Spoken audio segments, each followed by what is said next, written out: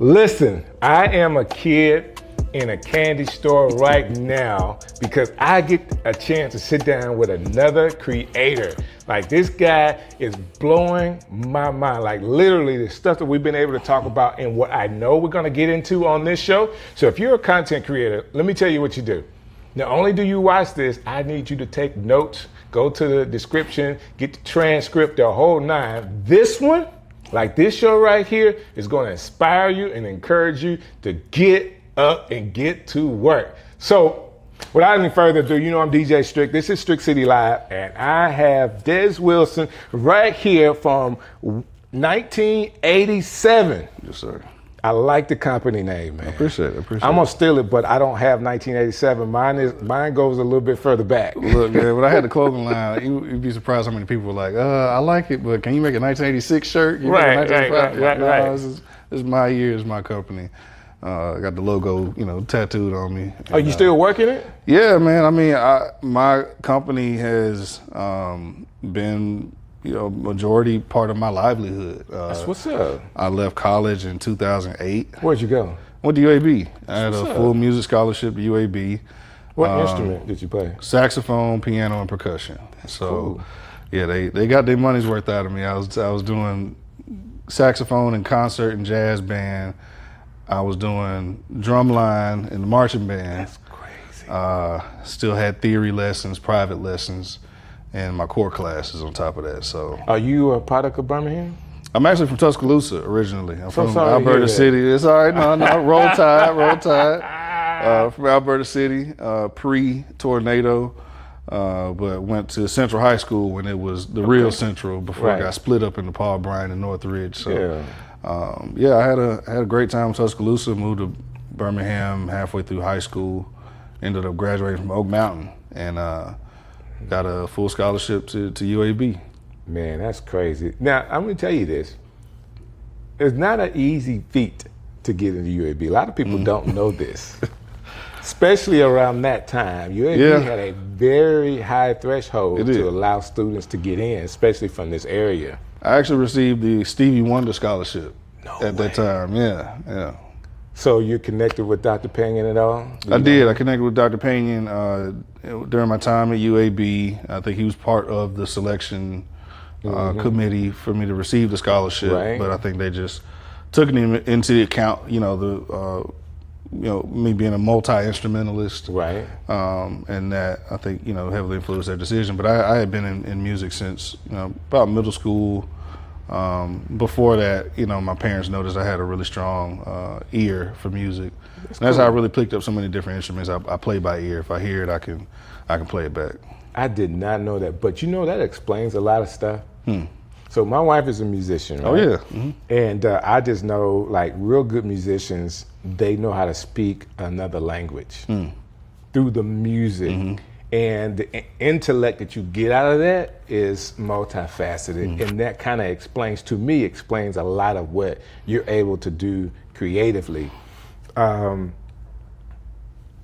Most people would remember during the pandemic, you actually released some Netflix type banners for the Addams Family, done in African American style. Yeah. So the background with that is before the AI wave took off. I was part of a beta testing group who had access to Midjourney. Okay. And this is before Midjourney went public. Okay. And I was getting my chops wet with prompting, and this was right around the time when the first season of Wednesday came out on Netflix, and I just loved that new modern interpretation of it. I was a huge fan of Addams Family, when it first came out back in the day, and I was, you liked the regenerated version. Yeah, because the first version came out in the classic. 60s. Yeah, the regenerated version. Yes. So I guess the second iteration is the one I saw.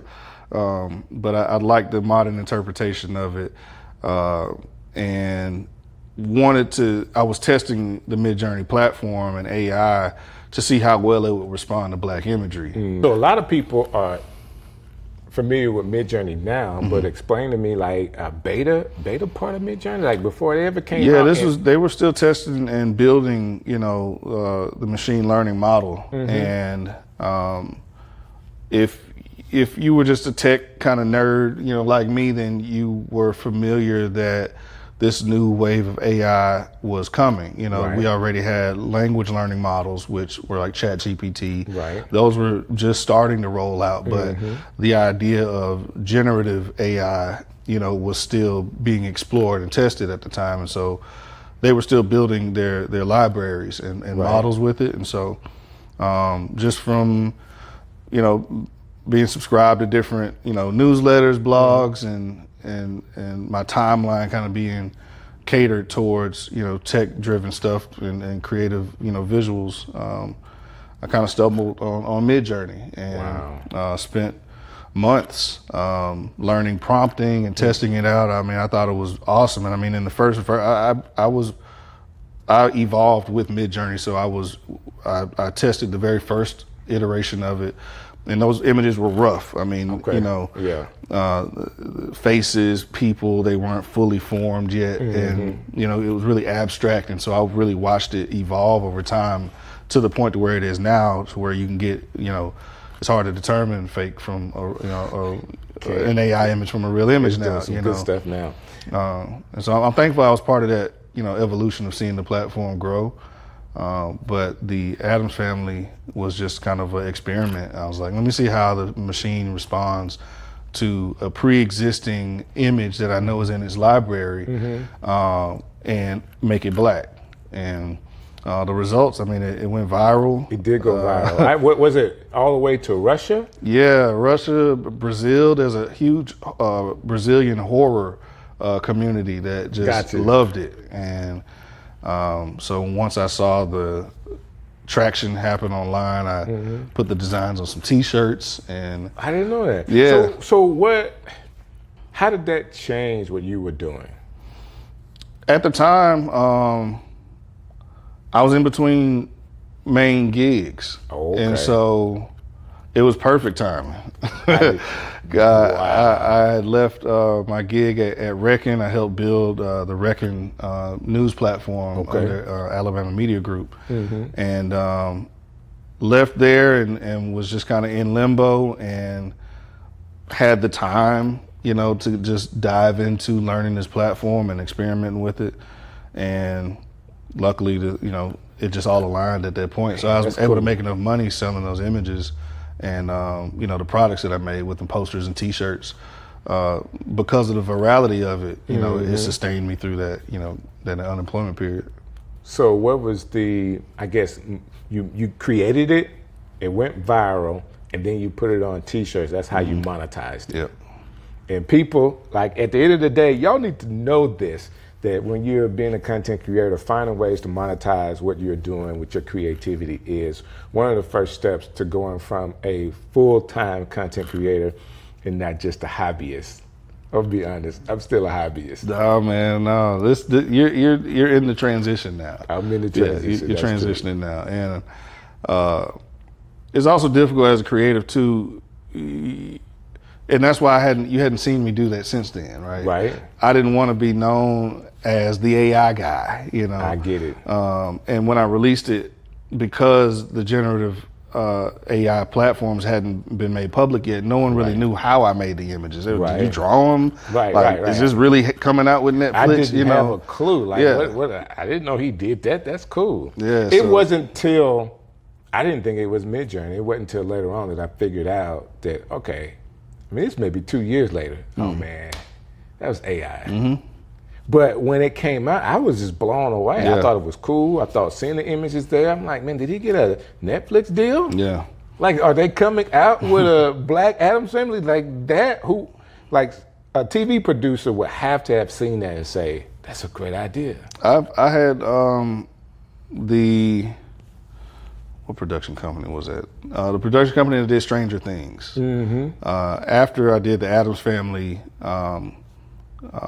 release, I did a few other kind of experiments, like Dennis the Menace. And I seen that too. A few other ones, and I eventually ended up in this space of really exploring like the intersection of African culture and Japanese culture through samurai and Yasuke, the Yasuke story of the African samurai that was adopted to the Japanese culture and became samurai. And so really started getting deep into that imagery, and the production company that did Stranger Things actually reached out and was like, hey, what are you doing with this African samurai stuff? Because we're working on a Yasuke movie. And they were just trying to figure out, what I had going on, pulled me in and actually, had a few discussions with them. But yeah, it just shows the power of imagery and creativity and just trying stuff and put it out there. And timing too. Yeah, yeah. So let me ask you this question. When we met, this was, I don't know, man, it's probably 16, 17 years ago, like in person, where I remember actually meeting you. You had a camera in your hand, but you were just taking photos at that time. So you go from music to just taking photos and being known in the city as someone that could, I think at this point you were covering an event, but you were also working for the city, and it was pretty much the same thing, right? Yeah, my transition into visual arts actually happened during the time that I was playing with YVPG at Martini's. Okay.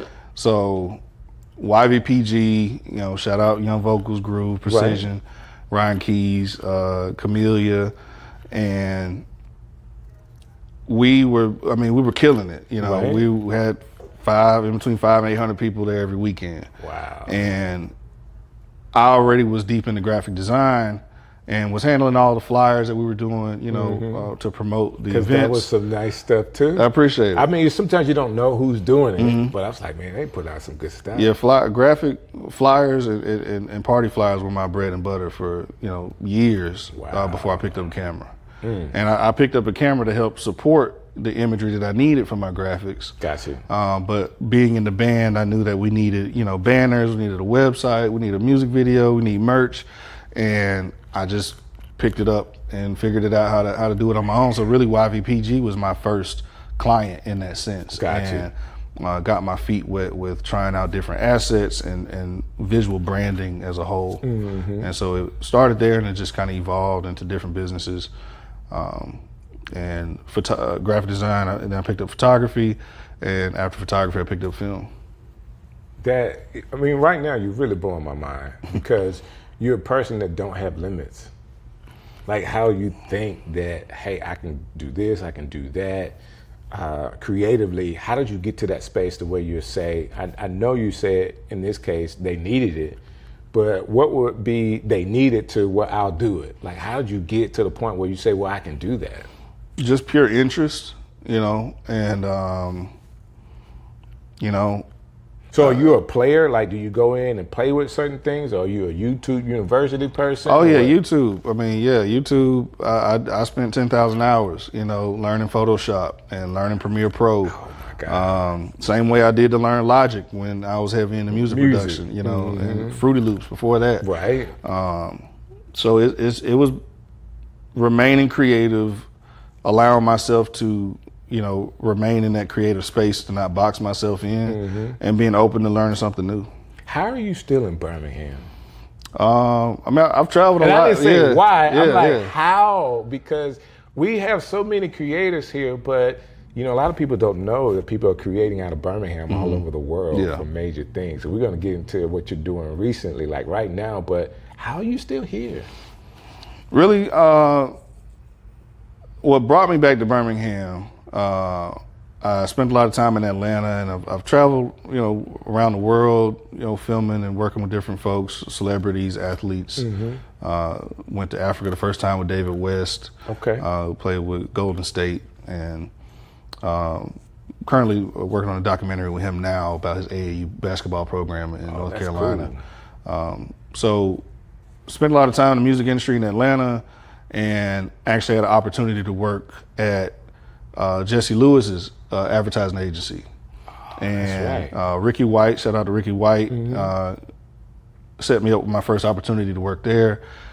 Advertising and the agency world was something I had been interested in, but didn't have I didn't have a way in at that point. Right. And so when that jumped up, I hopped on it and came back to Birmingham. And so why not, right? Yeah. I was like, I dropped out of UAB my junior year, and just went full force independent in the creative arts. And after kind of going through that journey, missed some parts of the structure, Got you. After freelancing and, not picking up as much business acumen as I should have been over that time, because I was just so heavily involved with the creative process. And, the money will come. Right. It doesn't. If you're not intentional about it, it's not going to be. You got to send out the invoices. You right? do. And then you got to collect them sometimes. You might have to call them. Like I sent you the invoice. Yes, and we're not taught both at the same time. And I don't fault myself. I dove into my creative crafts and fine-tuned those up, and knew I wanted some more business acumen. Gotcha. That I knew I needed to evolve and into my next chapter. And so my time at Jesse Lewis's agency, I rebranded them into Agency 54. Okay.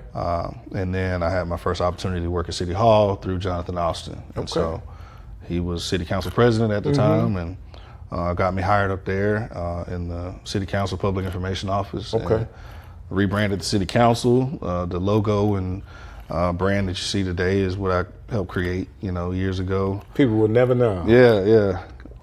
So help integrate update their video integration system, got them integrated into Facebook Live, and help make a lot of those meetings more accessible to the general public.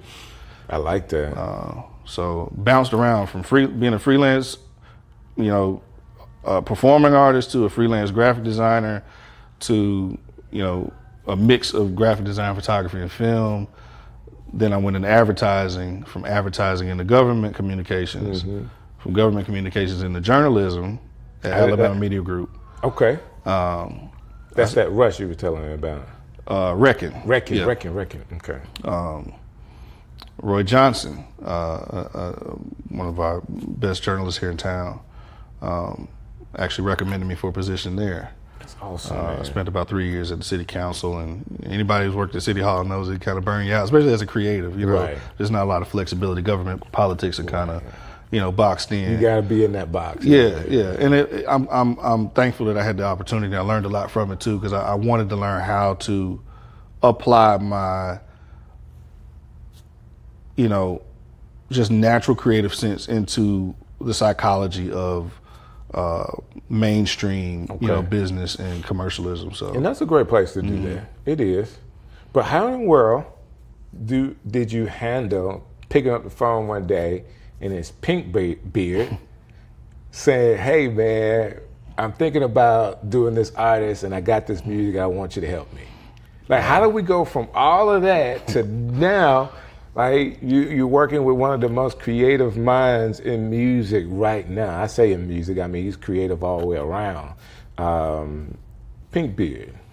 No, Pink Beard didn't call me. Sebastian called me. Right. And this was before the Pink Beard brand name had even come to fruition yet. Sebastian hit me up and said, "Listen, man, I got these songs I put together.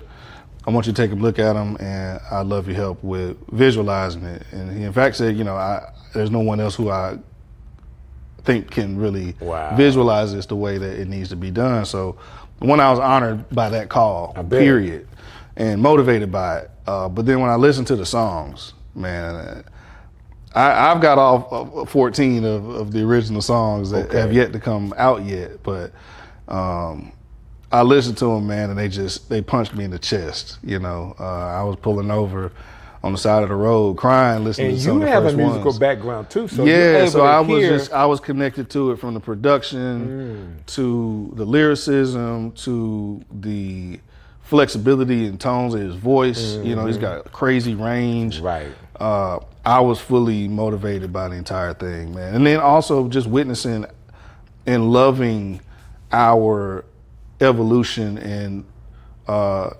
exploration into country music and other genres that we typically have felt, we're not for us. Right, You know, like that door hadn't been open. Exactly. That door is open now. It's wide open. We kicked it open. I mean, you know? definitely it was kicked open. Yeah. Like Shout it out to wasn't- Beyonce. You know? Right. They were behind the door talking about y'all can't get in. Yeah. And Even though we built the door, you know, we know The that whole now. genre. Right. Exactly. So it was And that's a whole motivating other from that conversation. sense. I would really want to know more about that because, you know, from the, you know, when somebody's trying to keep you out and now we have a floodgate and it's probably, it's not going to say just as many, but it's a lot of black country artists right now. Yeah.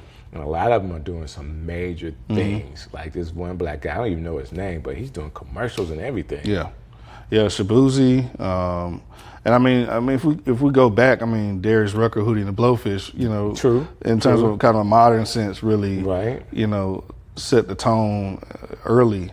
But I love to see our blackness unlimited, you know, and Why not, right? I mean, you know, we're global, you know, and I'm blessed to have seen that, you know, going to Ghana the first time, I mean, was life changing just to see that many black folks at once in every facet of society, from the doctors to the, you know, cashiers at the register to the police to the, you know, it was beautiful to see. And I think on the heels of that, you know, when Sebastian sent me the songs, I saw the potential for, I felt the effect that I knew the music was going to have on people. Gotcha. And coupling that with the timing, like you said, you know, in addition to Sebastian's network through songwriting and success that he's gotten through songwriting. And I mean, it's just his overall ability. I mean, he's a genius songwriter, and the way that the songs are formatted, it was something that I had never heard before. I knew no one else was going to hear, you know, and to me, it sounds like a combination. Well, it sounds like a mature Sebastian doing country.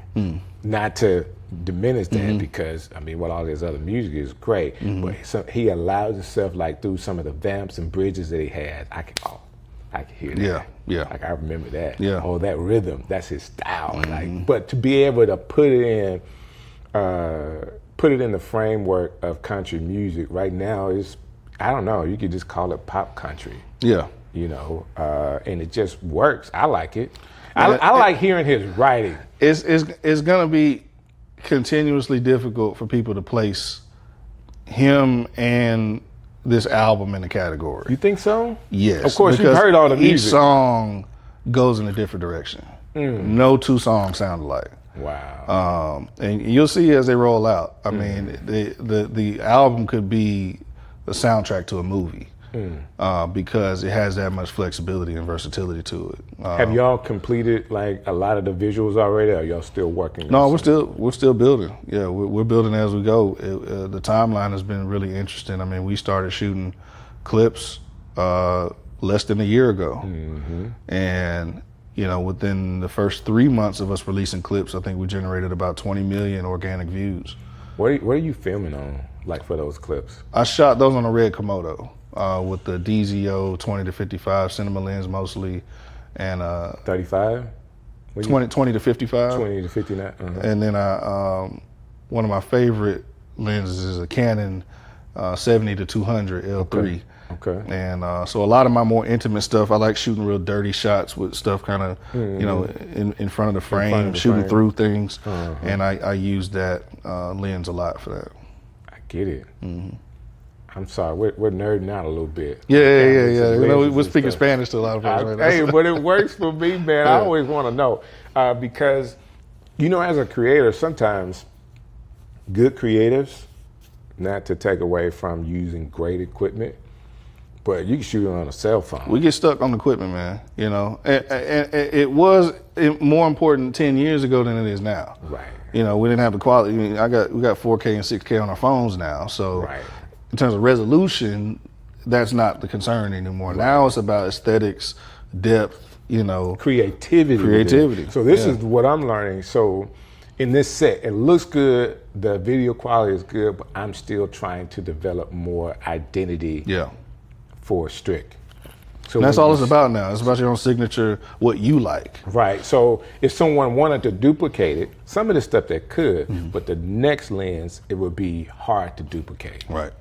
You know, you can, but you got to step up. And my brother is deep into cinematography as well, and one of the things he told me a while back stuck with me is it's less about the sensor and more about the lenses. More about the lenses. Yeah, how you stack those lenses, and I mean testing stuff out. I just bought one of those cheap 3D printed.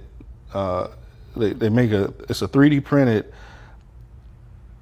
lens. I call it a lens mount, but it's a lens. Okay. But it emulates the look of a disposable camera. I've heard about those. Yeah, it's like $30. Yeah, real tiny like lens. Yeah, super small. You don't have any.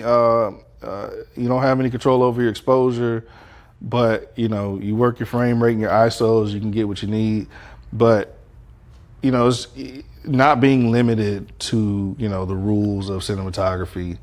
But also understanding the rules of cinematography and like diving, knee deep into understanding what it takes to create a cinematic image. Got you. And I think that there needs to be a bolder line drawn between videographers and cinematographers, and there's no shade to either one. It is a difference. It is a big difference. Picking up a camera, turning it on, and hitting record is not the same as no, it's not. Understanding color grading, shooting in log, frame rates, framing, symmetry. I'm a huge Tarantino fan. And you can tell stories with cinematography. Yes.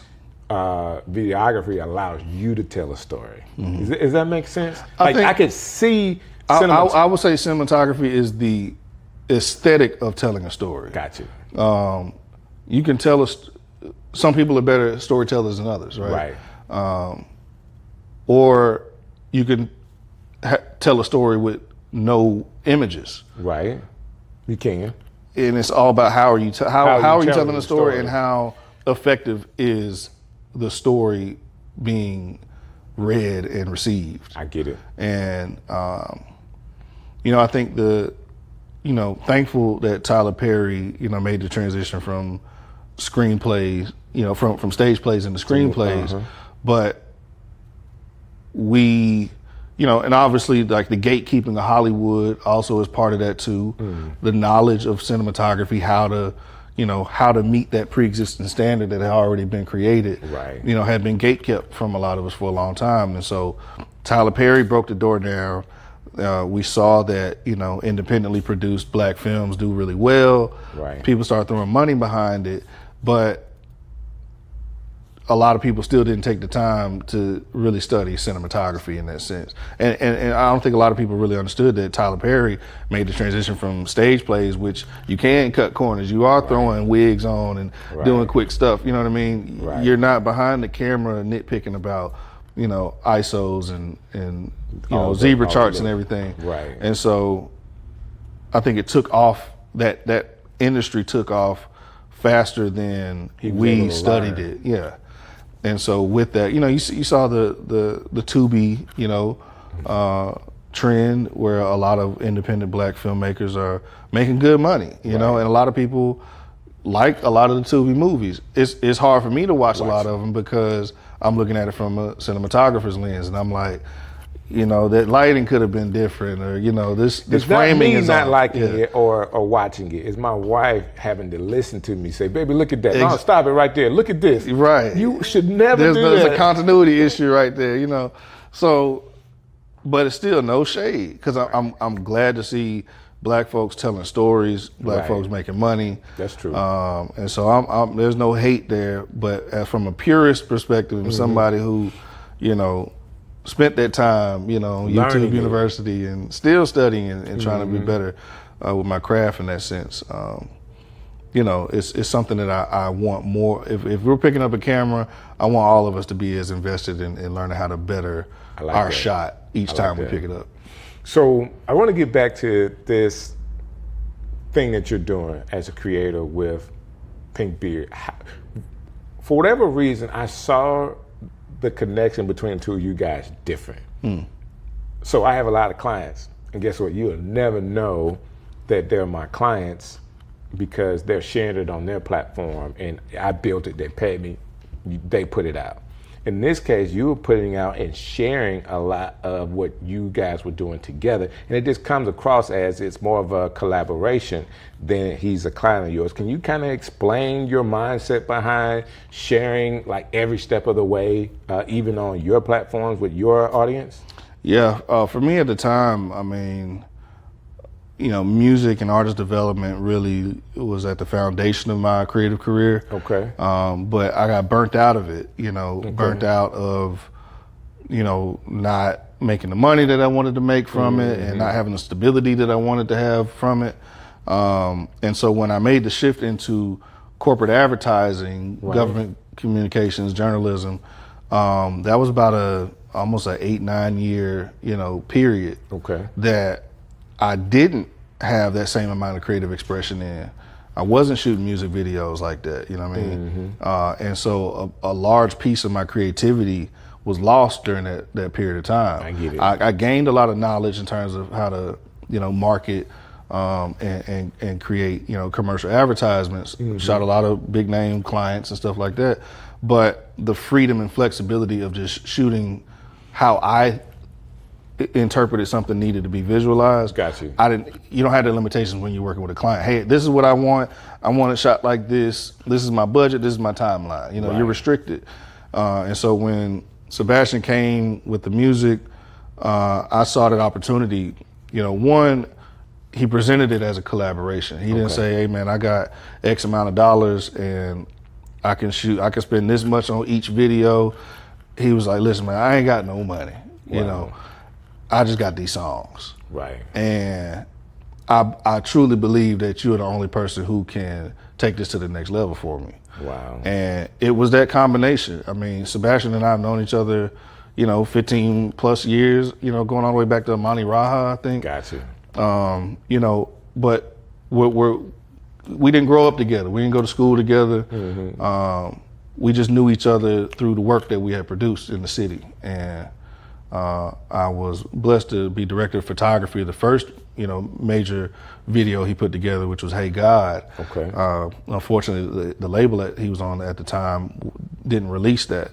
And so I had to always, anticipated like, okay, what's Sebastian gonna do next? Right. And so when songwriting took off for him, I don't think I expected him to come back around as an artist. And so, I was intrigued, I was interested. And so once I listened to the songs, we approached it from a collaborative standpoint. I saw it as an ability for me to get back into what I really enjoyed doing, which was a combination of music and visual arts. And I get it. So is it like your part that you bringing in for the creativity of the artist, or like developing art? Is it kind of like A&R as well? So you're the creative person and doing A&R all together?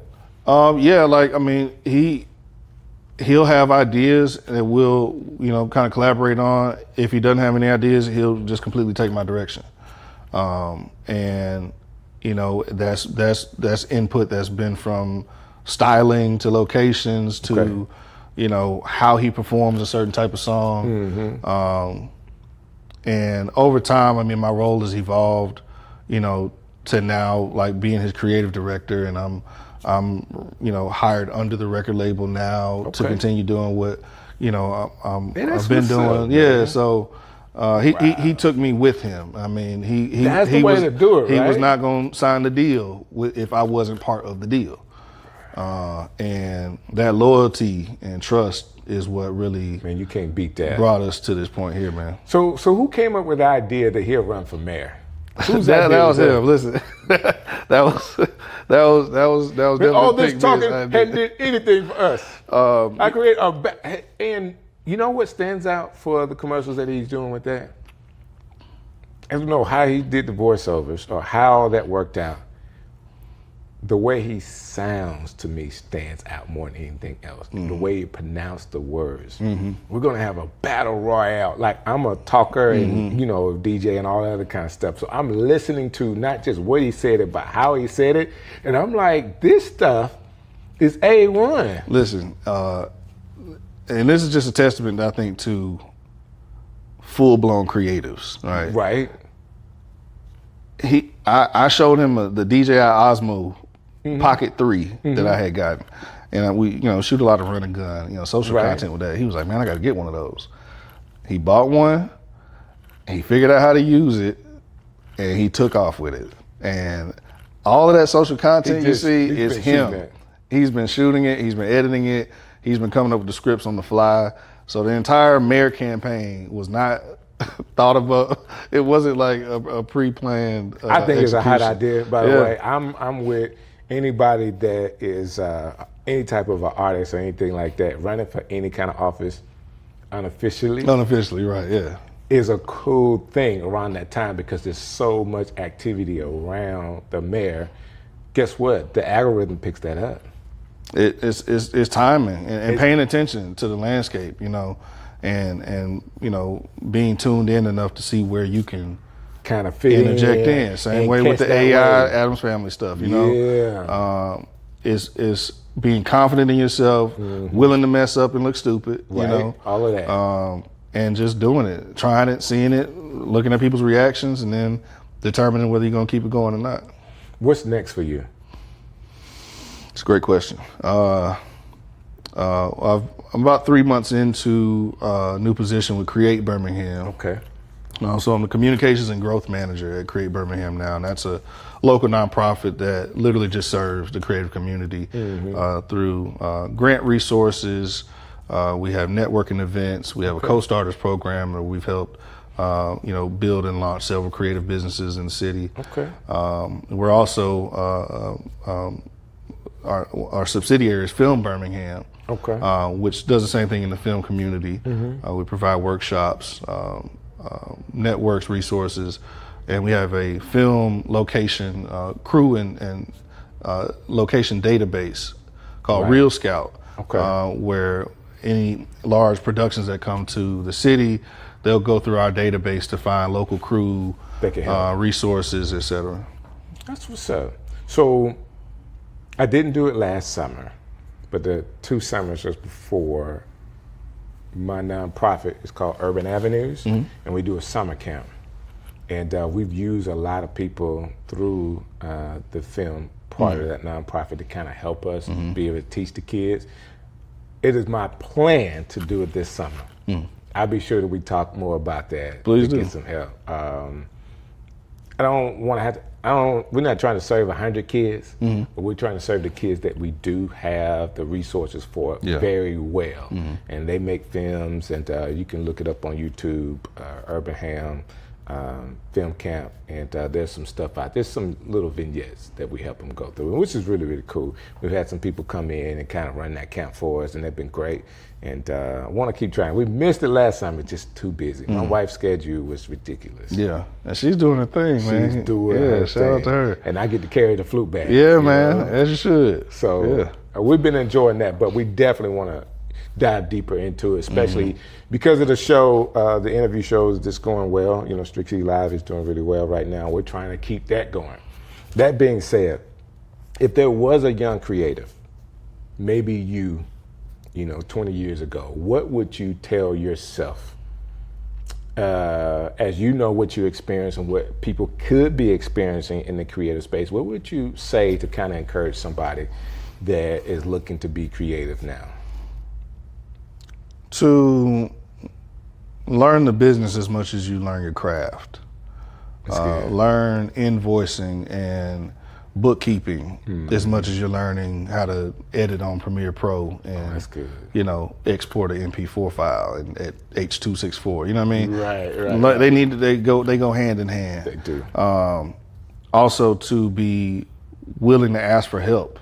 Okay. And open for collaboration.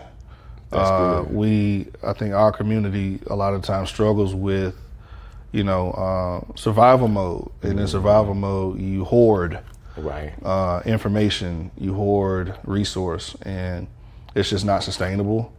Creatively, it's not beneficial personally. You got to be willing to share and be flexible and compromise and collaborate. And I'm thankful that I can name off a dozen different creatives that I've helped either jumpstart their creative career or giving them a piece of equipment that they still use to this day, that, you know, investment into the community has also, you know, reciprocated and come back. So, that's awesome. You know, sow those seeds, you know what I mean? And don't be afraid to, you know, take a risk and gamble. You know, the least that's gonna happen is you're gonna learn from it. You can always learn, right? You're gonna learn something from it. So this is my last question for sure.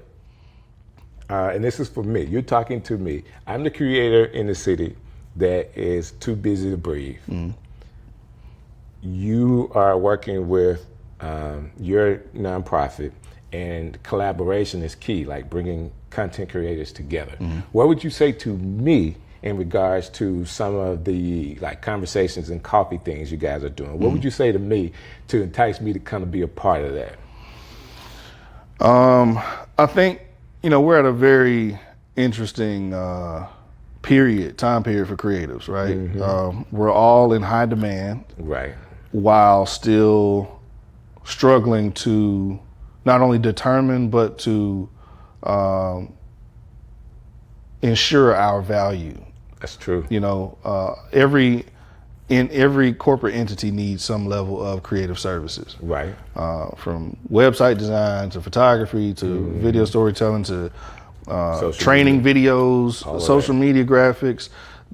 Everyone needs a creative right now. Right. But a lot of people don't want to pay what, you know, creatives need. Right. They don't consider the amount of investment that we've taken into our equipment. They don't take account the amount of investment we've, you know, put into our skills and crafts, and how that's a, you know, it's you have to constantly continue learning, just like you have to, a nurse practitioner or a doctor has to take their boards every several years. That's right. We're always studying, right? But I think now, especially in Birmingham, which is a growing creative industry, we're not Nashville and we're not Atlanta, but we're right in between. Right. And the world is slow. Hey man, how the folks doing, man? Oh man, my folks are great. Yeah, they do me a favor, man. Please tell them I said hello. I will. Tell them you had a chance to sit down with Strick, and he said I told my hello. mom. I told my mom when I was on the way. She was like, "Strick, like, DJ." Yeah, so, so all love. Man, I'll never forget playing softball. We was in a little softball league with your dad. Hit that home run. This dude. Yeah, competitive home run, like. Now, I mean, still very athletic. Oh, for sure. Still very athletic, and to this day. To this day. To this day. He won't sit down with it. No, not at all. Not at all. Man, that's what's up, man. That's what family is like. And the wife is cool with you taking out this time to hang out with me? Most definitely. Like my girl's there dance, so she makes sure they're good. And so, we here to hang out. She don't know no better. Hey, listen, I'm good. You going to do what? Be on whose podcast? Strick City coming live.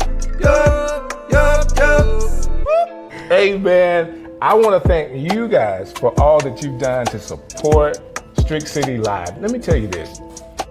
To me, this has been phenomenal. Like watching you guys actually talk about the show. I've gotten calls from people to want to be on the show, which is a big deal. I can't interview everybody, but I promise you, I have brought some of my friends, people that I know in the city of Birmingham, to you. Why is that important? You need to know who I know, not just because I know them, but because they are great people. That being said, I have an award-winning person in the studio today, you know what I'm saying, just so happens to be going to Fruita Bowl or City Bowls, I think it's called, in Trustfield, and I ran into him, hadn't seen him in years. And he said he'll come to the show, so I got him right here at Strick City Live. Yes, sir. Mr. Why Not? In the building. Here it is. Tony, man, thank you so very much for hanging out with me, man, sir. all day. Look, I was honored. You know, you said, hey, come on my show. I'm like, me? You want me? Man. So I'm here. Like, listen. Let's just start with the award-winning stuff, because everybody may not know that you are a Stellar Award winner. Stellar Award winner. Yep. Did I say that right? Yeah. Just making sure it's all covered out right today. No, I won 2 Stellars. So it was, my first one was in 2023.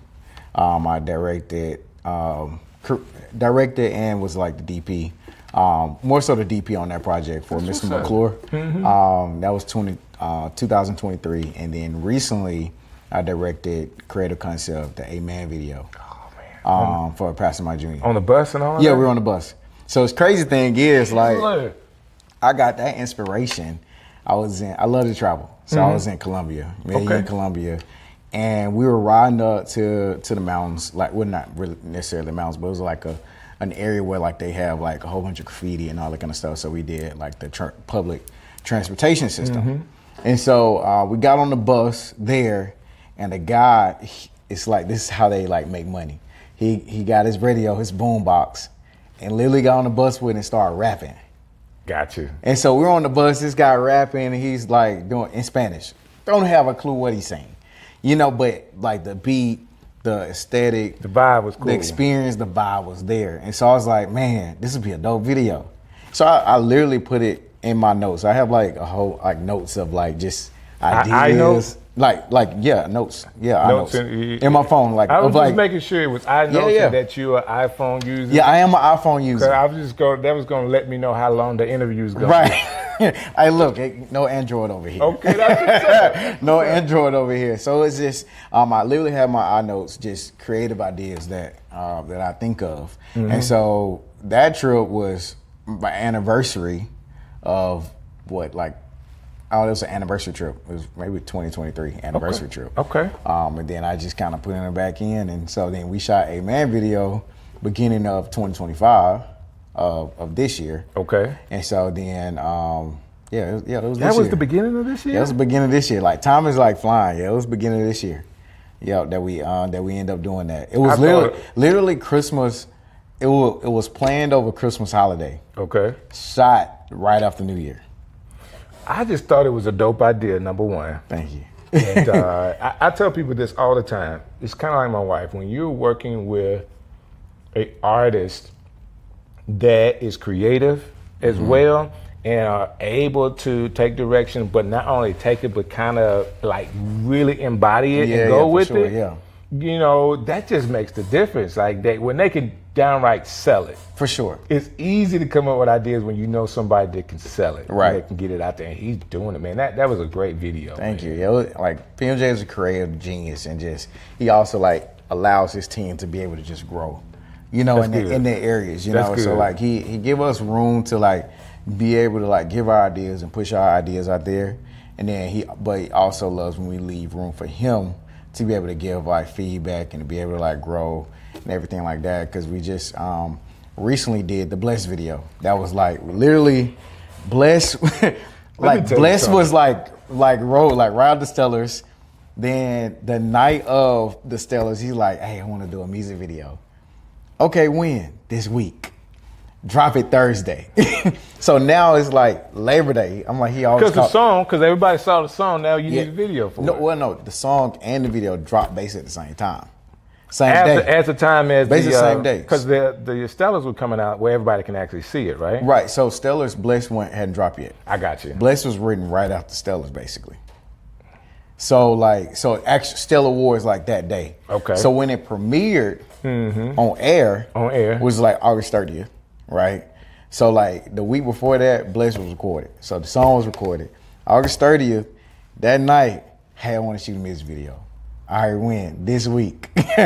Drop it Thursday because Bless officially comes out that Friday. Right. So now here we are Labor Day trying to film, scramble around like, all right, who we calling, where can we go?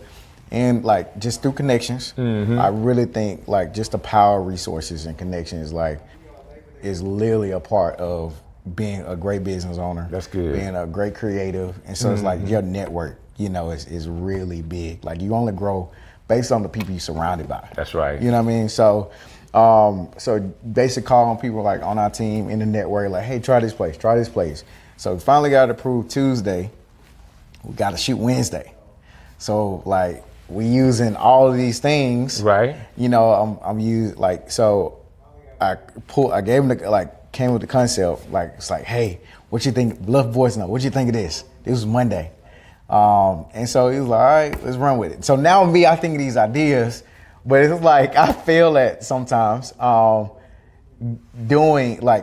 figuring out how I'm gonna do it before the execution part. You know what I'm saying? Before even giving the idea.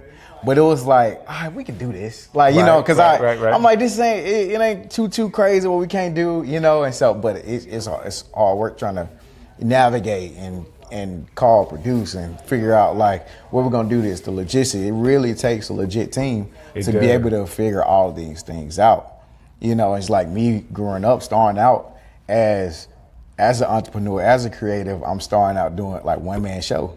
But when you get into these bigger productions and these bigger like aspects of navigating here, navigating there, it takes a team. Everybody has their role to be able to play, especially at crunch time. Especially because you need them. You don't need to be thinking about that. So they right, team, you know, it's their job. Yeah, so it's like it was definitely a great team to be able to like be a part of that project. The creative part is what I want to know. Yeah. All right. So the whole was it G University or B University? It was God State University. God State University. That was for the Stellars, but y'all used that God State University for the video shoot as well. Correct. So it was like God State is basically was to push out the new album, new EP, things like that. So it's similar to like, you know how Super Bowl, like with Super Bowl Sunday, those performers that perform for halftime, they don't get paid for that. Right. They push their agenda. Right. Rihanna. Right. She put on lipstick and started like from old Fenty Beauty. Right. You know what I mean? I think Kendrick Lamar, he just did his, and guess what? His tour was being released. So it's like, you know, being able to navigate and utilize these platforms to utilize on like, okay, how can I push out, you know, this exposure is a big deal. Yeah, exposure can be a big deal if done correctly. If done the right way. You know what I mean? If done the right way, when the right platform, because every platform is not your platform. That's true. You know, so you gotta use discernment on like, okay, which platform should I use? Which one is best for me? You know, because you don't just say yes to every single opportunity. Tell me, like, from a creative standpoint, because now I want to go back. How did you learn all this stuff? Because I know you started, like we talked about this earlier, Tuskegee. Right. You had a camera in Tuskegee. Right. And I as a guy, you know, I grew up in that area. I understand why you would have a camera in Tuskegee. Absolutely no. We didn't have cameras. We didn't have phones back then. It was like 12 to 1. I understand why you have a camera. Cool idea. But that experience allows you to do so much more. Like, most definitely. Explain that for me. I picked up my first camera at Tuskegee. Okay. It was 2010. I was doing an intern. Well, no, I was taking summer classes in Texas, and a guy who actually still shoots his day. He's in Texas. Okay. Shout out to JCI Creatives. Like he inspired me to get Canon, because he was shooting like in some like the clubs, things like that. I was like, man, I really want to get into photography. So my birthday, August 2010, I asked my folks like, hey, can I have, you know, for a camera for my birthday? They literally took me to Best Buy, got me my first starter kit, T3i Rebel. You had T3i Rebel with the 18 and 55 starter kit. With the kit lens. And my starter flash, my Canon flash, you know, to start out. I did my first photo shoot in Target parking lot. No way. Target parking lot. You know what I was doing. Shooting on auto and JPEG. Like all the things. Right. All the things a beginning photographer. That's what you all start. The things a beginning photographer does. Like that's where I started. Because it could be worse. Could be worse. Like, you know, you can look back at like what I shot then compared to what I shoot now. Is night and day. You know, even the retouching, even the lighting. You know, so I was out there, but the aspect of we were legit just having fun. Man, that's cool. And so that's how I started the base of my business. It's like I want to be able to have fun while doing this. You know, I started in college. A lot of people, I started doing photo shoots by just having fun, just doing creative shoots. I was part of the Ray Review Modeling Truth, so I was able to connect with some like modeling friends. Like, hey, y'all want to create? Y'all want to like, you know, create some creative concepts. So I used to have a backdrop in my apartment. No way. Yeah, for real. And I used to utilize the studio that my architecture studio. That's my degree is in. Usually set up backdrops in my architect studio and then do photo shoots in there or on campus. Just creative concepts just to be able to create, you know? Man, that's cool. So how did that start like a real passion for you though? Like doing all of that? Like how did you really get passionate about that? Art is my passion. You know, when my first hustle was actually drawing people, like in cartoons. Okay. So I used to like draw cartoons and draw people, and I used to sell them as like portraits. Okay. Right, and then that was like my first hustle, just get paid. And then photography came about. Here I am, Tuskegee, college student, no money. Right. I had my parents, but it was like I was tired of just asking my parents for coins. I'm tired of overdrafting her account. You know what I'm saying? Counts overdrafting, you know? Right. So it's like, so when I picked up a camera, had SGA, Student Government Association. It was like a huge thing when it came down to campaigning. So it was like a lot of people like, man, I need some photos. So I start, Miss Tuskegee, need some photos. Graduation time hit, I need some photos. So like here I am, college student, I'm making like bread. I think bread. Like, right. In college, I'm making my $2,500, $3,000 per semester off graduation sessions. You know what I mean? And like doing this, and so back then I'm like, I got my gas money, I got my, going out money, all that type of stuff. Cause I wasn't paying bills, right, you know? Right, so it was just literally like the way my mom, and my folks taught me about finances. It was like, hey, like 20% for savings, and you gotta make sure you 10% tithe. You got to tithe. So I literally had a bag. Like I used to get paid cash sometimes, like with people. So I had like a bag. So like now I'm in my on-campus apartment with bags and walls of money and plastic Ziploc bags. One labeled tithe, the other one savings. Oh man, they got you doing the envelope system. Like too. I had the envelope system, bro. So like literally like that was my base. I still live on that base to this day, That's you know. awesome, and sometimes like I think as entrepreneurs, we go through those seasons of like, you making this money, that money, right? And then like, so like now you kind of, sometimes you get carried away, like, let me just spend. Yeah. And then but now guys sometimes take you in a season where like, let's get back to the basics. Remember the place that you started out at and go back there so you won't forget where you came from. And it gives you an idea. I say it like this, God, remind me of how you humbled me.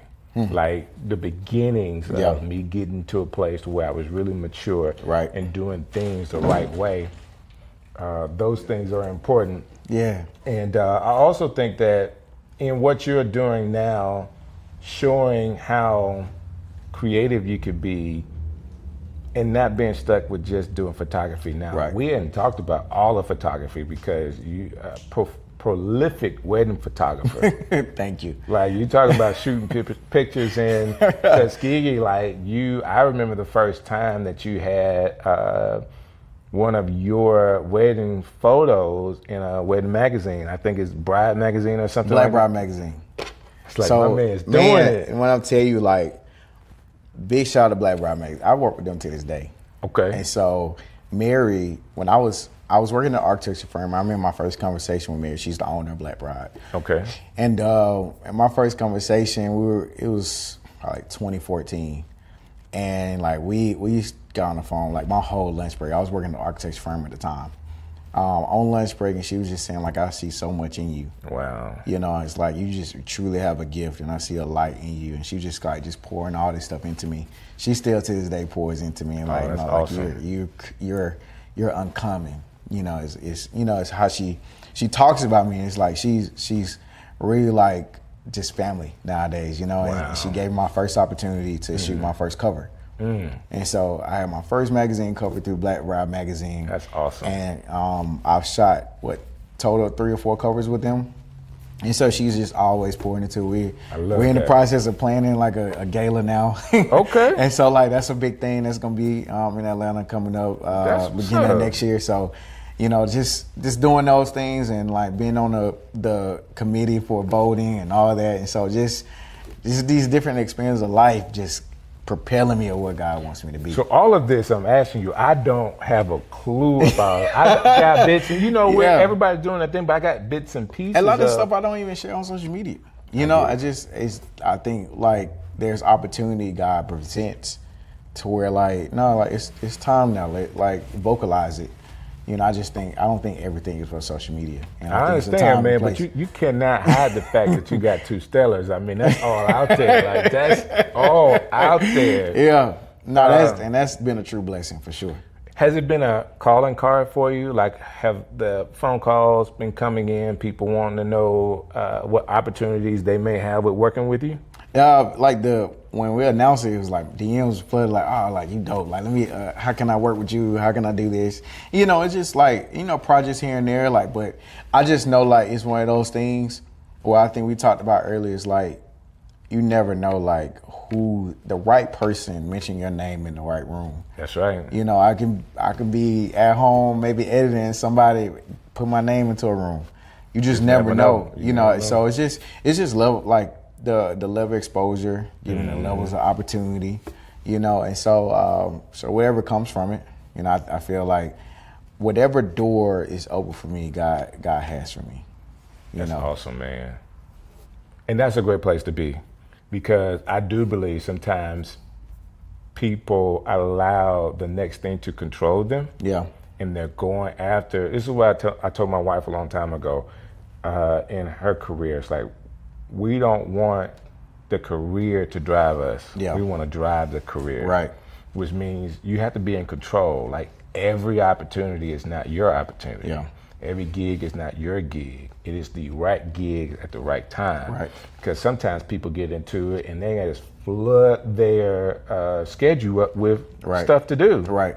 Well, I'm shooting here, I'm shooting there. You know, when you do that, a lot of times people charge less. Mm-hmm. And you don't get an opportunity to, number one, charge more, right, or to enjoy the process, right, because you're working all the time. Working all the time. Yeah. I do believe in that mindset of, it's just me, man. I'm gonna charge more. I'm gonna charge more, have less clients, less and work, and do more quality work. Right. More quality things to help whatever client that I'm with. For sure. Because I'm not a photographer. I'm not a videographer. I'm your coach. Yeah. That's the way I do my business, where I can coach people through the process. And, you know, it is what it is. I honestly feel that, though, because I remember I went full-time 2017. Mm-hmm. I was, like I said, I was working at the architecture firm. Crazy thing is, I was actually laid off from my job. Wow. And because they saw that I wasn't necessarily passionate about it, but at the same time, like my wife and I, we had just got engaged at the time. Okay. Planning the wedding. 20, like, you know, had just proposed. And I remember, like, we were riding the car. I was like, God, like, the door is gonna have to open up so, like, wide, so big. It's gonna have to get, you know, for me to say I'm gonna leave, because I was so scared. I was scared to jump. Right. Absolutely afraid to jump. I get it. And sometimes we're afraid of the solution. So you had to be. We're afraid of the opportunity and the solution. So God had to kick me. He had to kick the door down. So I remember one time I was like in that meeting. It was close to the end of the day. I had a photo shoot to go to anyway. I was trying to leave my job early anyway to go to a photo shoot that was scheduled. And so they called me into the office, and it's like, yo, we're gonna you know, have to let you go. And I remember everybody in the office like boohooing, crying, because they was like, they didn't want to see me leave. They enjoyed who I was, right? But they also saw like that architecture wasn't necessarily my passion, you know. And I told them thank you, and I was able to like let it. I was like, I was looking to leave. Oh my God! But I just did not know how. And so they were so relieved that I said that, because they didn't want to feel like I was letting, you know, they were letting me down too. Right. And they knew I had just got engaged, just like, you know, so now I am with a fiance, no job, you know, like corporate job. I still, you know, I had photography. And I was, that whole time I was like trying to find other opportunities. I remember I got an opportunity to work for Apple. Like I was working at the Apple store. Right. I didn't make it through the training period, because I was like, hey, because I was looking at my schedule. Right. You knew what was coming up. God had me booked and busy for the fall, right? So it was like, this is coming up. And I was like, yeah, I'm not going to be able to do this. Wow. And so in that moment, it was like, no, God was like, I got you. Like, lean on me. All these opportunities. And I remember my wife, like, when I told her that day, I was laid off, she said, I'm with you 1,000%. Oh my goodness. And so to be able to have a someone I'm about to call my wife at the time, say, yo, there I'm with here. you. I'm here with you 1,000%. I'm like, oh, it's time to ride. I'm ready to go. Oh like, let's my go. Let's get God. it. You know. And so it was. And then the crazy part is they hired me to be their architecture photographer. No way. Yes, the very first the project that I designed, like for the most part, the exterior I designed, that was the first project I had with them. So I got to photograph the project I had worked on, as far as like intricate design of bricks, a brick layout in Tuscaloosa, and so just to see like them having the opportunity, shooting their headshots. I didn't burn bridges. They just used me on another opportunity as a contract. So I got to ask you this question, because you've already kind of said it in so many different ways, but somebody may be in a situation, like we're creators and we can talk creation all the time. Right. But we're also creators that believe in God. For like sure. Creators of faith. And it's such a different thing to rely on your faith inside your content creation and inside of your business. And say, okay, God, this is your business. I am your guy. Right. So if somebody's out there really, really struggling with that, what would you tell them?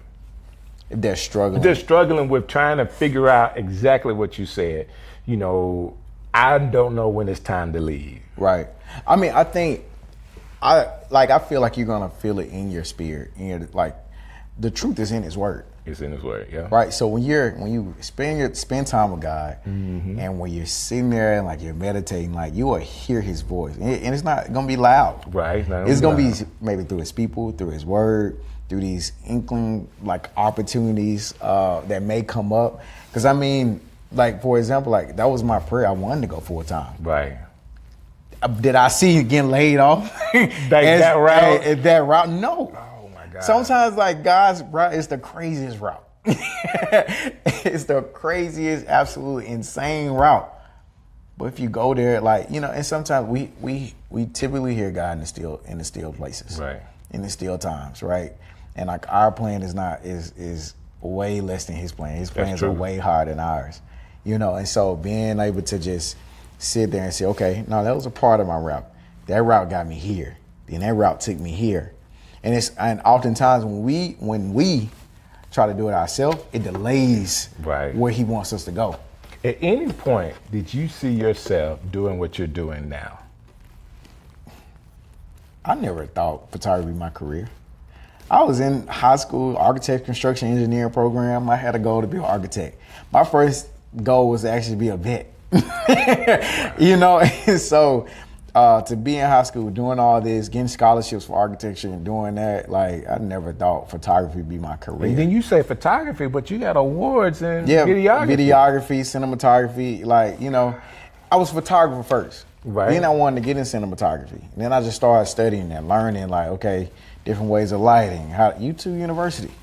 We've all been there. I got my degree, you know what I'm saying? You know, put in my hours. Exactly. Put in your hours. And it's just like practicing, doing collaborative opportunities to be able to, like, okay, I want to learn something different. Like, versus try it on a client, let me try it on someone that also need photos or need video or want to create, you know? So just collaborative opportunities to be able to just grow. Man, I hope somebody listening to this really hear what you're saying and inspired, that they are inspired by who you are and what you're doing. Let me say it this way. I know you as a kid. For sure. Since you was a kid. You like my great uncle. Yeah, I know, right? But the man that God has allowed you to grow into is like blowing my mind. Yeah. Like, I think it's really cool that you're getting a chance to do some of the things that you're doing, but more importantly, I believe that when you're in certain places doing certain things, it's only because God trusts you to be there. For sure. Most definitely. Like, we don't always get it right, but it's huge for God to trust us to be in the room in the first place. Yeah. So He's trusting you, but dude, based off the last video you did, the sky's still the limit. Like like the Mr. McClure video was hot. Great concept, great idea, right? That was Mr. McClure was PMJ. Mr. McClure, yeah. He was like, I want to be 3 people. So his old album was based off of like 3 different parts of him. That's crazy. And so Mr. McClure was one, like, he's like, I got this. And we just had like the vision to be able to like come up with the framing and the concept of like bringing it all to life for him. You know, so but that's stepping out to be yeah. able to do it, because you still have a way of capturing his ideas. Yeah. This last video, like, that's Strick City to me. Like, I love that. I love the DJ thing. Yeah. The turntable stuff. I literally that concept. I because we were like short on time, I didn't have the opportunity, the time to just explain, right? So I'm literally Monday night, I'm probably up to about 3, almost 4 in the morning. Wow. Doing my shot list. And I use AI. Why not? I use AI to be able to help me create my visuals and concept, like to come up, okay, I want this type of shot, I want overhead shot, I want dirty shot, medium, like just to be able to navigate so that my DP on the project. Exactly. Are you gonna release any of those sketches? I am. Like I released some of them on my social media already. So yeah. You know, I love talking to content creators. I even love more when content creators, you know, we can be on the same playing field as far as our faith. You know what I'm saying? I just love that. But more importantly, people that are very thoughtful and allow the creativity to flow through them. Yeah. Because the concepts you come up with is just mind blowing. If you just, I call it get out of the way. Okay. Yeah. Like if you just find a way, get out of the way, and yeah, you want to say I thought of this, but a lot of times if you're really honest, you don't know where that came from. Like I was sitting here and I saw this. Yep. You were in Columbia. Yeah. And you saw that. And so the DJ thing, I was it's been this trending thing on social media. So you see all these like DJs, they're mixing. Like in another life, I'm a DJ. Okay, I get it. Like, I get it. I love like I will hop on somebody's mic at a wedding real quick. Okay. And like get the party started. It's just I don't know how to mix. Right. And so like my wife ended up buying me a little small mixing table for Christmas.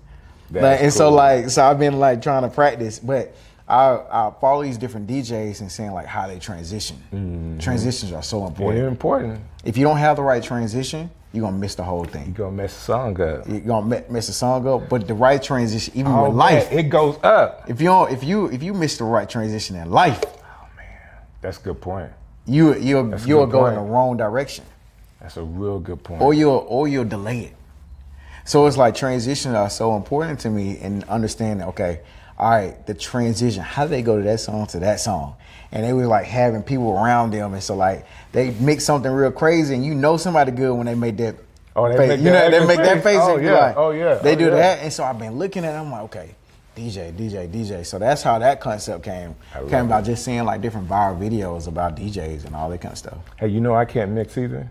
Really? And what's your name? DJ Strick? My name, I don't mix. I've always just had the microphone, but I'm not like a mixed DJ. So you like the Kirk Franklin gospel? Can't sing, but no. I can't sing. Okay, you sing. I can personally sing. You can't sing. I'm a DJ. I get it. I'm a DJ that don't DJ. No, what I'm saying is Kirk Franklin can't sing, but he write and produce the music, right? Everybody else sing for him. Everybody else sing. You just on the mic and just have everybody else mixing. I literally travel. A lot of the times when people wanted me to DJ something, I travel with a DJ. Wow. And I just had the microphone. Yeah. And I learned that because I would have so much anxiety about mixing music, picking the right song and all that kind of stuff. I was like, I don't want that. You good at that? Boom, I set my prices where I could get paid and they could get paid. And everybody is happy because Strick came in and we had a good time. So I'm not even behind the booth sometimes. Like if I really want it to really jump, then I'll go around and be around the people with a mic in my hand, and we're killing it together. I just have learned that, and it's part of what I do. But for sure, it's part of what I've done in the past. I don't really do that much anymore, But this has been a cool conversation, man. I really appreciate you taking the time to kind of hang out with us. Yeah, for sure. If people were watching this and they're like, man, I really like Mr. Why Not, how can they get in contact with you? Man, look, they can follow me on social media on Instagram. It's Why Not Tony Backwards. So it's YNOT_images on Instagram. Also on TikTok, Mr. Why Not. on TikTok, and then I also have a YouTube channel. You can look up Why Not Images on YouTube. I gotta subscribe to you. You got to.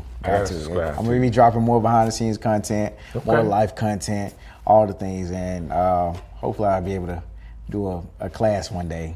Man, if you do a class, I'm coming. Okay, I'm coming. I really don't. I'm not a photographer. Right. But I'm not a whole bunch of other stuff. I just do it too. Do it. So I'm gonna figure that out. Sure. I'm gonna figure that out. For sure, yeah. Is there something that you got going on that I haven't asked you about before we get out of here? Because I feel like I'm leaving a lot of stuff on the table. Like, it could be so much. I know it could be so much. It could be so much. I mean, can you tell us about the project you haven't done yet that you're planning? Is it not top secret? No, I mean, I don't necessarily have like crazy outside of like the gala, but I mean, just like opportunities to travel. I just did a wedding in Africa and Spain, so like those were super dope. The one in Africa actually was a cover of Black Bride. It was one of the covers. Yeah, it was literally on an African safari, like with elephants, giraffes. We can see that stuff on your Instagram, or have you already dropped it? Yeah. You can drop like so the cover is dropped on my Instagram. Some BTS of it is dropped. Yep. So it was crazy. So I'm gonna end. And I went to Tuskegee with the bride. So like Tuskegee, I always show love. Man, it's something else to have a good network, right? For sure. And to be known, and everybody wants the best person to do it. Somebody I know that's doing it really, really big, you're gonna get a phone call. That being said, man, I just lost my last question. But it's gonna come back to me, and it may be the next time you come through. I appreciate you spending the time with me, man, because I really want to support. This was the question. You're doing all that traveling around the world, and you're right here in Birmingham. Right here in Birmingham, in my city. How do you feel about that? You never wanted to move? I mean, I moved shortly. I was in Chattanooga. I moved during the pandemic.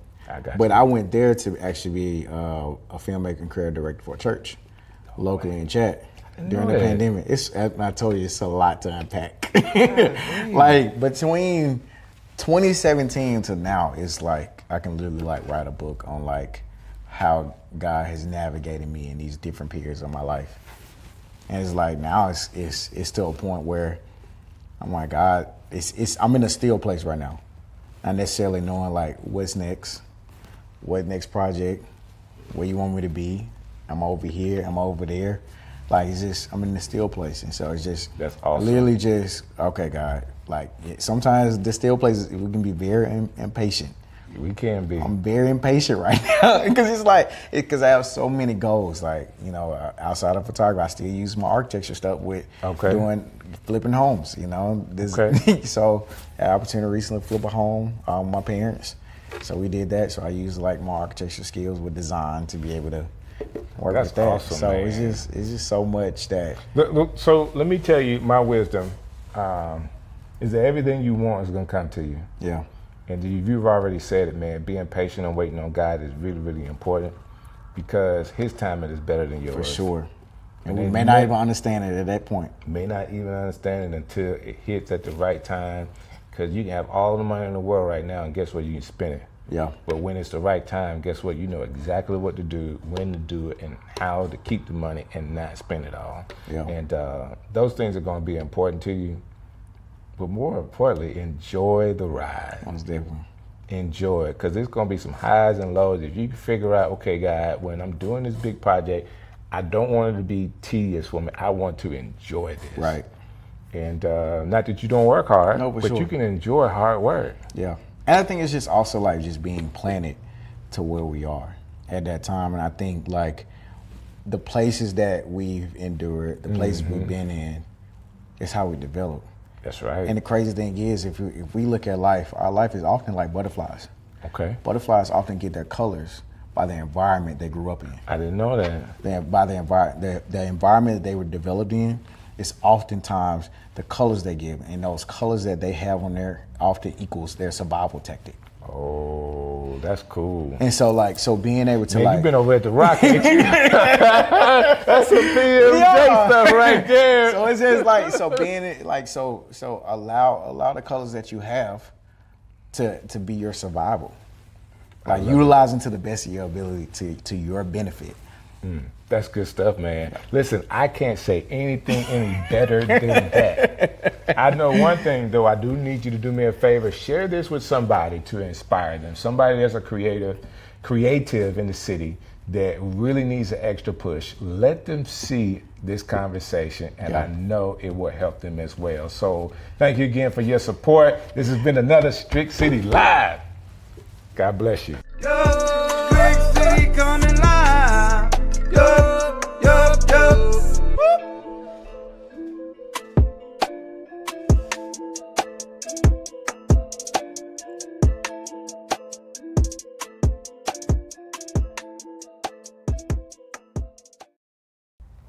So I'm going to go through and just talk to all of the personalities and the people that I can. As many people as I can talk to, I'm going to interview them. And then from there, we'll build to, now let's talk about the issues. You got a lot of credibility. I don't typically do this. This will be the first interview I've done. What's up, man? I appreciate that. And I don't know how long, but this was an easy yes. Part of this is I'm also moving into a zone where I'm promoting this film, and I'm just moving. There's just a shift that's happening with me in general anyway. Man, that's what's up. And I don't think it's age. I don't think it's 50. I think it's just maturation and leadership in a lot of spaces. But it's also because of the absence of what we've had. We lost 2 prominent foot soldiers this year. So the conversation I have with my peers and some younger folks who are coming up behind us is, okay, there are no more new foot soldiers being created. Right. We are them. We are them. We are them. So we have to start showing up differently. That means all of us have to be stretched a little bit. And so God's equipped me with a lot. And I have a certain capacity. And I've just taken some time to reevaluate that capacity lately. I get it. So, you know, we're saying the same thing. Saying the same thing. I didn't say, hey, I recognize I want to be a foot soldier. I recognize that I want to be able to have a voice in a city that is respected, not just because I want respect, but because of the work. Yeah. Because of the work. So we took time to invest in good stuff, figure out how to use this, and how can we build a good product that if I wanted to, I could throw it up on TV. Yeah. And that's what we're building, something that, you know, they're doing this in the city. Yeah. There's a lot of voices, and there's not a competition. It's just, how would Strick do this? Yeah. And this is how Strick would do it. I got you. All right. This is how Strick would do it. Do me one favor on this. The line is coming out underneath. If you just pull that mic cable. Yeah. I got you. And we're going to jump right in. All right. Yo, Strick City coming live. Yo, yo, yo. Hey, everybody. First of all, I got to say thank you. I have to say this. Thank you for your support. Thank you so very much for all the likes, shares, and comments. Like the way you guys have been talking about Strick City Live, this podcast have blown my mind. So I want to say thank you. And I keep telling you guys, we're going to be bringing some of my friends from the city of Birmingham to talk to you. Now, I am stretching my wings just a little bit on this interview, but I'm so excited to have this young man with me today because I am so respect what he is doing in the city and also having an opportunity to promote what he's doing in cinema. Oh my gosh, this documentary is going to be something to really impact the city of Birmingham. So without any further ado, he is the Chief Advisor Strategist, and he's going to correct me with the right title for the city of Birmingham out of the mayor's office, Mr. Ed Fields. Hey, sir, how you doing, Peace, man? You're doing very well. You good? Yes, sir. That's what's up, I appreciate man. the invitation. Thank you. How close was I to the title? You were pretty close. Pretty close. I don't get hung up on the title, but the official title is Senior Advisor, Chief Strategist. Oh man, I just put those words around in the circle. It's okay. I think it's cool that you chose to go this route to work in city government. And I really want to dive into how you even got there. Man, I'm still scratching my head on it.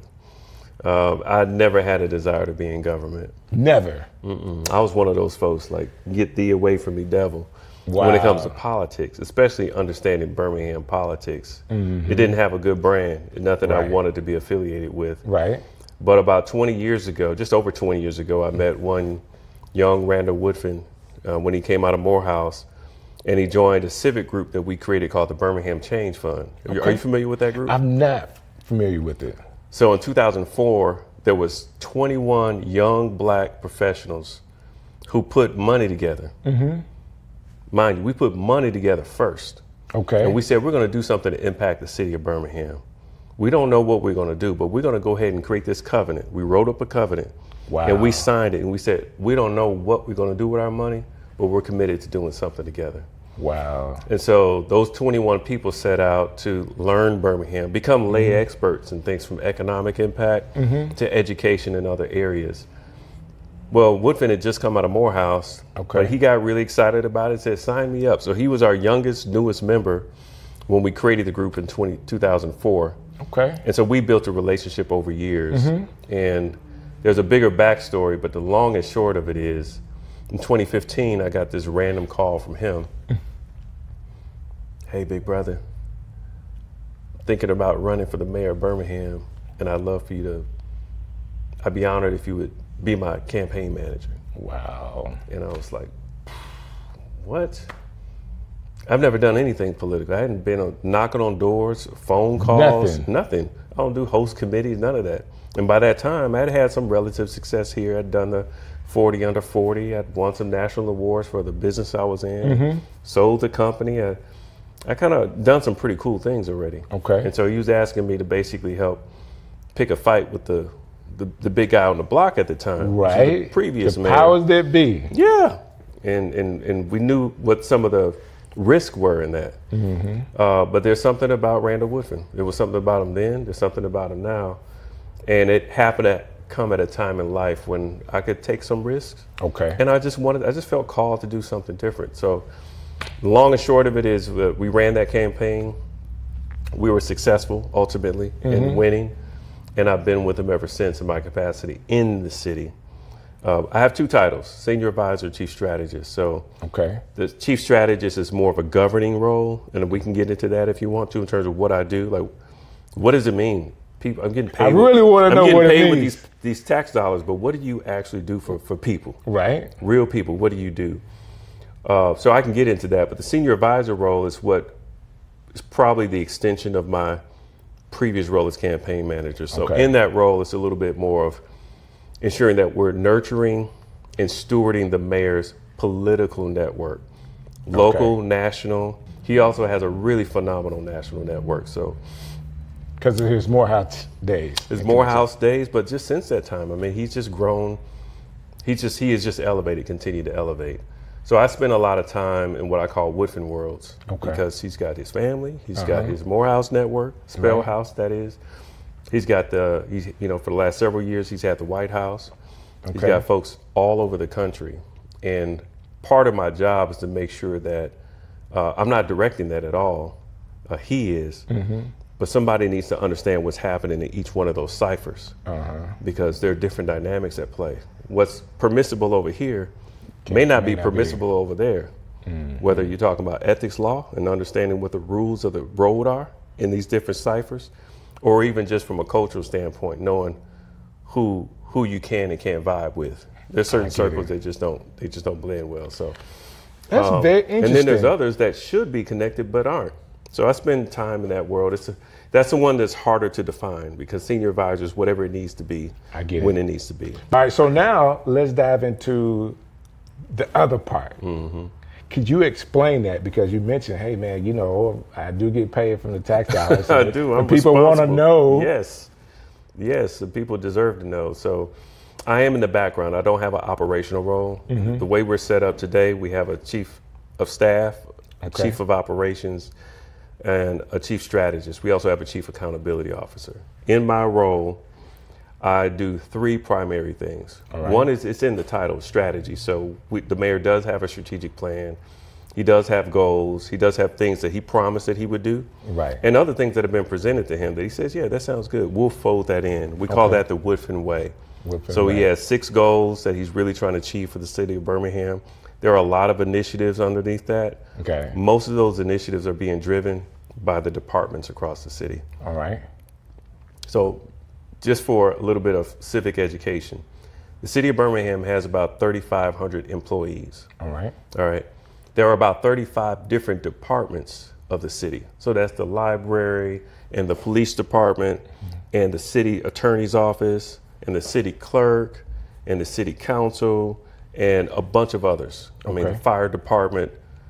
Most of you all know those departments. You're just experiencing them in isolation. Get it. Part of my job is to look across the entire enterprise.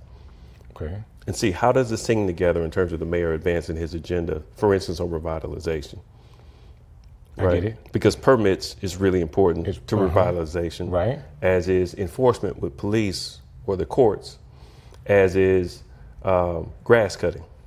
So we can go on and on and on. So to give you an example of my lens that might be a little bit different than others, the city of Birmingham has 150,000 square miles, okay? We are exactly double the size of the city of Boston, physical landmass. Okay. The city of Birmingham is twice the size of the city of Boston. Okay. But we have a third of the population. I get that. Think about that. We're complaining about streets and potholes for good reason, because we got an enormous amount of ground to cover. Right? But an enormously small population, which means that the revenue, can you imagine us having 3 times the population? What that would mean for revenue? Right. What that would mean for productive lots that you don't have to pay with public dollars to get cut? You know, we had 340,000 people in this city in 1960. 340,000. We're just under 200,000 now. Like, do the math. We're talking about almost 150,000. Our land mass hadn't changed. It's only gotten bigger. Right. Right? Annexation and all that. So we've got a lot of unproductive land and properties, a lot of pressure on a small team to get that done. So the mayor has to make really big decisions. Yeah, it's a big budget, but it's nowhere near the size it could be if we were fully loaded in terms of our population, in terms of productive properties. So the chief strategist for the city is responsible for understanding those dynamics, partnering well with the other chiefs, with the department heads, and making sure that we're constantly thinking about the horizon. The mayor puts it really simply, as he does with so many beautiful things. His chief of staff and his chief of operations are responsible for the trees. His chief strategist, his chief accountability officer are responsible for the forest. I get it. So the hardest part of my job is to not get into the trees, because I built my career being really, really good at chopping trees. Get it. I get it. But if I start chopping trees, then who's going to hold the forest down? Yeah. It's just like in our families, right? If you step out of your role and you start leaning into somebody else's role, nobody else can replace your role. That's right. That's true in the church. That's true in every organization, including our families. It's the same way in the city. So the mayor had the vision to make sure that somebody's in a position to hold that space. So in your previous profession and your experience as a youth, do you think all of those things kind of helped you to build to who you are now? Yeah, it really did. It all connects. I'm from Milwaukee, Wisconsin. Okay. I came down to Alabama by way of Alabama State. Go Hornets. Okay, that's what's up. Yeah, happy classic. And I'm really proud of that. My mom used to take my sister and I everywhere in Milwaukee. Okay. So we'd be at the library all the time. She took us on tours at the airport. I don't even know if they did official tours, but she was the lady who would call up and say, "Can you give my baby a tour?"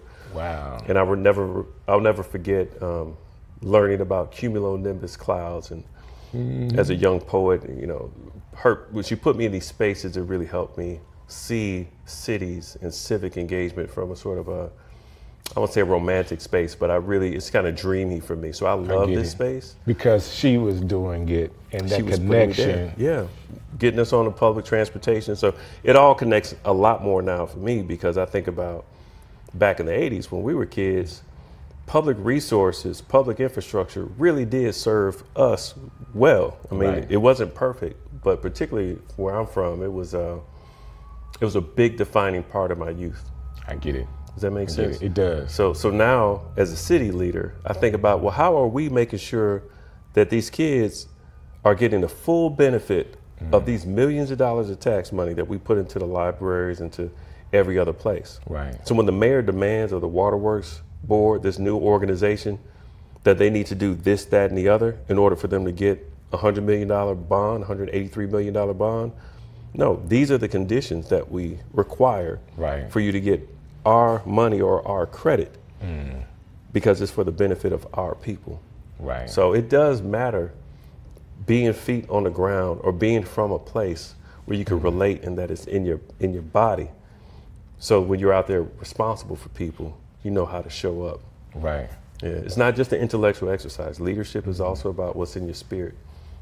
So in this role that you have, and I agree with all of that, and just very well said, and I didn't know you were this good as a communicator either, so I'm enjoying that.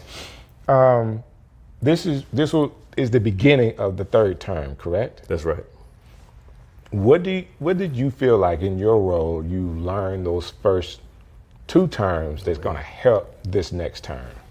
Oh boy, a lot. Okay. A lot. So I learned a couple things. I learned more about who we are. You know, I always talk about sports teams, or, you know, I played as alpha in undergrad, and I always say, whoever you start with is probably not who you're going to finish with. Somebody will start on your line and they end up dropping.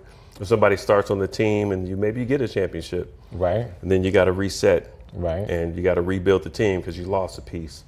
So I've learned more about who we actually are. Okay. We have this idea of who we said we are, and then you get punched in the face and you figure out who you really are. So I know that's a different kind of answer, but the reality is I know who we are working with now in terms of who we are. And who the team. You're talking about the team is. Yes. Okay, so now through those first, you know what the good is, what the bad is, where there's where areas of opportunities are, all that kind of stuff. That's right. But we also better understand the issues on the ground. On the ground. And I mean that down to the corner. So I'll give you an example. I do what I call field days every once in a while. Okay. So that means I will get out and just curate my own experience in the community somewhere. One day I decided to ride and basically be an employee of Public Works for a day. Okay. Put on with a uniform. team. Yeah. Well, I was on their team. I don't know what to do. They gave me the gloves, the hat, and I got on the back of that truck. And this is before we got the uniform bin. So we were doing the trash. And then they asked me to get in the cab and just ride with them to see how they do it. And when I tell you, it was like ballet. I don't know how to explain it, but these guys, they running up and down the street, pulling trash, riding on the back of the truck, they're ducking from limbs. I got such a rich experience. I could not have written a strategic plan that could have accounted for the fact that when they ride on these trucks, these multi-million-dollar trucks, and we're in the mayor's ear about what type of trucks to buy, I can say, look, when they're on the back of a truck in the alley, they actually have to turn backwards on the truck because the limbs hit the back of their heads. They don't want to get smacked in the face. And some of them have scars to show it. Wow. Like just the intimacy of that experience. That truck is going this way and the limb comes and then Right. But then it also says that, okay, so how does that team coordinate with the team who actually cuts the limbs so that it doesn't happen? Well, it doesn't happen all the time because they actually have to prioritize cutting limbs on the street for the residents because we have so much ground to cover. Right. It's not that they're not doing it.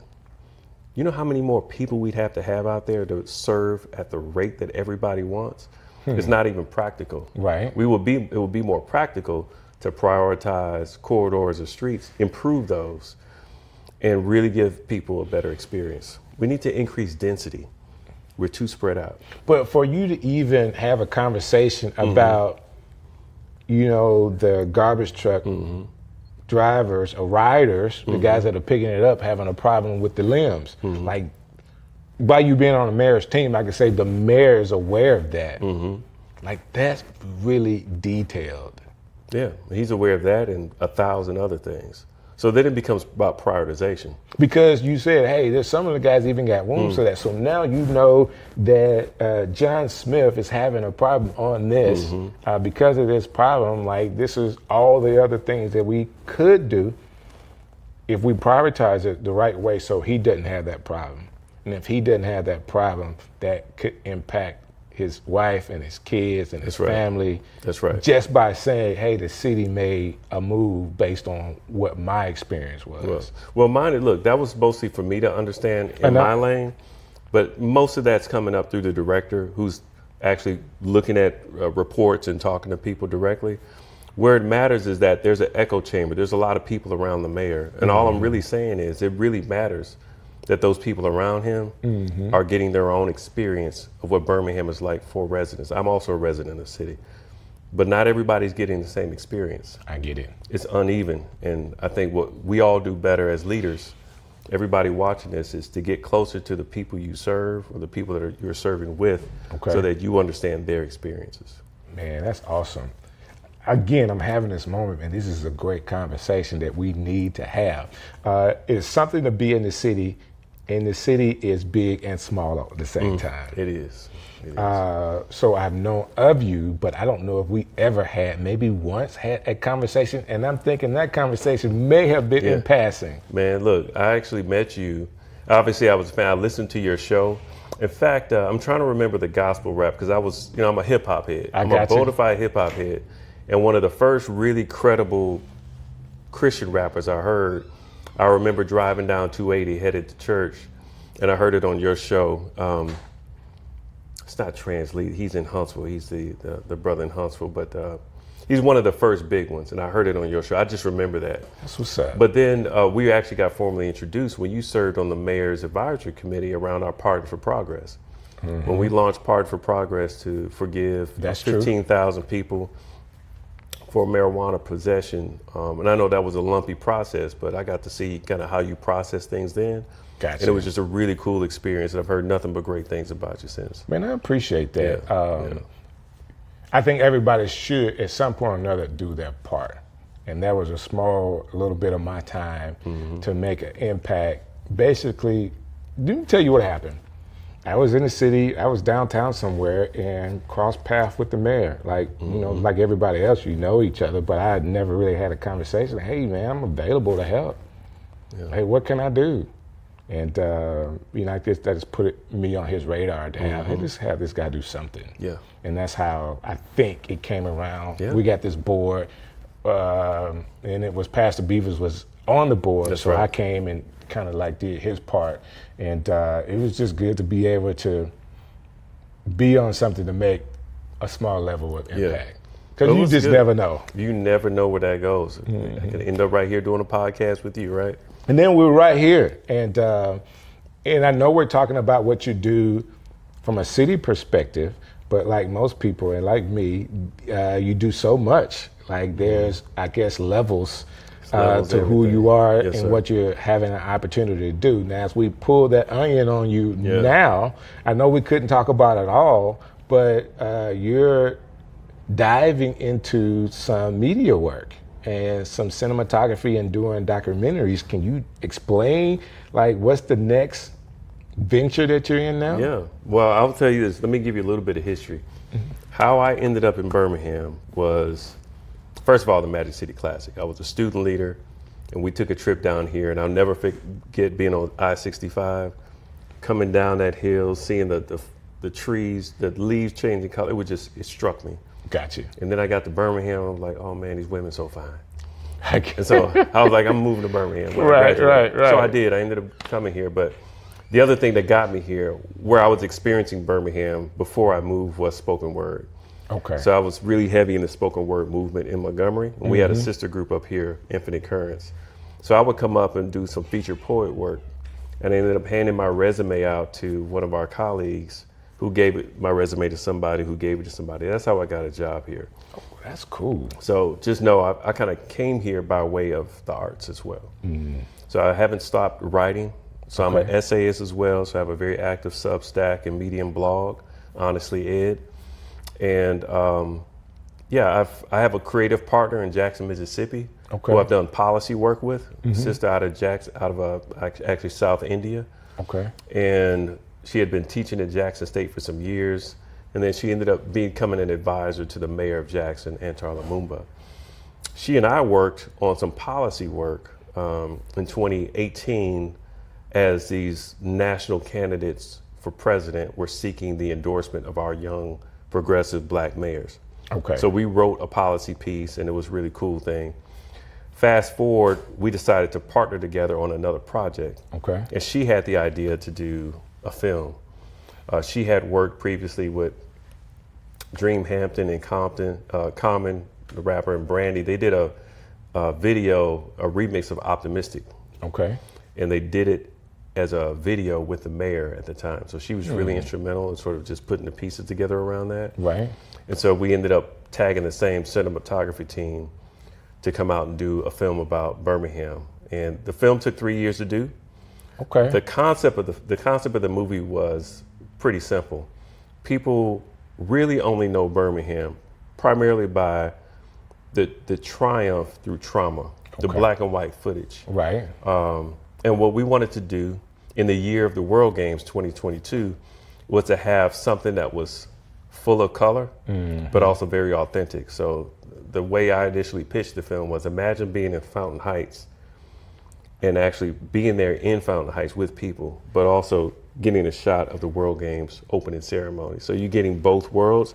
So it's not like a showpiece, it's all marketing, glitz and glamour. It's also what's going on here. Right. Right. And it's not contrast, that's all good, this is all bad. It's that there's some real dimensions to all of us. All of So it, right. the film evolved. We ended up having to change the name of the film and shot a lot of footage. I got 40 or 50 hours of footage of all of Birmingham. But the film is 45 minutes, and it really is a love letter to the city. And our argument for As Goes the South is simple. If Birmingham can win, the nation can win. And I completely like that. As somebody, of course, you see me with my Birmingham sweater on. I wore this because of you, of course. But as someone that is, I want to say it, I don't want to say trapped, but you can really get stuck in this city. Like people love this city when there are tons of opportunity in other places. Like a lot of people have, especially people that are in the arts, that do entertainment, like they could have gone anywhere and really be big time, whatever. But they're here. Like we have New York from 95.7. Yeah. Like she's in New York right now doing her thing at one of the largest radio stations in the world. But she was in Birmingham for forever, like learning her chops to be able to do that. That's right. And Roy Woods Jr., you know, come on, man. He has exploded in the last 10 years, and we have him right here. And there's tons of people that are extremely talented that really, really love this city. And it's people like PMJ now. Yeah, exactly. That has given us a blueprint to be able to explode and still be here in the city. That's right. That's right. I think there's a lot of people who do that. I think Mayor Woodfin is another one. He's another one. He definitely is. And there's a lot of people actually in fashion and other businesses. Look, the world has changed. It used to be a case where you got to go somewhere else. Right. Well, COVID has shown us. You be right at home. Technology has shown us you can do a lot right here. It's really about, can you nurture a network that's really relevant, delivering value? At the end of the day, that's really it. We've tried to cut corners in a lot of ways in society to try to maximize followership or to try to get some engagement. And you see the quality, you see what that's doing to us from a culture standpoint. It's like we're lowering ourselves for the sake of trying to get somewhere, try to get a deal done. We even see that at the highest office of the land, trying to get a deal done. Right. But value is still value. That's something you can't fake. People know if they're benefiting from it. So that's true. No, I think we can continue to do this right here in Birmingham. What we need to do is fortify Birmingham as a platform that makes it obvious. So there are some cool things going on that your listeners may be interested to know about. I'd encourage y'all to follow Innovate Alabama. Okay. They have a huge entrepreneurial platform where they're doing all types of pitch competitions and whatnot, nearly year round. They've also launched a program that's incentivizing people to move their businesses here while they're also taking care of the entrepreneurs that are trying to grow their businesses here. So Innovate Alabama is a great organization that's doing some pretty cool work. And then we have an Office of Business Diversity within the city of Birmingham, Economic Development Team, and they have a whole slew of things that they do. If you don't know Dorothy George, you should. She would be a dope guest for Dorothy. She goes by Dot. Okay. Really, really great personality and somebody I think is hand to hand with so many different business owners all over town. A really good representation of what it looks like for the city to be tuned in. Yeah, I'm going to have to make that. You have to help me make that connection. to. I have her on. Happy to. I know a lot of people in the city. I don't know everybody. And really the people that I think that are the real movers and shakers are not as visible. You know, I have in the past learned how to play the background really well. And in playing the background, people will never know that you are really pulling the strings. That's right. But you're in the background, so I don't have to deal with all of the, hey, can I talk to you? Can I talk? No, I don't have to deal with that because you don't know that I'm in the background. Yeah. Well, I've enjoyed that to a point. I've lost some of that, I feel. Oh, now you're on Strick City, man. Like, people going to be calling you. Yeah. Mama, I made it. All over the world. So, no, it's been a really cool journey. I do think Birmingham is a great platform and place for people to be. And you got to believe that to actually get other people to believe it. So if you're invested in a city like this, if it grows, you grow. That's right. You know, someone goes to Atlanta. Great, you can go to Atlanta and be in this big old pond, but you're going to be a little fish in that big pond. And you can come to a community like Birmingham and really make an impact. Now, not coming in to take, but coming in to give, and then actually be a part of the ecosystem, and you could win. And it probably could take you a little less time because it's a little smaller pond. That being said, where do you see this project, this movie project for you? Where do you see that going?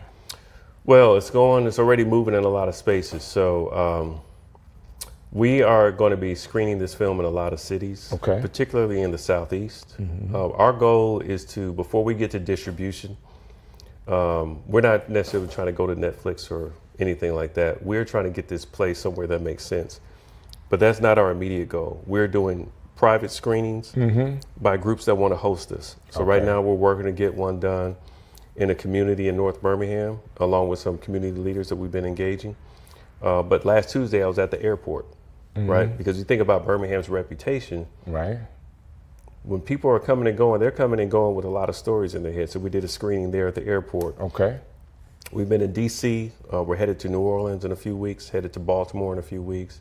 We'll be going to other cities in the South. Our goal is to get this conversation going. Look, here's the dynamic. For some reason you could talk about Atlanta and it's almost like it's a separate place from Georgia. Right. Austin, Texas. Nashville, Tennessee, Charlotte, North Carolina.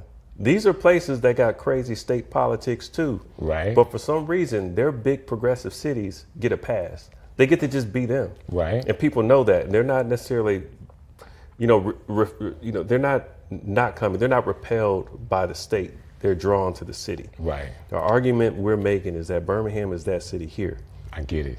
You know what I'm saying? Oh, that makes sense to me. Why can't we be? So we're showing people a lot of bright colors, a dope soundtrack that's done by a gentleman named Pink Sifu, who's from Birmingham, from Inslee, but grew up in Cincinnati, we got Big Rube on our soundtrack. We got cool cat named Nick Hakeem out of New York on our soundtrack. We didn't recruit them, they all came through Pink Sifu. So we got I got to get with Pink. It's really cool. Because there's a flute player in the city that needs to be heard. Yeah, no doubt, no doubt. So I really like it. I did get a chance to watch the movie. Was really, really engaged by it. What was your favorite part? My favorite part, the quote, I'm going to get the quote a little wrong, but the guy said, I could be in Birmingham and not in Alabama. Yep. And it's what you echo that sentiment in what you just said. When you are, in my mind, in a red state, but be a part of a blue city, things are different. And if we continue to do our very best job to be the good people that we can be, the citizens that are the city that we need, everybody is not doing illegal activities. There's a lot of people that want to go to work and come home and then engage other people to be great citizens as well. Yep. And if we can highlight that, we want that to be highlighted. That being said, that quote really stood out to me because I never thought about it that way. That we can can we really just isolate Birmingham in our minds and say, how can we make Birmingham? We want the whole city. The whole state. We would love to engage the whole state of Alabama. But if you know Alabama politics, there's a lot, the way the Constitution is written. That's right. like there's a lot of control that Montgomery has. Because of the radio, I was doing a lot of research on the politics of Alabama. You know, our Constitution is the longest Constitution in the world. And the longest, that's right. And because of the way it's written, and a lot of control that for whatever reason they figured this out a long time ago. Let's control everything out of Montgomery, and it's kind of been that way. Well, think about it. There was a scene in the film where we talk about the bus rapid transit system, which sounds kind of a wonky thing to talk about until you connect it with the history of Alabama, where there's a reason why we're only one of 2 states in the entire nation that doesn't fund public transportation in cities, right? Us in Mississippi. I didn't know that.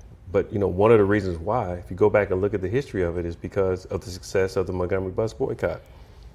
Get it? We use public transit to really affect the economics of the cities. Right. And so they clamp down on that. But there's a lot of other things that are in that Constitution, to your point. It's pretty bad, but my point is we're not the only state with some really bad policy. We're not. But for some reason, we haven't overcome the brand of Alabama. Right. And I say that with all due respect to people that are trying to improve the brand of Alabama, because we know there's good people trying to do that. Right. But I think we have an advantage here with Birmingham, and we need to double down on our strength and really level up on it. So that's what we're focused on. This is what, I'm going to say this, and you're in like the vehicle to make this happen. I believe that Mayor Woodfin is a great vehicle of change for us. I think that in this 3rd term, he'll get an opportunity to mature even more to what he wants his policies to be, and actually put some of that to action, to implement some things that he probably talked about the 1st term, and it's taking them some time to be able to get it. But now you say, hey, now we know our team, we know what we want to do. I just believe that from what I have a chance to witness him as a person, and things that from an intellectual place he was able to articulate in the podcast that he did with Pastor Beavers. I'm like, this guy's got it. He does. Like, how do we now, if he has the information, how do we get this to people to start making these things change? Well, I'll give you this. We actually have done a lot in 8 years, right? We got 2,000 students that are Birmingham Promise graduates. Oh man, that's a big deal. That's a big number too, right? So we've been moving on that for a while. The number of homes that have gone up. So we've been moving, but yeah, we got some work to do. We got to finish the deal on a couple projects. And I wasn't saying that as things were not happening, and it may have came out that way. I just know that in every term, like from a political standpoint, you always got something that's undone, and a lot of times it's not your fault. Right. You gotta. City council's got to be on board. The people got to be on board. The money has to be available. All those things. All of it. I'm with you. I follow you. And yes, there are definitely some other things on the horizon that he wants to tackle. And some of those things won't come to fruition during his time, no matter how long his time is, because we're trying to make transformational, generational change. Right. And so I think that Mayor Woodfin gives us the best opportunity for that, because he's proven that he's willing to spend his political capital. That's cool. When you're elected with a 75% mandate, that means you got really, really significant political capital. And he's proven that he's willing to spend it. And I think that's the gift that we want to continue to pull from. My final comment on the administration and the city and just progress. I love the fact that I work with someone I consider a friend and a brother who's a transformational leader. But we're also clear that we're not going to be here forever. As we said early on, we've lost a couple of notable people. And by the time we celebrate the 70th commemoration of the Civil Rights Movement, we would have lost more. Right. So my point is this. It's going to take more than one transformational leader to get it done. I agree. And so what we're looking for, specifically what I'm looking for, is evidence that there are other really dynamic leaders in their respective sectors. So whether that's you in communication role, Pastor Beavers and PMJ in among faith leaders, and my pastor, Pastor McClure Sr., Revelation Church Ministries, there are a lot of other ciphers that we've got to make sure are healthy. Because if we have an over-reliance on one, that's not healthy either. That's right. It's good, and it's what we have, and I'm really proud of it. But man, we've got to be healthier in other spaces. So I'm proud of the progress in Birmingham City Schools. I'm proud of some of these entrepreneurs that are really doing a great job. But we got to fortify our institutions like the Birmingham Civil Rights Institute. At the same time, we're growing new institutions like the Birmingham Promise. Right. So I'm looking at the whole piece and ensuring that maybe one of these kids who finished the Birmingham Promise will be the next CEO of the city or this organization. Well said. Well said. I was actually thinking it, and you answered it. I love where the conversation has gone. Let's go with the movie first. All right. If people want to be able to see this movie, how can they do it? Follow us on social, particularly on Instagram. We're on Instagram and we're on LinkedIn. It's As Goes the South documentary. Okay. We also have a website that's pretty active. We are rolling out a discussion guide that goes along with it. So if people want us to screen the film at their schools, at their church, at their organization, they can email us at asgoesthesouth@gmail.com or just hit us up on the website. I'm pretty much directly connected to that, and we'll follow up. That's awesome, man. So that's the movie. How if someone is seeing you for the first time, it works at the City of Birmingham. I want to be connected to this guy. Like, he just seems like a cool dude. How can they get in contact with you? I live on LinkedIn most of the time, so find me there. Find me on Instagram. I will not do DMs on Facebook. I get it. No, but I'm at Honestly Ed everywhere. Honestly, Ed. Honestly Ed on all platforms.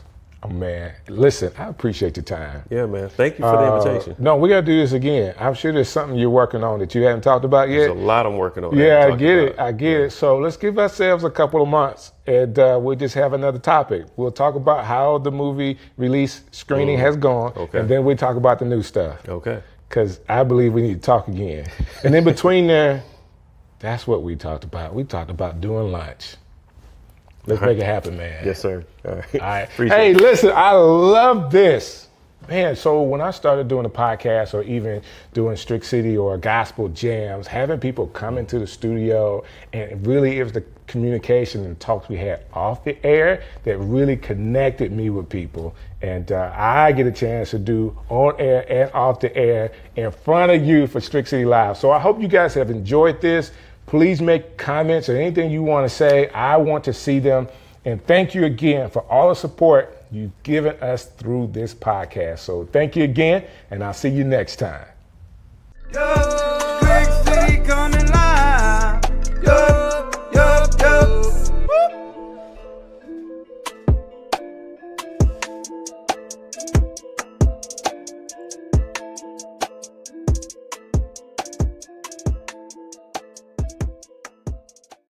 And it's been a blast. So when I was a kid, I spent 2 years, 3rd and 4th grade in Cleveland, Ohio. Okay. And formative years for me as well. And that being up north, down south, we say you talk proper. Yes. Okay. So I had a little bit of my diction changed because I was up there for a little bit, but it allowed me to learn how to communicate better. Yeah. I still say all kinds. I make up words all the time. I just do. Like if I said it, I was like, "Hey, you know what I meant. You know, this is what the word is now."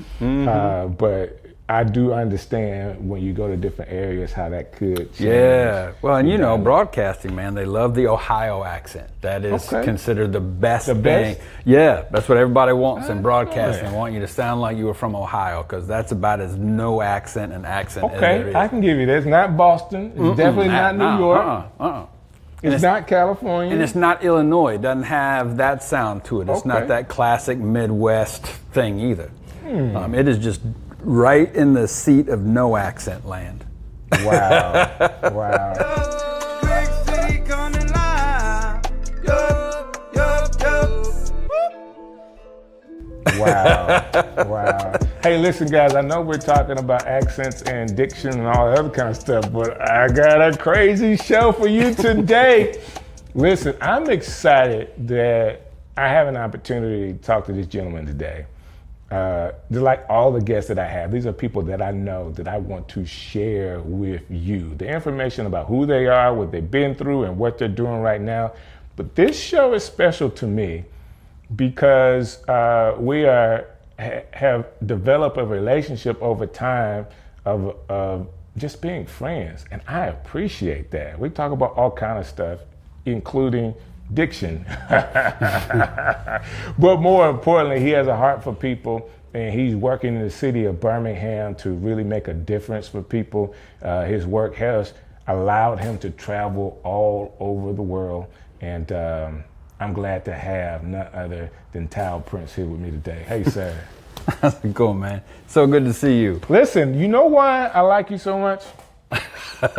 That's loaded. I will make it really simple. All right. You have like one of the coolest names. There's no way people don't remember who you are. There's absolutely no way that once you say Tal Prince and they meet you, like that's it. You're stuck in their brain. Well, that's funny because my dad taught me that. Did he? Because I'm a junior. My full name, James Talbert Prince Jr. Okay. You know me enough to know I'm not that formula cat, so that was not going to be my thing. Okay, you couldn't be Talbot, huh? No, man. And so, but I wanted to be like my dad, like a lot of boys do when they're a little kid. And so I went by Jim. Okay. So only family called me Tal. Wow, I didn't know that. Yeah, and so everybody else, I was Jim Prince all the way through school, through college. When I got my first kind of real job, it was a cocktail party that my family was attached to. Okay. And so there was a gentleman there that I wanted to meet, and so I went and talked with him, So he wound up hiring me. He said, "What do you want to do?" And I said, "Well, I'm looking for work right now." And he said, "What type of work you want to do?" And I said, "International business." And he said, "Well, I'm in international business," which I knew. And he was the CEO of a company called Riverwood International at the time. And I said, "Well, hey, so listen, what I'd really like to do is your job. I probably need a couple weeks training, but after that, I think I'm good." A couple weeks. And he loved that. But because it was a family event, he knew me as Tal. Okay. He hired me as Tal, and I was like, "Ooh, no, that is not me." Right. And my dad was like, "You do not change that. If you go by Jim, everybody gonna forget you, because there's a million Jims." So he said exactly what you said, man, and he was right, and so are you. So normally I am right, but that's a whole nother story. So where does this Prince last name come from? What's the history behind your last name? We are descendants straight out of England. Okay. Yeah, that is our family line. I don't know. I've seen stories that say we descend from some type of royalty. I doubt that. You can be royal, man. No, it's okay. I mean, you are a prince. Well, yeah, but not like that. Okay. So I am wearing purple, though. You know. There you go. There you go. The towel formerly known as Prince. Yeah, exactly right. Let's jump into it. Go. You have been in ministry a large portion of your life, but you started in the biggest way anybody could, working with Billy Graham. Could you explain that part of your life, beginning working with Billy Graham? And I say the beginning, that probably wasn't like your first job, but help me out here. So my dad died. He was a young man. He was 53 when he died. We had some mutual connections with the Billy Graham Association. We lived in Atlanta at the time that he died. So a guy named Cliff Barrows, who was Billy's right hand for 70 years. Okay. Program director, choir director. If you've ever seen a Billy Graham show on television and you heard that voice of, Charlotte, North Carolina, that's all the address you'll need. That was Cliff. So phenomenal man. But his wife was dying of the same type of cancer my dad was dying of. So cancer, man, those communities are tight. You hear from people you never knew. Right. But because there's a family member or some connection, they all call. It was a thing, And so Cliff got to my mother and well, actually, it was Cliff's wife, whose name was also Billy. A little confusing, but so she would call my mom and give her, you know, suggestions and tips that would help Dad. So my mom and Cliff's wife, Billy, began a really close friendship. When my dad died, she said she wanted to go to the funeral. So they came down from South Carolina, came to my dad's funeral. 3 speakers at my dad's funeral. My mom, me, and Cliff Barrows spoke at my dad's funeral. Then it was a little bit after that she passed. His wife passed. And so God just put the two of them together, man. And like, you don't know what it's like to have a phone call from Cliff Barrows asking if it's okay if he takes your mother out. Wow. So that was a wild little conversation there, man. And so they started dating, they got married, and then so I started working with the Billy Graham Association. Just volunteer, but I was working crusades. You know, so I'd be at the crusades. I would take care of Cliff Barrows, and then another man named George Beverly Shea. He was the main singer for the Billy Graham Association. Sweet man. And so I got to be around all those 3 gentlemen a good bit, you know, and working the crusades and helping put all those together. It was a lot of fun. I bet. I know through some of that, you've probably seen a lot. Yeah. I got 2 questions. I'm gonna start with the first one. With that experience, or did that experience in any way shake or shape, two words, shake or shape your Christianity at all, or your walk with God? I would say, yeah, it really helped shape more than shake. You know, I've been around a lot of ministries that would, I think, shake it. Right. You know, in ministry world, you get behind the curtain, you see some things. You see some things. It's like, what are y'all doing? I don't want no parts of that. I did not want to see that, man. Right. Don't go that way. The thing about Billy, Cliff, and Bev is that those 3 men were as sincere and solid as anything I've ever seen in my life. Man, they were genuine, and they were so focused on how do we protect ourselves, how do we maintain the integrity of the ministry. I get it. From way back in the day. They made one mistake early. This was way back in the 40s, 50s. They were in Atlanta, did an event at Piedmont Park. Okay. And they were taking love offerings back then, right? And so a photographer got a photo of Billy, Cliff, and Bev in the back of a truck with peach baskets full of money. Wow. And that was a terrible look. It was. And I can see that. And so those guys got together and said, look, what do we need to do to guard against and make sure that we don't ever get a hint of scandal on us? And they came up with a document called the Modesto Manifesto. Modesto is where Cliff was from, Modesto, California, and they went out there to do it. They were out there and they separated and prayed for hours and got back together and they wrote lists of things that they felt God impress upon them to, like, these are the rules, you know. I want to stop right there. Yeah. Because you saying this and my mind is going 100 miles per hour because stories like this intrigue me so much. Yeah. For whatever reason, I know the Modesto Manifesto, but I don't know it in regards to Billy Graham. Oh, yeah, no, that's it. And that's the maybe origin. Other people, like some movies or something, have taken that and made it something different, and I can hear, I can hear in my mind, like, I've heard those words put together before, but this is a Billy Graham thing. Yep, absolutely right. It goes way back to those 3. And several others there, that were a part of it. Grady Wilson, T.W. Wilson, but that was the core, and they came up with the Modesto Manifesto. In there are things like you'll hear people talk about in ministry circles the Billy Graham rule. Well, so I have the Billy Graham book, which has the rule in it. Yep. And I understand, like we put it as a rule with no S, but there is an S on the end, so it's Billy Graham rules. Right. Okay. Right. But that's the Modesto Manifesto, man. That's where that came from.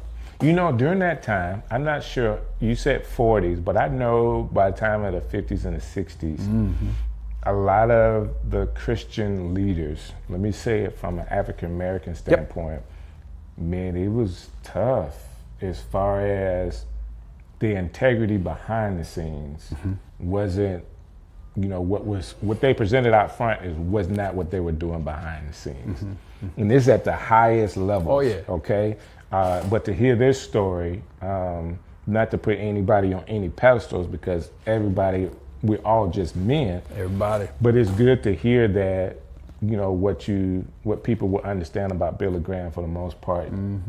Someone that worked with him as a young age had a good experience. Yeah, that goes a long way. Well, they were so sincere and you know, genuinely, like, I drove these guys out in a golf cart into the stadium every night. You know, I would drive them to the stadium in a you know, usually in a minivan. We would drive, and I'm telling you, like, every time. These guys were just amazed that people showed up. Wow. And it was genuine. It wasn't like a false thing. Like, it was so real that they were just like, I can't believe all these people continue to show up all these years, you know, and then look at all these people standing out in line. A lot of times they want me to stop the van and just roll down the window, and they would just try and say hi to people. Wow. You know, they would just, and thank them for coming, just so sincere. And people ask me all the time, like, what was it, what's the thing you noticed most about them, or what do you think made them so successful?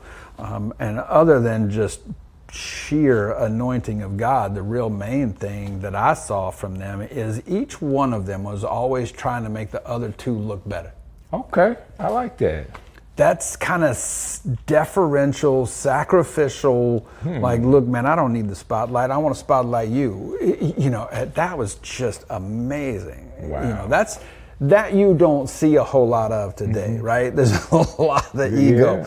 But those guys were built different. Man, that's awesome. So you worked with them, and what was the next thing that you had an opportunity to do?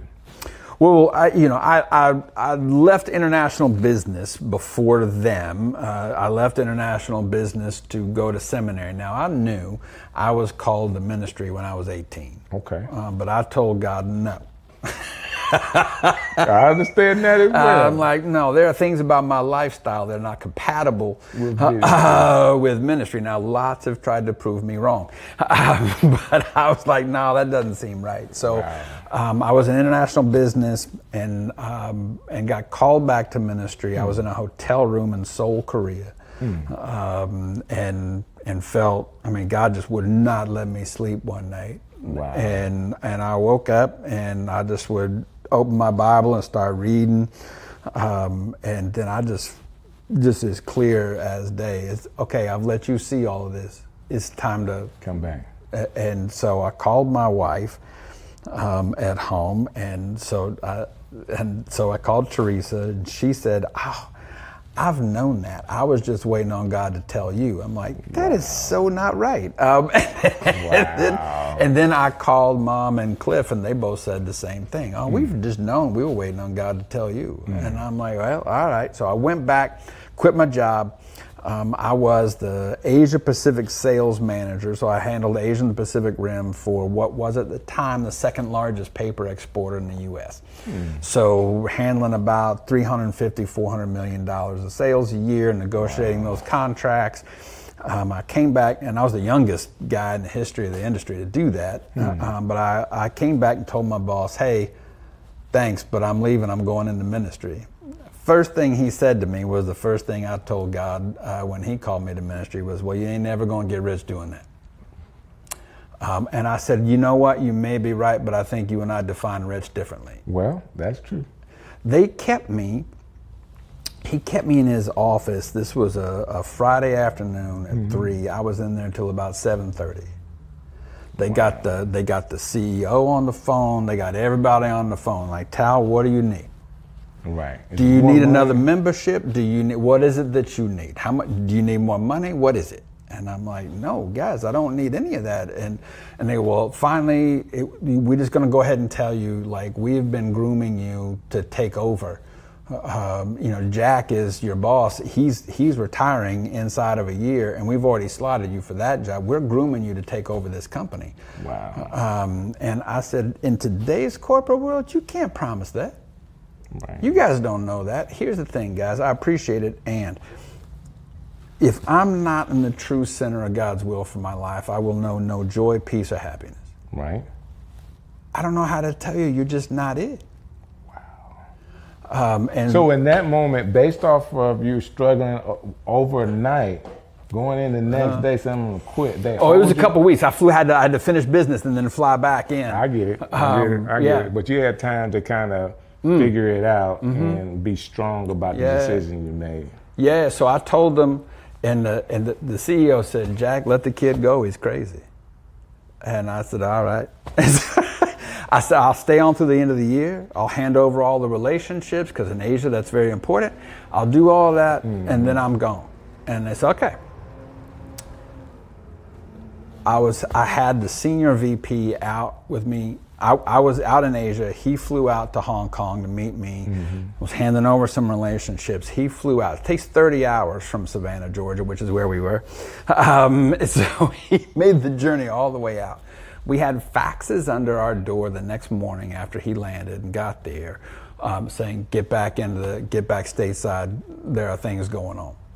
Wow. And so we flew back, and we got back to the news that there had been a letter from international paper to our company saying, you can cooperate or not, but by the end of the year, we will own your company. Oh. So it was a hostile takeover. Okay. Everybody I knew was out of a job. And they already had an Asia sales manager. They weren't going to give it to me. Right. So everybody was going to be out of a job. And so everybody that thought I was crazy was now asking me, what did you know? When did you know? Did somebody tip you off? Did you know this was? No, man, that's just God protecting me. Wow. That's what got us to Birmingham. We moved here to Birmingham to go to Beeson Divinity School at Sanford. So we got here. I never thought I would be in Birmingham, but we hadn't left, man. We've been here since '99. Wow. Okay. So I got here like 3 years earlier, '96. Yeah. Yeah. So it's been good. But so we did business. Then we got into. I got my MDiv at Beeson. Was working with Billy Graham. Planted a church. And was also working for Beeson. I was the director of external relations, which just means not teaching classes or counting money. Okay. So I did all that, but I planted a church, and it was a church for people battling addiction, particularly sex and porn addiction, because that is my thing. And so we started that. So we got to go back. I know that's your thing, and that is your thing. But how did it get to be your thing, I guess is my question. Because it had been my thing in a bad way for most of my life. Okay. So I told you I moved 14 times as a kid. You know, and one of those things, I got very adept at being a cultural chameleon. I didn't know who I was. I just knew who I knew you wanted me to be. I get it. Because I wanted to be accepted, right? And so that was a thing. When I was 8 years old, we moved from Seattle, Washington to Atlanta, Georgia. That is a bit of a culture shock. Just a little bit. Just a little bit different vibe. So we got to Atlanta, and I'm meeting people in the neighborhood, and meeting kids and stuff, doing the thing. And I know, like, you look at me right now, and you think, athlete, right? I know. Right. Exactly what I'm thinking. I know. Same way as I look at you and think singer. Exactly. Is that? I mean, you know it when you see it. That's it, man. You can just smell it. It's just real. So, I was never good at sports, but I wanted to be, and all the things. But there was this moment where I knew I was accepted, and that is I was invited to the Treehouse. Okay. That is the Oval Office of kiddom, right? When you get invited there, man, you are in. Right. So I climbed this ladder up into this treehouse, and I caught a look inside the treehouse, and I will just say that these guys had older brothers who decorated the treehouse in a somewhat different style than my mother would have. Right. Because only kids go up into the treehouse. That is right. It was just wallpapered with porn. Wow. I was 8. I'm 60 right now. I was 8. I can tell you what I was wearing. Wow. It was that so intense of a thing. When you view something like that, your brain gives you an amazingly potent cocktail of dopamine, serotonin, and oxytocin. Dopamine is how we experience pleasure. Serotonin is how we get that pleasant, content, relaxed sensation. And oxytocin is how we bond. Right. That's what's in a mother's breast milk. That makes mother and child bond. It's that. You also get it in sexual contact. If you're having sexual intercourse with anybody, and the studies show you get more oxytocin in a committed monogamous relationship than you do in a hookup. So it's very, very different, right? God's design, shockingly correct. So, so I got hit with this dopamine, serotonin, oxytocin, and man, I was like, this is amazing. My dad, we had a good relationship at times and a tough one at others. And he got really mad at me one day. We were playing one-on-one basketball again. Athlete. So we were playing basketball, and I don't know, man, he must have had a bad week at work, something, I don't know. But like, he would not let me get a shot off. Like, he was just whack, just swatting everything. And I finally, because I'm 8, after about 10, 15 minutes, I just collapsed. He knocked one shot off into the shrubs and was walking over to get it. He turned around, saw me crying on the driveway. He lost it. And he reared back and he yelled. He said, "You are such a baby, and I don't even like you." Wow. And then he threw the basketball, hit me just dead in the face, knocked my head back on the concrete. My dad stepped over my limp body to go in the house. Wow. And so what did I do? I'm in great pain. I'm in distress. I'm upset. I jumped the fence and climbed the treehouse. Get that hit.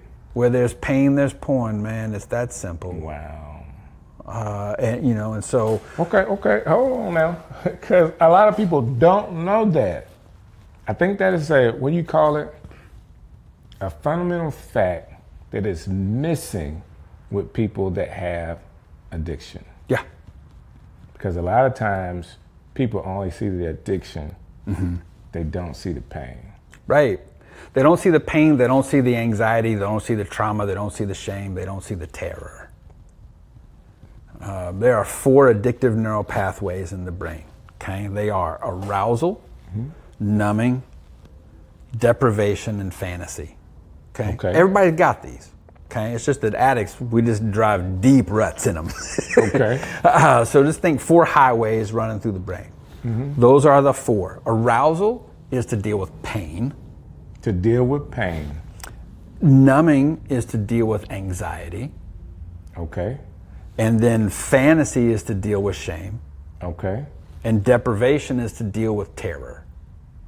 All right, you're depriving yourself because of the terror. Yeah, so it's an out of control way of being in control. Think of an anorexic, somebody who restricts their food. They're in complete control, but in a really out of control way. And so that's an addictive process. Listen, people are not going to be able to watch this in fast mode. They're going to have to slow this down. It's a little, I can speak like a fire hydrant at times. So help me out with these 4 things, because I really want to, how does it apply to the different things? We use the anorexic one for the deprivation, for the numbing, which I think was 2 or 3. Yeah, numbing's 2.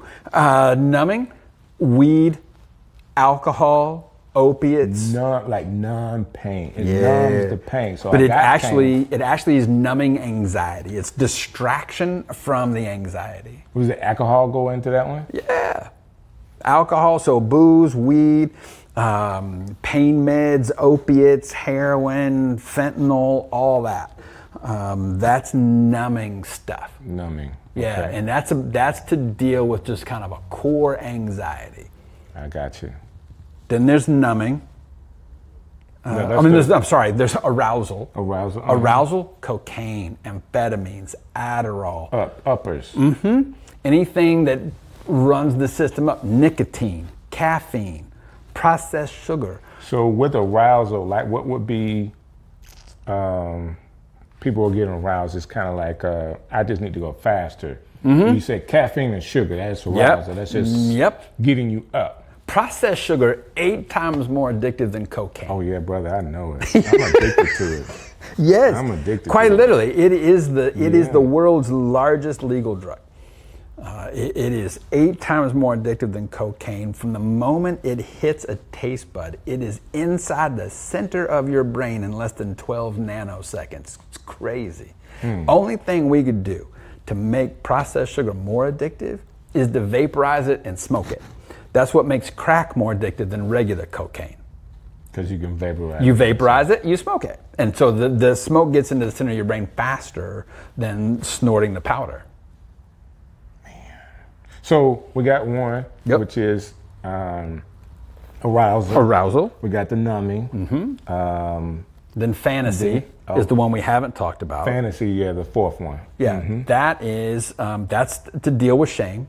Think about LSD, acid, ecstasy. Get you go into a fantasy or a different way of thinking for a little while. You kind of just My disappear. current view of reality is terrible. I need to change it.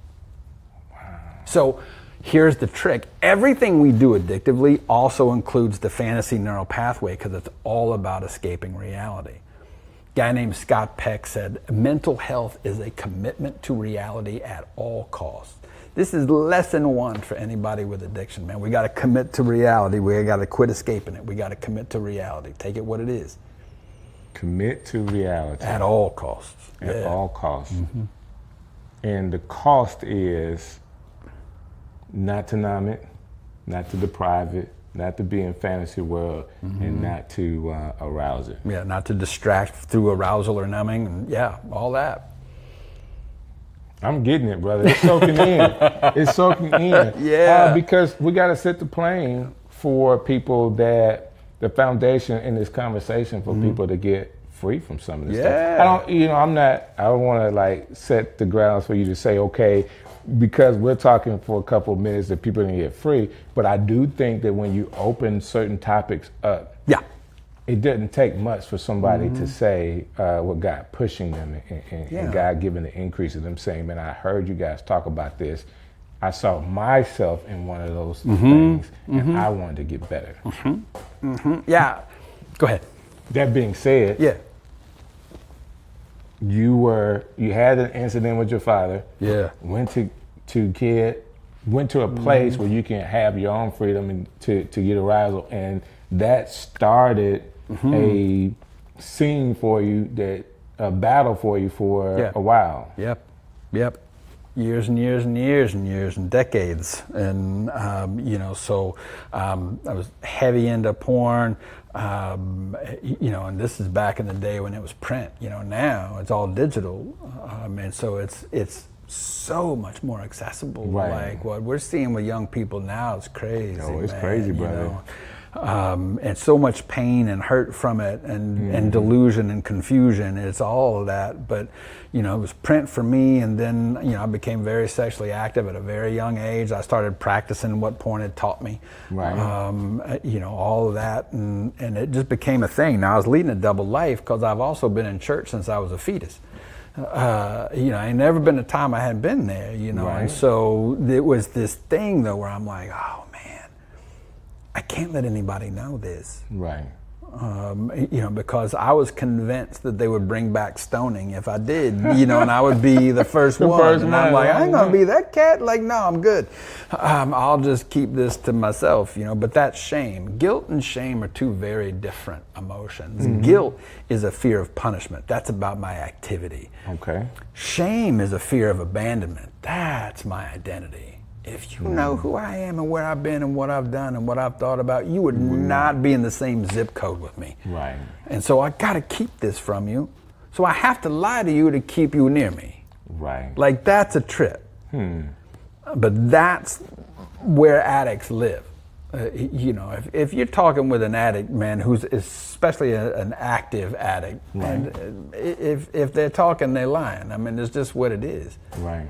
And I've heard you say that before, and I had to, because of some of the work I do in ministry, I'm reminded about that. Yeah. You know, even some of the addicts that want to get free. Oh, yeah. You know, that whole warning period, they want to, and they say the right thing, but it's really a lie.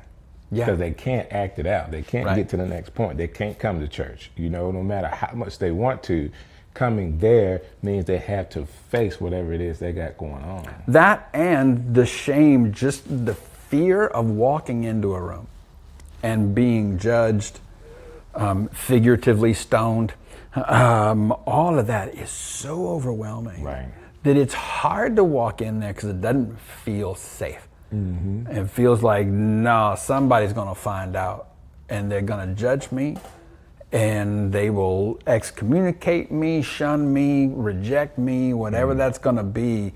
And so that's really hard to deal with. Also, I think there's a fair amount of conviction, you know, from the Holy Spirit that a lot of folk don't want to really feel.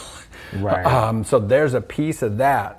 My experience is it's mostly shame that keeps people out. That are people that are battling addiction. It's mostly shame that keeps them out. Now, a lot of them too have a lot of religious trauma. They got a lot of church abuse and church hurt out there. A lot of addicts, myself included.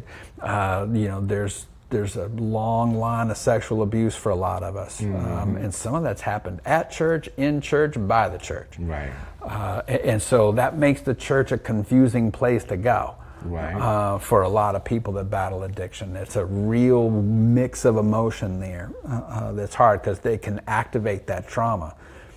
When somebody has any form of like PTSD response, when they have that, they're not remembering what happened, their body's experiencing it real time. Their body is experiencing. That is so true. Yeah, so I do a lot of trauma work, and I've worked with combat vets. You know what, a combat vet who was in like the Middle East and his convoy drove over an IED, you know what they will not do? They will not drive under an overpass. Will not do it, because that's when it happened. Wow. And so they plan their routes. They check it, make sure there's not an overpass. If there is one and it's got a ramp, they'll do that. But if they see an overpass coming they weren't counting on or didn't know about, or they're in the car with you and you driving and you didn't know, man, their bodies freak out.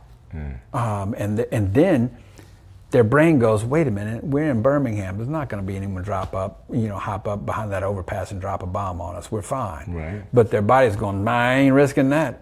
Like, wow. And so then the thought is, I'm going crazy. I can't say this to anybody. So they're trapped in this by themselves. It's brutal, man. That is so interesting. And I'm slowing up because I want people to catch up with us, because this is some good stuff. I do have a question for you, though, because I want to talk about you and your counseling. Yeah. Do you remember the first time you counseled somebody and they got free? Like it was one of those things that you felt like, okay, God put you in the timeline where you can actually see the freedom happen? You know, yeah. I don't know if I remember the very first, but I've been traveling and speaking on this for a long time, and I had a show on Sirius satellite radio for a while, and we talked about this a bunch, and people would call in, it was live, and so speaking in a lot of places, I think there's a couple that stand out to me because actually both females that were really trapped, in their addictive places, both suicidal, just on the end, just done, and in so much pain, and so freaked out and stressed. That I was able to, God put me in a position to be able to talk with them. And one of them came to the church we were pastoring at that time, because it was for addicts and trauma, like that was our thing. Right. and so she came there and was asking for help, and I was able to talk with her and do some really good work with her, not at a professional level, but at a pastoral level. And man, it's like she is just, she's doing great, man. That's awesome. You know, now she's married. She's got daughters and a successful career as a baker. She's doing great. That's awesome. And then you know, there was another one who was, you know, trapped in a world of just. There's a whole world out there a lot of people don't know about, man. There's a lot of them, but this one, she was trapped in one of those, and somebody told her about me, gave her my number, she called me, and I was able to direct her to some people that could help her, and I'm still in touch with her, and she's doing well. That's awesome. And a lot of guys, man, you know, Billy Graham has several kids, 5 kids. One is a daughter named Ruth. She was doing these large scale events, and so I was the speaker there, and it was about issues that the church don't want to talk about. Okay. And so there was a bunch of us, and so I handled the porn and sex stuff, right? And you know, so many times at those, there would be people that would come forward and talk with me, and I was able to help them. And I told you about the prison in Angola, Louisiana State Pen, man. There's a guy, there's probably my proudest and also most embarrassing moment in ministry. They allowed me to bring a band in anytime I wanted to come. And so I bring a band in. I just want them to play rhythm and blues, man. Just do a concert for these cats, like, you know. And so they would do that, but then we would flip it into a worship set. Then I'd get up and preach. And but one of our trips, the guards were not big fans of us, and that was okay. It was fairly mutual, but so I get it.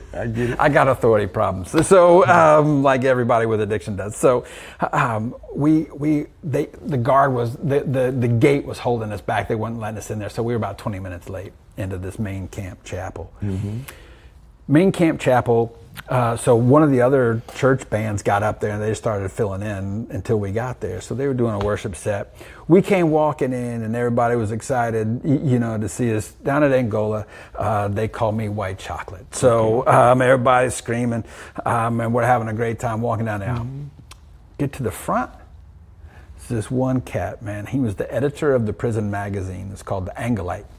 And I had done a lot of work with him, you know, on because porn is allowed in prison. It's black market currency. It's just how they buy things. So he had a real problem. We'd done a lot of work. We'd done groups, all the things, and dude, I'm telling you, I got down to the front row where he was, and I just put my hand on his shoulder, and he looked up. He bent down. And he wrapped his arms around my thighs, lifted me up in the air. It was a little frightening, you know, because here's a killer. But he lifted me up right as the band stopped, and he yelled, "I hadn't masturbated since the last time you were here." Oh my God. And I said, "Let me explain." Oh my God. Yeah, but I mean, those moments for me are just precious. Does man. it feel like when you have those moments that God allowed you to justify some decisions you made, like to do that work? Does it justify it to you? Help me out. What do you mean? When you just feel accomplished, like this is what God called me to do, and I got a chance to witness it all the way through. Now, I'm saying that because I did youth ministry for a very long time. When youth ministry, you're planting seeds. Right. You really don't see that till later. Now, I feel vindicated, but my kids are 30 plus years old with families. You know, it was 15 years before, you know, I saw some of the fruits of that labor. But, and I'm asking that question just for you to be able to say, man, God used me in such an awesome way. It's, you know, it's very confirming. And it's just, it's so nice to experience redemption at that level. Of that, like, look, I don't care where you've been and what you've done, God can and will use all of that. And you know, addiction is a terrible place to be. It is. I think this is people ask me all the time, like, what are y'all thinking when y'all are doing this? Like, what is wrong? What are y'all thinking? And I'm thinking, well, how the brain works. There's a middle part of the brain, and that's all you have making your decisions for you until your mid-20s. Okay. And so the midbrain makes all your decisions, and it does it based on one criteria. What's going to give me the most reward? Okay, so now think about raising your kids, and you'd be like, yeah, that's exactly what they did. Right. Because you're thinking, what are you thinking? Right. They're thinking, I made the decision, what's going to give me the most reward in the next 15, but it's in 15-second increments. Gotcha. So guess what? If I didn't get caught 14 seconds ago, I'm golden. I'm never going to get caught. Yeah. So that part of the brain makes all the decisions of everybody until your mid-20s. And then your frontal cortex comes online. Executive command and control functions, truth, morals, values, consequences, which is why I love it when people tell me, well, you just need to reason with kids. Good luck with that. Right. That is not going to get it done. They're not capable. And I'm sure all of our kids are brilliant and wonderful people, and they're stone idiots because it is not working. And so, but people of addiction, our frontal cortex goes offline, and we go back to this midbrain, and we're making all of our decisions based on 15-second increments. So no one saw me do this. No one can catch me. I'm never going to get caught. That's how we get here. So, because you think you're in the clear until the blue lights show up, right? And then you notice they've shut the water off, and then you're in trouble. It's a challenge, but that it's the way the brain's working. I mean, people of addiction, that's the thing, and so people that are around people of addiction. That's the important thing to get is, man, their brain's offline, man. They're not thinking. Don't ask what they're thinking. They're not. So it was a long time that I personally didn't like people that were addicted. Yeah. I had a dad that was an alcoholic. Man, yeah. And I did not like not seeing somebody not in control. All right, not in control. And it wasn't till recently, in the last 5 years, I had a friend of mine, his name is Big Prophet. Yeah. Big Prophet was friends with DMX, the rapper DMX. And I witnessed their friendship and what Prophet was doing for him. On the outside looking in, for most people, you would think DMX was just an addict. Yep. A huge addict, he missed it. But if you know more about his story, similar to you, he was exposed at 14 years old with marijuana laced with cocaine or whatever. Yep. Automatic, he was addicted. He spent the rest of his life being mad at the guy that gave it to him. Like, why would you give that to a 14-year-old that now struggled the rest of his life? Literally did not want to be an addict. He didn't want to be an addict for real. He didn't want that. He wanted to be and enjoy life. Just some of the conversations that Prophet shared with me and what he was trying to do with him, it just overcame him. Like he wasn't strong enough to get out of that addiction.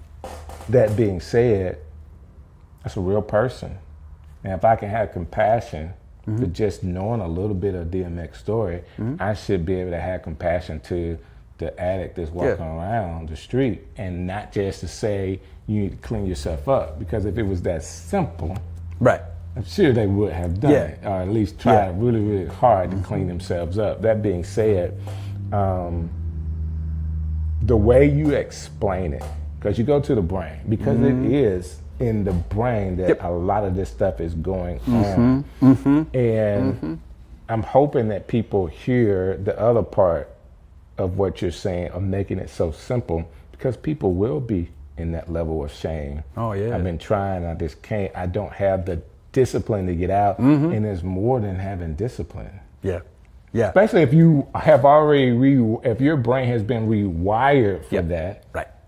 Even trying to stop on your own, depending on what addiction it is. Right. Is not, in some cases, may not be warranted for you to do it alone, right? No, your brain's working against you. Right. And so there's the big debates, right? Of is addiction just a moral failure? or is it a disease? And so those are the two big camps that everybody they war all the time. And I'm like, it's both. It's a disease of choice. Gotcha. Okay, it's the choice-making mechanism in my brain where this thing lives.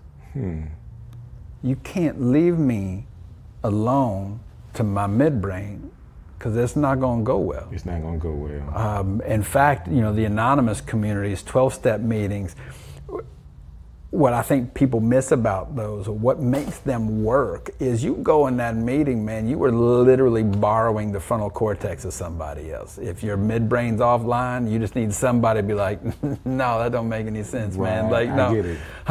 And so that community evolves and becomes this super supportive place of, hey, if you're in trouble, call me and borrow my frontal cortex. They don't know that's what they're doing, but that's what they're doing. So let me ask you this question then. Because you're explaining it from the brain standpoint, which is being extremely natural. Is there a spiritual aspect to it?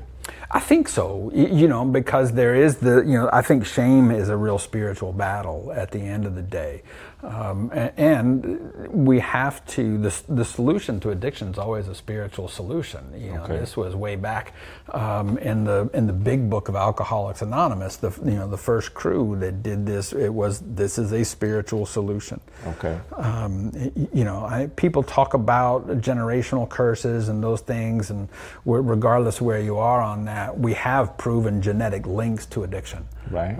Like if your dad was an alcoholic, so let me take your boys. There's a 78% chance that they can become alcoholics just because your dad's alcoholic. No, I was in a 6th grade health class, and they talked about how these things were hereditary, right? Hereditary, you got hereditary. And dude, I never drank. Yeah, it's like I did not want to be what I saw at all. Yeah. Now, as an adult, I do understand that addictive nature is still there, right? Just in other forms. Yeah.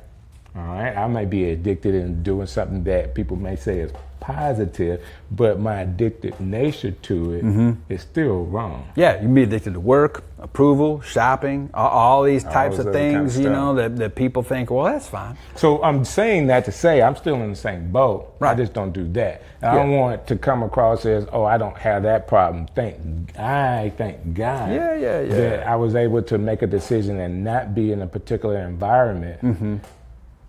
So let me give you this one. Go. I think what I was exposed to at a young age was there for an example for me of what not to do. Yeah. Like personal, I know he struggled, so I saw my dad, biological father, struggle. So I had made a decision at a young age that I wouldn't do that to have that particular struggle. Yeah. I had some life struggles, but I learned that lesson to him. Yeah. Because I feel like if I had that struggle, all right, then I would pass that on to the next generation. Right. I passed some things on to the next generation. Right, just not that. Just not that. Right. I was talking to my kids the other day. They have that much of patience. That much of patience. Like, dude, y'all gotta get better. But guess who's at fault? They learn it, man. They learn it. They learn it. Addiction is I firmly believe that if you get anybody, I don't care what the addiction is, what the struggle is, you let me sit down with them for a few minutes and let me find their pain, and I can explain to you whatever it is they do. And I know in my situation, my father's father was his pain. That's always he had daddy issues. Yeah, and back on the spiritual component, in 12-step communities, and I know a lot of churches and Christians get really nervous around this because a lot of the 12-step communities say higher power, and then they all get nervous.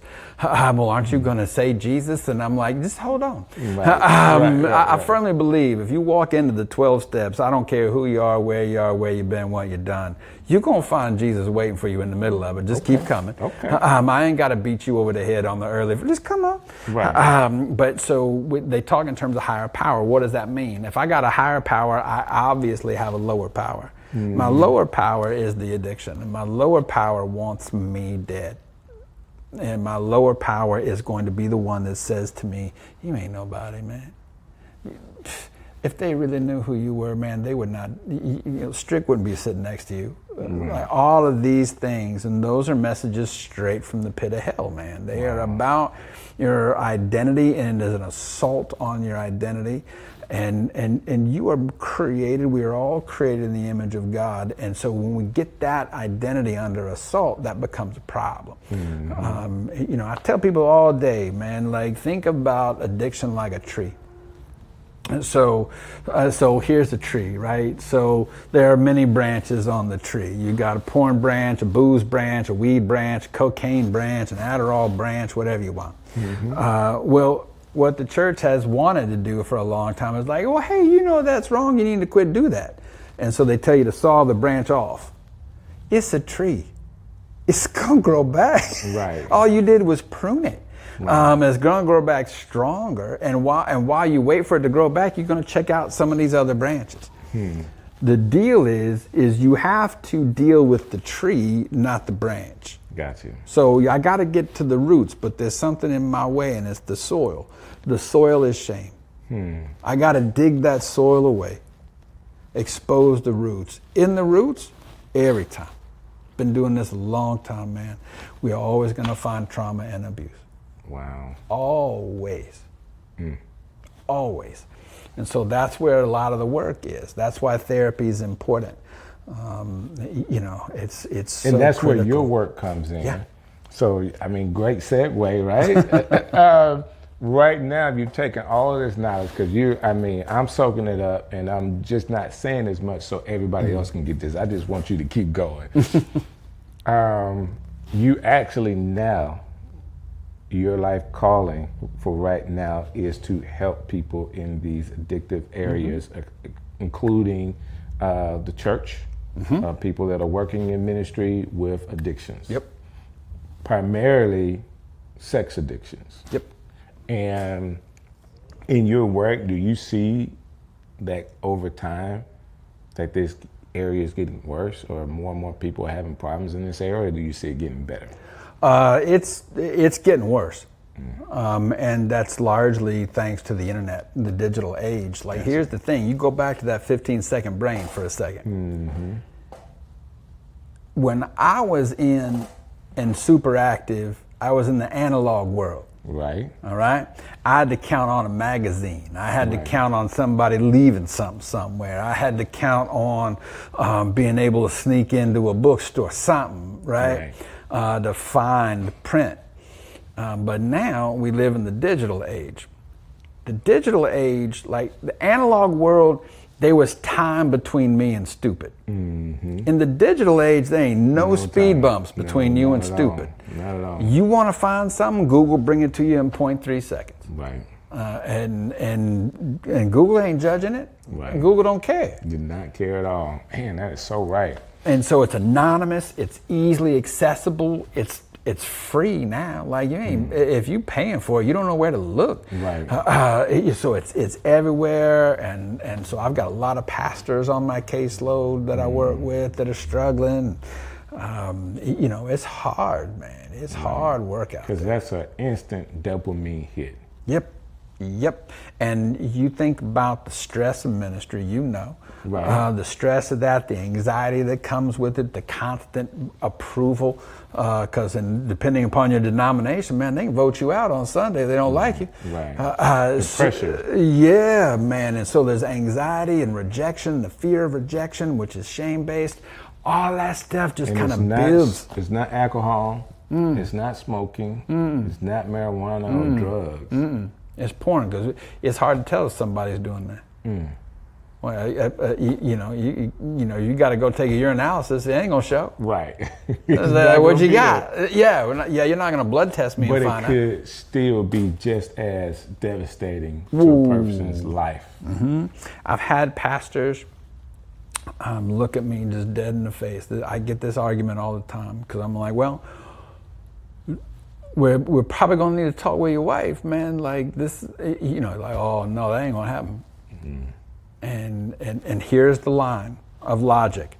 Listen, I know if she knows everybody knows. And if everybody knows, I don't lose my job, I lose my career. Wow.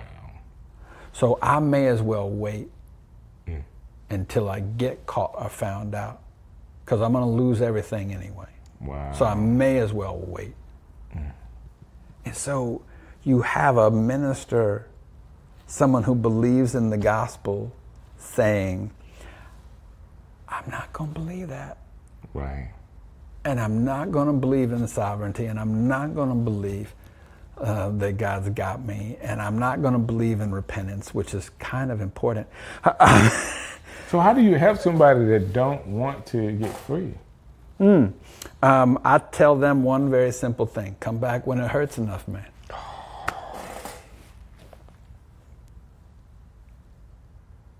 Because it's like any addict, until they hit rock bottom. Yeah, you can't. Like, it's just a thing. I've told so many guys, hey, listen, I can't believe this doesn't hurt enough. But it clearly doesn't. Wow. So you go ahead and go. You come back when it does. I ain't mad at you. I get it. All right, so I think we've tilled the ground a lot.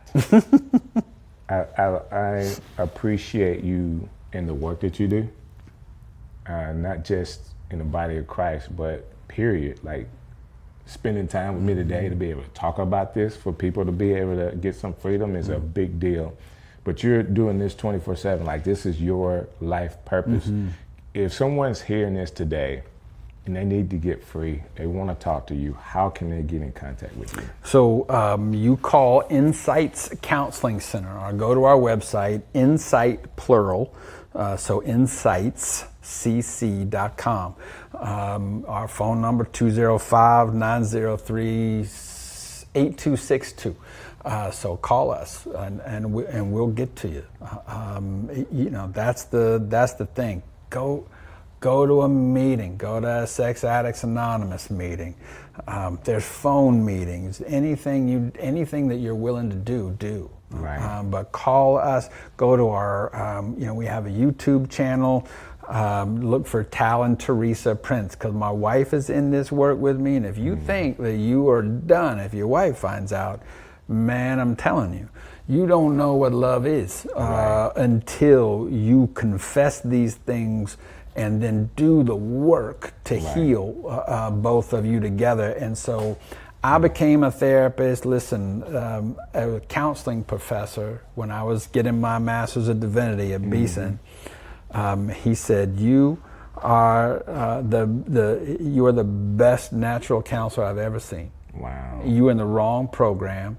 Get out of here, go get a master's in counseling. And I'm like, it's a little late. So I'm gonna finish this, but thanks. Wow. That guy, I relapsed years later. So I had a relapse, and he did my intervention. Wow. And he said, then, I want you to quit your job. I want you to go to treatment. I want you to then enroll in a master's of counseling. I've chased you for 13 years, man. 13, and he did, man. 13 years, this man never quit. And so he said, you are the best counselor I've ever seen. You're better at it than I am, and I've been doing it for 30 years. So this is what I want, and I believe in you so much that if you need it, I'll pay for it. Wow. And that man changed my world in that moment, and I went to treatment. My wife and so I came out and got my master's in counseling, so I got 2 master's degrees because I'm a glutton for punishment. And so started my counseling practice. A couple years after that, my precious wife got the bug, so she got her counseling degree. So she is there and working with betrayed partners. Because the pain of a betrayed partner is unique and destructive. And it is amazing what they go through. They meet all the diagnostic criteria for PTSD out of the gate, except having their life immediately threatened. But sometimes that's there too. through domestic violence or through STDs, anything like that. So she works betrayed partners and couples. I work with addicts, betrayed partners and couples. And we are both also sex therapists, because it's not enough to stop the unhealthy sex. You got to replace it with healthy, God-ordained, prescribed sex. Like that's the thing. A lot of us get married thinking this will fix it. Right. I won't have this problem anymore because I'll have all the sex I want. Ain't nobody tell you it don't work like that. It don't work like that. All right. So we've talked a lot today, and you really help people. People can contact you, but I do feel like I want to just take a moment and to allow you to say to somebody, if they're really in need, what they can do like right now as they're watching this. Man, if you're watching right now and you think this is you, I want you to know one thing, man. You're not gonna outgutter me, okay? You're not gonna get judged. You're gonna get helped. So reach out. There's a whole community of people that struggle with this. You're not alone. I can tell you this though. If you decide that you're going to try and beat this thing alone, you're going to end up beating it alone, and you know what I'm talking about. We've got you. We know the way, okay? God's not mad at you. He still loves you. He's already paid for this. It's all been paid for. You're not going to be punished. We've got you. You reach out, and we'll point you in the right directions, and we'll get you the help you want and that you need. Thank you so very much. And thank you guys for watching.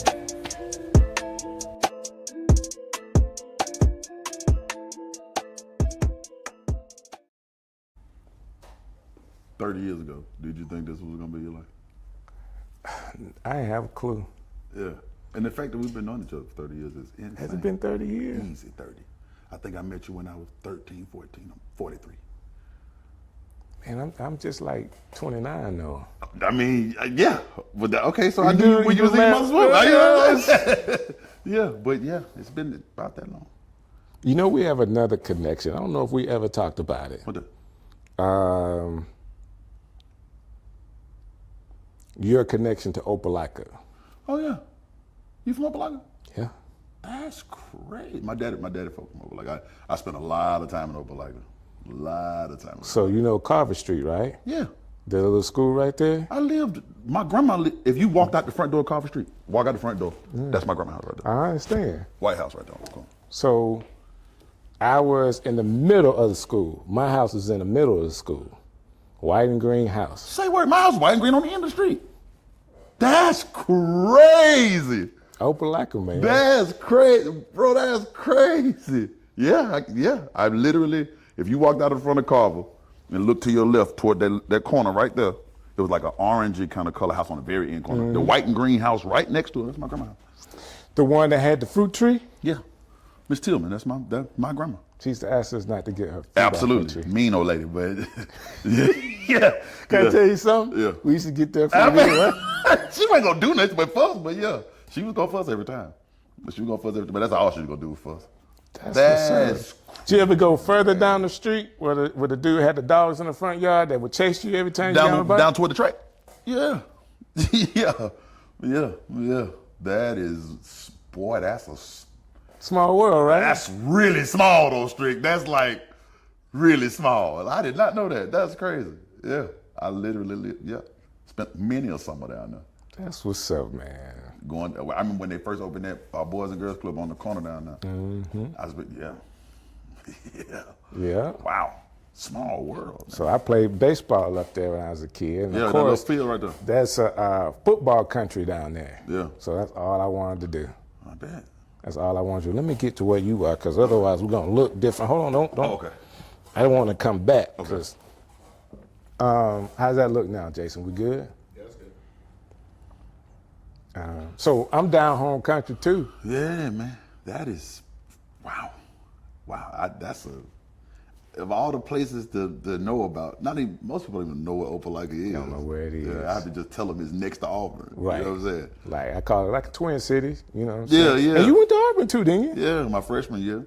And then they lost the program that I was in. And so I transferred up to UA, and then I transferred again with UAB. And my mama said, find something you like and stick with it. I liked college. So I just went to a bunch of them. Ain't nothing wrong with that. Yeah. Strick City coming live. So I was riding in the city, Birmingham. We was checking out this restaurant with my wife, and we were leaving out, and I just so happened to see somebody on a curb, like on the curb, just kind of just doing his thing.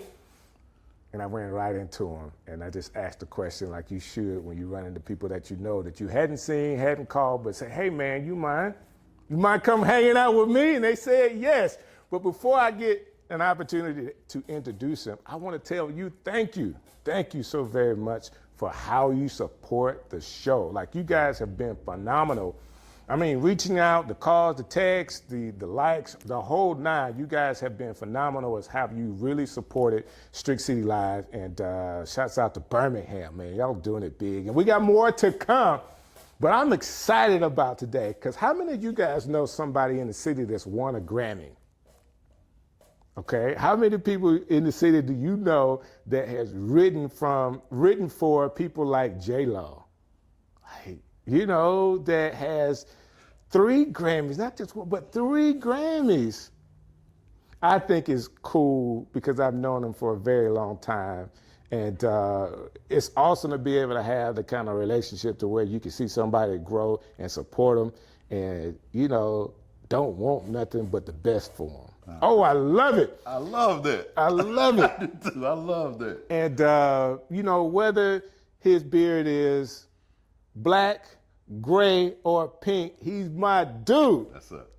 The one and only Pink Beard. How you feeling, bro? Good to I'm see great, you. man. Good to see you. Good to see you. Good to be here. Hey, man, you done grown up. Something like that. Grown out or something, you know. Getting old, but I'm enjoying it. Yeah. Man. You look younger. You growing down. No. I shaved my beard because it is gray. I be strict gray beard. I love that. You know, I'll be gray beard as the artist. Yeah. But no, man. I appreciate you saying that. We all, you know, we trying to do what we can do, right? You looking good, man. I mean that. You looking great. So I always thought, you know, I was doing radio, and you know, they say most times people do radio because they have the face for radio. I always thought I had the face for the Tizu. Hey, you looking good out here, man. Man, I appreciate it, man. It. So it's a pleasure to be able to do this, especially when it lends to an opportunity to speak to somebody like you. Yeah, thank you. Yes, I've known you for a very long time. I thought it was 15. You corrected me, said it may have been 13 years old. Man, were you really playing like piano in the church at that age? Yeah. I started playing for my first church at 10. And then by the time we met, I was just starting to rap. 10? Yeah, I was minister music at 10. By the time we met, I was 13, 14. I had just started rapping with Snipe and D, and we was a little rap group. Yeah, man. So man. I was like 13, 14. Matter of fact, I had to be 13 because I hadn't even made the high school yet. I wasn't even in high school yet, so yeah, I was like 13.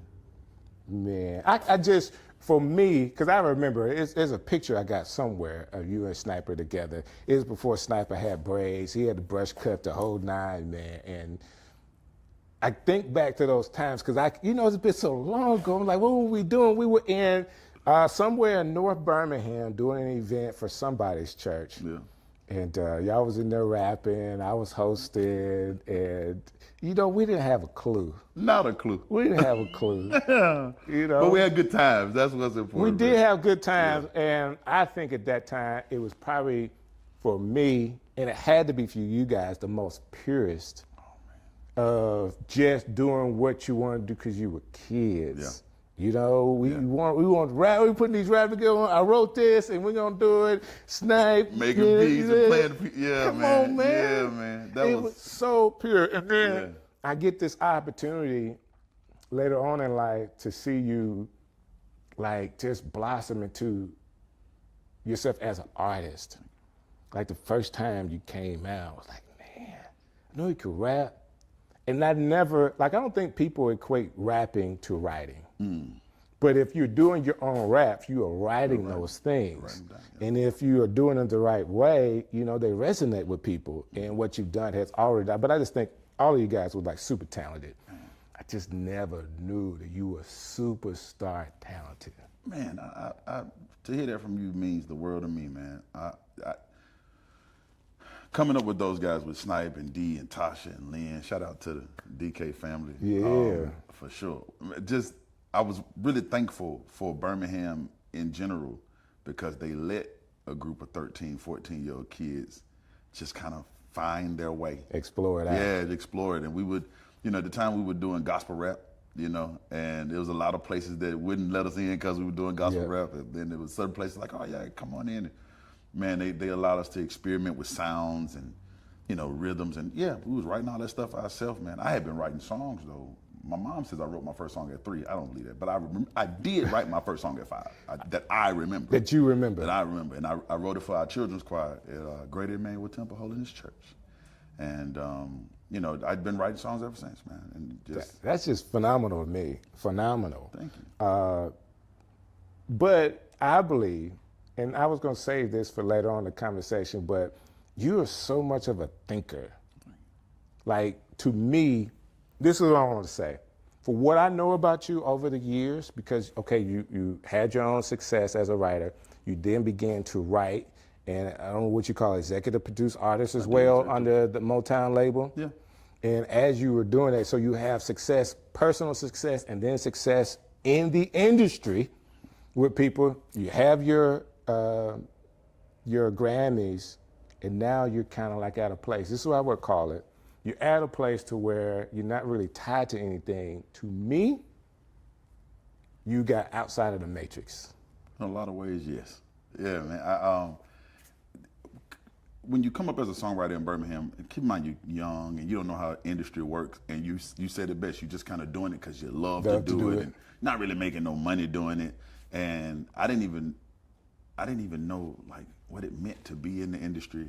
And so you have like a local success, right? Right. I remember the first time I dropped the album. I had my first album with my dreads. And I don't remember where I was. I think I was like on Green Springs or something. And I ran into a lady who had on a T-shirt with my face on it, and I was like, "What? This is crazy!" That was my first time ever seeing somebody with a T-shirt with my face on it. Because I don't remember her being at the show or nothing. I just like, "Wow, you got it!" And that little piece of like success, it's like, okay, that's something you can do. And then linked up with my man Mike Warren, we ended up writing a song that made it to Jennifer Lopez, and that kind of just, okay, I can be in the industry, right? Yep. And I got in the industry, and I say this from the bottom of my heart. A lot of people have a lot of bad things to say about the industry, right? But I fell into some really good hands. The people that I met out there were, of course, they're opportunistic. Never, you got to make some money some kind of way. But they never did me dirty. They saw contracts was right. Contracts was as good as they could be for what I had. You know what I'm saying? Right. And it's like, okay, I went in and did my work. Had some success with that as a writer. I tried to do some stuff even as an artist then, but my label situation didn't really agree with what I was trying to do artistically. Gotcha. And that's no disrespect to those people. Love them to dearly. It just at the time they just didn't quite understand what I was trying to do. And a lot of label work is about alignment. Right. Right. It's a timing thing. It's an alignment thing. It's a team thing. Team thing. What's your team like? So it just didn't align that way. But the opportunity taught me a lot about just the way it works and things that you need. And I had gotten to a point. I had some success in that. Again, I've been nominated for Grammy 6 times. I won 3. As a songwriter, I can say. I said it in my intro. Yeah. But dude, you got 3 Grammys, nominated 6 times. Being nominated is a title all on its own. Yeah. So for people that don't understand, like being nominated for a Grammy is a big thing. Like you can say Grammy nominated artist, whether you win a Grammy or not, like making it to that second phase, because my wife, she's trying to get there. Yeah. We understand just getting it to the second ballot is something all on its own. It's on its own, yeah. So to have that done 6 times and then walk away with 3 Grammys is a big deal. It's a big deal. I'm going to get back to that because I really want to ask you a question about how Birmingham supports you and all other kind of stuff with all of these things. That being said, I want you to finish the story, though. Okay. So, got to that point of success, and honestly, man, it had gotten to a point where the music industry shifted, right? It moved from more of a publishing thing, and I don't want to get into the thing about that, but it went more from publishing to masters. Okay. And as a songwriter, you don't really get masters money. Right. So I was like, okay, well, if the money's on that side, I'm on this side, I need to figure out how to get on that side. And so initially what I was going to do was I was just going to find an artist and executive produce them. Right. Right? Because I understand that. That's what you have done. Yeah, I've done that before. But the industry was shifting so fast that it was like labels didn't want to sign that kind of stuff anymore. Right. They really wanted people who would get out and do it themselves and yada yada. And I was like, I went to the Grammys for my last nomination. Well, not my last, but the nomination before this one. So I went to the Grammys to support the Halley's Angel. I got nominated for Best R&B Song for Halley's Angel. And so I went, but I went for the whole thing. Normally you just go for the TV portion, but I went for the whole thing. And so I sit there and I see Americana roots music, and I'm like, yeah, that feels right. Right? Like that's saying something to me. Okay. Yeah. Like that's what I like. And so I told my manager that night, I was like, I think I want to get back to making home music. I think I can do that. And he said, that's a lot harder than it looks. And I was like, not when you're from there, it's not. You know what I'm saying? Like this is second nature to me. Like this is really what I know. And so he's like, all right, well, if that's what you say you want to do. So I decided that I wanted to, get back to home, because home, like Birmingham as a place, is so special. Right. Right. It's so special. And if it just has a heartbeat and a feeling and a rhythm of its own. And if you don't come see it, I can't even explain it to you. Because we're not the biggest city. Right. But it's a great place. It's country enough, and it's hometown enough. But you got some opportunity. It's been great, man. So I'll say this, because you had an opportunity this year to work with PMJ. You guys did a concert together. Yeah. And I will say, with his success, we've seen where in the past you would have to leave, like you went to LA, leave to actually make a name, to be in the industry, to be taken serious. Like, we're not in any top market at all for anything here in Birmingham. But he's shown that you could be in Birmingham and still have a notoriety, national notoriety as a artist. Like he's shown that. And you are here. Like being pink and fly out from Birmingham to go anywhere you want to, right? Yeah. Well, not without TSA, but shout out to federal workers. They're making it hard, man. I got to go tomorrow, man. I'm hoping it's not too bad.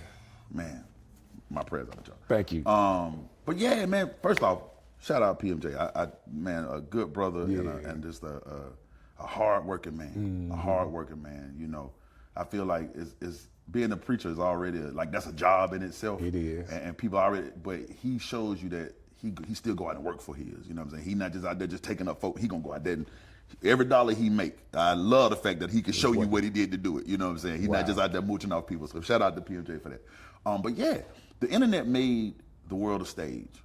Right. And I think when I first moved, this was like right when that transition was really happening. And I didn't really know how to use the internet like that. Like I'm still not a techie. I mean, I'm getting But you were definitely trying. Trying. Boy, you were trying. Like I have never seen somebody spend so much time talking to their audience and having a community like you did. Like through the pandemic, man, you were just doing it. I was just doing stuff. But that's when I really that was about 2020 when I had really kind of locked in, okay, the internet is my friend. Before that, I treated the internet more like just a place to go get information. Right, just like a place to go get information. Right. And Facebook was really helpful. Birmingham really helped me get comfortable, just like look at the camera. Gotcha. Right, say something to the people. You might not know this about me because I'm only comfortable on stage. I didn't know that. Oh, I'm really an awkward person. Like I tell people all the time, the hardest sentence for me to say is "Hello, my name is." Wow. I get so intimidated by new people. But once you know me, It's fucking over fun. Yeah. But like that first initial hello. Hate that. So stage is really comfortable for me because I never have to introduce myself. Someone else is going to introduce me. Boy, let me tell you something, man. You know how to work that stage. Man, I just feel like all the stuff when you were younger that you did, like being able to see you in major like performances on a piano, just singing your heart out, man. I remember the time you were here, you did Old Car Heaven. Yeah. And I got a chance to witness you do When Thugs Cry. Oh yeah. Man, I've known you for a while, so it's not that you take anything away from any artist, but I was like, wow, man, that guy got it. Man, thank you. That guy got it. And then I just say, you're one of those kind of people I mentioned earlier. I feel like you're outside of the matrix because so many of us, and I can make it an individual thing, when you're tied to other people, other organizations, you can only say so much. True. Sometimes you can't be so honest because you have to play, and it's my personality, to kind of play both sides, so to kind of be neutral. But you have the ability, you have the resources to be able to say what's in your heart. Yeah. And man, I just think that's the most liberating thing you could ever have. Right, wrong, and indifferent. Right, wrong, and different. My mama told me that. My mama taught me that. She said, if you got the mic, you might as well say what you think is important. And that shout out to my mama, but she's always told me that. If you got the mic, you might as well say what you think is important. And if they don't like that, then be prepared to leave. Right? Like you say what you need to say and pack your bags. But also learn that most people that are liked or that can be the most popular are somewhat polarizing. Yes. To the fact that you like them or you don't. Yeah. It just so happens that the people that like him support him. Yeah. So much to the fact that Birmingham is just now going country. Yes. Come on, man. How you gonna do a whole concert in the city and everybody's wearing hats and boots? They weren't wearing hats and boots in 24. They weren't doing that, man. But shout out to Birmingham for supporting me like that, man. It moved my first show when I did back in January. My first show I did in January, I was like, man, I don't know how this is gonna work out. I was really looking for a little venue to hold, like maybe but first I was just gonna do it for like 25 people. I was just gonna do a little thing out of my neighborhood. And then like the support just kept coming in, and before you knew it, man, we were at Regents Park, bro. I know, man. I know. Like, what is this, right? And people was wearing cowboy hats and boots, and I'm like, okay, Birmingham, like, okay. And this whole movement, let me say this, I'm trying to figure out the best way to say this. It's weird. You know how you say you from Opelika, right? Sometimes, like when I hear the word Opelika, it just, Opelika. It make you feel good. Yeah. Cause it's like, wait, how you know about that? Right? I didn't think nobody even knew about that little place, right? And so when you hear somebody else that nobody, you're like, oh, like you feel a certain connection. And I feel like this new kind of move back towards country music feels like that to me. Got you. Cause, bro, 80% of the black people in America live in the Southeast. Right. And most of us don't live in Atlanta or Birmingham or Nashville. We live in Rural Lochapoka and the Smith Well, what Station. you know about poker? Lochapoka. You got to be from down there to know that. You got to know about Lochapoka. But you from We Snow Hill, Tonka. Camden. We Tonka. Right? So most of us, you know about back roads and creeks, but for so long, you've been almost ashamed to sing that you knew that. Right. You had to tell people that you knew the projects or that you knew Right. the club. But most of us, that's not how we really live, man. Most of us just good old church folk that, get out and go fish with our daddies every now and then. Yeah, right? So it's something that's really inviting and like welcoming to when you hear that back. That's true. That's true. And Birmingham has a way, like since I've been here, I think I got here in 96, 95, 96. And, and it never, like, it's a magnet. Like I could have went to Atlanta, man. I just thought I would have been 10 times bigger artist or DJ if I went to Atlanta. I just couldn't. Welcome home, man. I couldn't. I'm just here. I'm a Birmingham boy now. Yeah. Like I remember when I thought Birmingham was a big city. Come from Come over on, like it is. Come from over like it is, man. But Birmingham it's got that thing, and it's like right at the button, right? Because it is people that's gonna come through from, Tuscaloosa and Vance, and because this is the city, right? This is the city. But right at the edge of it, man. Once you get to Hueytown and Dolomite, you back out there, right? Yeah. And so it's more good. Once you get out there, you realize we just the fancy cousins, right? Like, but it's been great. I say that to say, one of the things that kind of egged this on you remember when you first heard Nelly? And you was like, yo, that's a hit record, and I don't know why it's such a hit record, but something about that I like, right? And he was just embracing those like just literal country grammar. He was embracing that, right? And from St. Louis, right? He from St. Louis, middle of Missouri, right? And then when you heard Lil Nas X do that Old Town Road, it was like something about that really works. There's something about that. I can't quite put my hand on it. And then you heard Shabuza do it. You're like, there's something about that really makes me happy. I can't. But it's because it's so relatable. You from them places, you drove them roads, you know that feeling. You just hadn't heard it in so long. Like when you hear the word Opelika, you hadn't heard it in so long. You're like, man, I like that. You know, and so that was what called me back to it. So when I was growing up, man, this had to be middle school, so 6th, 7th, 8th grade. One of the biggest songs at that time was a country song.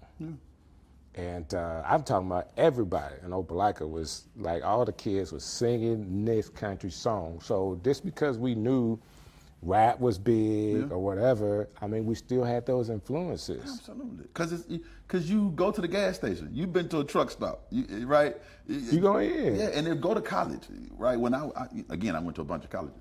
But at Auburn, you was destined to hear. At Alabama, you destined to hear, you know, and you go out on them lake trips and, right, like, that's the thing, though. We kind of got walled off from it in the city, but the moment you get on the road, you start taking them road trips, man, you pull into them gas stations, you go see your cousins, and, you know, you're like, okay, yeah, this is a thing. It's country. Yeah. That being said, this album, like the theme, like what you were thinking about when you were writing it, you know, did you write it all at one time? Tell me the details on this album that you've made. Okay. Well, it started off, I was writing some songs for somebody else, right? Like I won't say the artist, but I was trying to send this person some songs. And I used to smoke. I quit smoking about a little over 2 years ago now. No, almost 2 years ago. Okay. And, you know, I had been smoking for years, and my voice had got to sound like a truck. And so about 6 months later, I started writing these songs. So I'm cutting these little demos and sending them off. And every time somebody would call me back and be like, yo, who that singing? And I go, that's me. And they'll say, you should do this yourself. And I thought they were saying, we don't want it. We don't want it. But then I kept listening to it, and I played it for my girl. And she was like, oh, these are really good. Like, you really should do this yourself. And I was like, I got this great beard. You're like, you passed that. You're like, I'm heavy. I'm 80 pounds heavier than I am now. I'm like, I can't do this. And then I sent it to my man, my producer friend, Oak. He was like, nah, man, my wife said you should do this yourself. And she hates everything. Wow. And so I'm like, okay. Right? Wow. And so I had like 2-3 songs. And I was like, okay, I'm going to try to do this. But my plan was to not treat it like a songwriter. I wanted to treat myself like an artist. So I didn't just go to the studio and start writing. What I did was I just drove around, and whatever hit me, I just sung it into my phone. Okay. Right. Okay. So most of this stuff, like that song, Mine, Lord Willing, I literally wrote that song walking through the airport in Atlanta on my way back to California. Right. So she smoked that California, but she from Alabama, and she want to go shopping and get crab legs in Atlanta. That's just because I happened to be on my way from Birmingham in Atlanta on my way to California. So I'm just humming that in my phone, you know. And as I'm on the flight, I'm getting little pieces of Mine, Lord Willing. So, boom. So I didn't try to sit down and write it at one time. But once I started, like, it was coming right out. Yeah. I was waking up in the middle of the night. I wrote. I was laying in my bed. Once you hear this whole project, you're going to hear it like 1:15 midnight or 11:45. You're going to hear those numbers a lot on this project. Because I just be laying in the bed and it hit me. I wake up 45 past midnight. So it was just like I wanted to just let it breathe until. My wife writes like that too. The best way to do it. Yeah. Don't force it. Keep the phone the phone's always by the bed, but she'll just get up and sing it. Yeah, sing it. You know what I'm saying? That's the best. And go back to sleep. The inspiration, you don't. Or you might forget it. You're gonna forget it. You know what I'm saying? Yeah. And I've been writing songs for so long that like I don't really write songs. I never write them. But like I got this little rule about them. If I don't remember it, to me, it probably wasn't that good. Yeah. Because you won't remember it if I couldn't even remember it. That's right. So I try to I put a little piece in my phone and then I hum another part. And once I remember it, okay, I like that. All right, now let me do it in the phone. So it was one of them kind of processes, just like, but I probably wrote, it's a 14, 15 song album. I wrote it in about 2 weeks. Did you write any more than what made it? Did you like cut some songs out? One song that didn't make it. One song. But I'm gonna actually go, because this EP was supposed to be a part of the album, but I might just make it a body of work itself and then replace those 5. I'm kind of looking forward to that, as a matter of fact. I feel like it's some more things I want to say. Now you got some more experiences coming out as this, and you got some things you want to say. To be honest with you, when I saw the Pink Beard thing, and I heard some of the music coming out, first of all, man, you and Des, man, oh my God. Let me tell you something, man. That I love creative people. It's kind of like, you know, I always thought when I was a kid I was a jock. I played football, but I love creating, man. And more than just in one way. Yeah. And so to see what he was able to do, like what you guys were able to do together, because there's one thing about being able to perform it, sing it, and write it, but when somebody else can help you bring it to life, you can't do all of that. You can't do it all. You can't do it all, but what he has is another creative eye, and it just ain't a simple creative eye. This guy is another genius. So you guys working together, man, I just think that it added, but I first initially when I saw it, I was like, man, he's trying to get attention so he could write for people. Like I thought you was just trying to get into country music as a writer. And you know, cause that works too. Like if y'all don't think I can do it, let me release a couple of songs and show you how I can go up the charts. And my phone will be ringing. True. But as a songwriter, I have been extremely blessed. It ain't too many rooms in the world that I can't get in. And I say that in all humility, but it ain't too many rooms that'll kick me out. This was more or less, I did this Pink Beard thing because, you know, again, my beard was black and white. And I was like, you know, I'm gonna do this. I'm gonna hop out here and do this. And again, laying in my bed, some guys came, I was having a birthday party for a friend of mine back home, back in LA. And she had some pastors, twin brothers. They do fashion out in LA, but they moved to, they do fashion in LA, they're from New York. They had this color in their hair. I got you. And I was like, man, I really like the hair color. I used to, you know, I had dreads, I had all kinds of colors. I was like, man, if I still had hair, I'd do it to mine. And they was like, you do got hair, it's just on your face. And I was like, what? Yeah, that was it. That was it, right? And so I was like, I'm gonna do that. And they laughed about it. And I was, okay. Done. I'm doing it. Bleached it. And once this was kind of my kick out of the nest. Because once you do this, you got to do something. You can't turn around. Right? Now you just look foolish, right? So you got to have a reason for it because you know people gonna ask, and you got to have something to say when they ask, right? Like, why is your beard pink? Right? Because I'm pink beard. Blah, blah. I'm pink beard, and this is my best silly mistake ever. You know what I'm saying? But it's been great because this did kick me out of the nest. Now you got to go lose some weight. You got to make sure you don't go back to smoking. You got to make sure you're eating right. You got to make sure you take this serious. You got to make sure that your vocals are right. You got to put a band. You got to do some visuals. This has been my coach. Wow. Right. Like you got to do it because you look like this. They're gonna talk about it. Right. Got to give them something good to talk about. Otherwise, you're gonna be the butt of every joke. A couple of months ago, you were in, I think it was Tennessee, and you ran into a sheriff that has a pink beard too. That happened just a couple of weeks ago.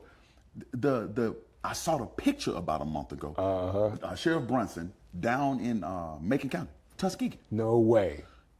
The picture popped up on my Facebook page because somebody tagged me in the picture, check this out, this guy got a pink beard. So I'm like, oh, I gotta be this dude for Halloween because what's the odds, right? Lo and behold, just a week and a half ago, I'm at Duluth Trading Company out in Hoover. He in the Duluth. No way. What are the odds? I'm like, what? He looked up at me, I was like, he knew who you were. He had heard who I was because one of his deputies down there had told him about me once he dyed his beard pink. But he dyed his beard pink just to support for breast cancer. I got you. Right. And so his deputy, he was like, man, I heard about you, blah, blah, blah. And I had just seen him. I had just bought the outfit to be him. No way. Yeah. That's crazy, man. Yeah, I loved it. So far, let's get back to the music. So far in the music that you've released, how has it gone? Now, I've seen over the months that you've been doing this, I've seen you release all kind of stories from country music support, from country music halfway support, you know, they like you, but, you know, don't really show your picture, all that kind of stuff. How has it really been for you as an artist doing country now? It's been the best time of my adult life. Nashville is a city that's built on country music. Right. And you know, no different than you can't just come to Alabama talking football. Right. You gotta know football. Right. You know, and the same thing is true about country music in Nashville. If you gotta show me that you mean it. Gotcha. Right. And so Nashville has been actually really kind in a lot of ways, but cautious. Like you have to pay your dues. Gotta pay your dues, and they gotta know that you mean it. Gotcha. They gotta know that it's authentic. Right. I remember the first time I went to some meetings in Nashville, even before I, took off, like before I started moving myself, I went around to some labels and just like playing them stuff. And every meeting, somebody's gonna look up and say, "This is so authentic," right? Because I think they thought it was gonna be like a gimmick thing. Right. You're gonna try to mix some pop into it. it. Yeah. No. This is country music, man, and it's authentically Birmingham though. Like right. Like it sounds like where I'm from. It feel like where I'm from, and again, shout out Nashville. They've been very open minded, but still cautious because they you don't want to accept somebody into the fold if it's just a fad, and I get that. Right. Hip hop don't always live by that rule, but the country music, they're very much, hey, we got a thing, Right, it's a real community there. Yeah, it's a real community, and shout out to them for that. For, good, bad, and different. That's what it is. So, well, other than that, though, in reality, man, this transition has been spectacular, bro. Man, I'm excited for you because I'm really expecting more out of you. Like I'm ready for what's the next thing, I'm gonna send you a little link when we leave out of here so you can hear the project. It's incredible, and I'm not just saying this. It's incredible. It's really good. Like, I'm really proud of this. Man, I love all that you've released so far. I love your willingness to really get out there and, number one, galvanize your community first. Because it's nothing like, it's what you would tell an artist to do. Hey, let's do the groundwork. Let's see if this works. Let's go home. Let's take it to your home. Yeah. And see if the people around you would kind of get around this. And how has Birmingham really supported you? Birmingham has been, people say all kinds of silly stuff about Birmingham. Man, Birmingham don't support their own, blah, blah, blah. I've never had that problem in this city. And even now it's even crazier. Like, it's been so crazy. It's been so crazy to like, go outside and kids as young as 4 and elders as old as in their 80s and 90s. Right. Man, just like, man, I love what you're doing. I support what you're doing. And they're not just saying that, they buying tickets. Right. You know what I'm saying? Like they're buying tickets, they're hitting that share button, they're hitting that like button for me. And that goes a long way. Because being an artist, you're a salesman in a lot of ways, but you never want people to feel like you're a salesman. Right. And so the only way to not feel like a salesman is for word of mouth to kick in. People talk about it. Yes, right. Because otherwise, I got to come tell you about it. And don't nobody want to hear, hey man, listen to my CD. So man, check out stream my music. Right. So, but when somebody else does that for you, it goes a long way, man. And so the community. That's why I came home. Really, I was like, if this is gonna work at all, it's got to work there. It's got to start at home. So you did a concert first with PMJ, Yeah. two of you guys. Well, your own concert, then a concert with PMJ. And this is all stuff that you galvanized the community here in Birmingham. Yeah. And the last event you had was with Chrisette Michelle and Twister? Twister. Yeah, man. Yeah. What? Like what? Yeah. Twister actually reached out to me like when I was first starting to drop videos. He hit me up and he was like, bro, I really like what you're doing. And you'd be surprised at like how my DMs worked. People would hit me up, crazy people, just like Timberland hit me up, Snoop hit me up, Scarface hit me up, and I'm such a big Scarface fan. Aren't we all, man? Bro, what? Ghetto Boys. Busta Rhymes, like you couldn't even imagine what my DMs looked like. And these are people you met before or hadn't met never before? met them in my life. Because I was in the pop side of the world. Right. So I really didn't, I wasn't rocking with a lot of rappers. Nothing against rappers, we just didn't work together a lot. But they were so kind, man. Hey, man, I love what you're doing, bro. Project Pat. Okay. What? Like what? Anyway, so, but people just hit me. I love what you're doing. Blah, blah, keep putting on. And so when I got ready to do this show, I was like, I got to do something for home to make people, want to come out. It's classic weekend. You got to give them a name or something. And so Chrisette and Twister was like, yeah, man, love to do it. And what? Like, y'all are opening for me? Like, right. It's an honor even for me to, if I was opening for you, I'd be honored. Right. But for them to say, yeah, I come over for you. Insane. That's crazy. Insane, man. bro. Yeah. And what a night, too, man. We had such a good time that night. And Birmingham showing love. Is there anything like you would say, hey, Birmingham, could you do this for me? Is there anything in your mind like you wish like Birmingham would do that we can kind of surround you even more? All I can ask, man, is just keep being yourself. I like Birmingham because Birmingham is brutally honest. If they don't like it, they're gonna let you know they don't like it. Let you know. Right? And if you do like it, be just as brutally honest about liking it. Got you. Right? That's all I really can ask, man. Birmingham is a great test market, and I don't want to call it test market, but like a great place to start something. Right. Right? Because we're gonna tell you that ain't it, Chief. That ain't it. Or, hey, I like that. Like and that. that's what happened to PMJ. Right? Yeah. Birmingham got behind it. They loved it. Yeah. They came and galvanized around it, and now. Oh my God. Right? Like another stratosphere. A different world. I get a chance to talk to them every now and then. I can't do nothing but say, man, I'm so proud. Like, I can't do nothing but say that's what I say too. I'm sitting in a seat a special seat because yes, I was a DJ. And being a DJ, of course, people always think national artists, but my heart was always for the local artists. Yes, sir. And then for those local artists to just do some things and just explode with it.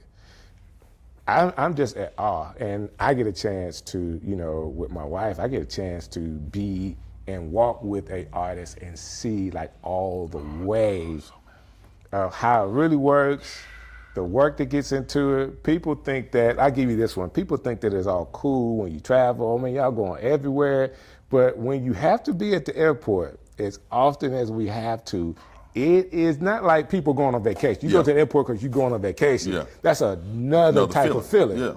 But when you go into the airport because you got to go to Philadelphia and then you got to go here, you got to go there, it's just different. Not that it's bad, because she is living her dream, and I get to live in that dream with her, man. It's just the coolest thing, man. Beautiful. It's just the coolest thing. And imagine when you don't even get to go to the airport, where you have to just go get a 15-passenger van, pull that seat out the back, link you a trailer to it, and just go. Put a bunch of grown men in there. And just go. And go, man. But it's a blast because you're hanging out with guys you love and you're playing music that you really love. And this, sometimes you make some good money. Sometimes you do. Right. Sometimes the trip was the money. Right. But hey, you get a chance to go meet some new people and make some new smiles. And that's another reason why I'd be glad to be in Birmingham, because I don't have to pay for hotels and I don't have to pay for hotel. Dinner tonight, I can go to Michael's, what I'm saying? Right. But yeah. And you mentioned it, man. We got to talk about that too. Like if people are in Birmingham, we always got a place to go to eat. Hey, always. Come see me. I'll feed you, if nothing else. My grandma always said, a good man at least feed you. So I always be at least that good. I can feed you. So Michael's. Yeah. Tell them where it's at if they don't know. I'm at 1525 First Avenue South. I'm right across the street from Railroad Park, right next to Regents Park. I'm in the Negro Baseball Museum, right there, Southern League. Good eating, good atmosphere, good love family. it. You know what I like best when I go over there? What's that? I get a chance to see your mom. She's a dog. Yeah. She's a dog. Make sure y'all go meet her. That's the lady that taught me to learn to love something that ain't me. So, we really do try to feed the community. That's probably the best part about being a restaurant owner, is that not that we make a ton of money over there, but it's the politicking. It's the meeting these families. Right. I hosted many a wedding reception and many a graduation and right there. Yeah, and to see, like, I've watched kids grow up. I've watched, as a matter of fact, the guy who owns this place met his wife at my bar, right? And I hold those kinds of things near to me. You get to kind of cement yourself in the community that way. So yeah. All right, two things. Yeah. I go with the quick one first, and then the last one is going to be a little bit more, and we'll end with that. Okay. By any chance, are you still doing crypto? A little bit. I keep a couple dollars over there. The market's crazy. I took a lot of it out just because it's like I needed to make some smarter investments. Too volatile, and I can't watch it all the time. Yeah. I remember when you said, "Hey, everybody, y'all ready to go get such and such." It worked though, didn't it? It did work because I got some. It worked, didn't it? I told you about that. But then, I made a couple dollars and then I, moved on out of that, started to do some other stuff. Gotcha. Yeah. So I'm sharing all this because I follow you enough to have sat today and watch you pontificate on our reality or our thought pattern, how we've been reared as men. Yeah, I thought about that's a working theory that I have, or hypothesis. I've been working on this for years. And when I say this, and this is a kind of a thought, I don't mean, when I say this, just know I'm saying exactly what I'm saying, not what I'm not saying. Okay. I believe that we raise our men, not for any, not vindictively or on purpose, but we raise our men in a sociopathic manner. And what I mean by that is we raise our young boys to not feel, but to obey. Right. And to obey without feeling is not good. It's just obedient. Okay. Right? Because good means I can respond to my surroundings. Obedience doesn't care about the surroundings. I'm just here to do a job. Right? And we raise our young men that way. We raise them to be obedient and not good. And you can see that in a lot of ways, and I ain't gonna get too crazy about this, but if you ever ask a young man, hey man, if you ever heard like the love languages, what's your love language? Right? Brother gonna say, physical touch. Right. That's not your love language, bro. That's not your love language. You just don't know how to be loved. You don't know how to be loved. You just know how to get something done. Right. Right? You just know how to get something done.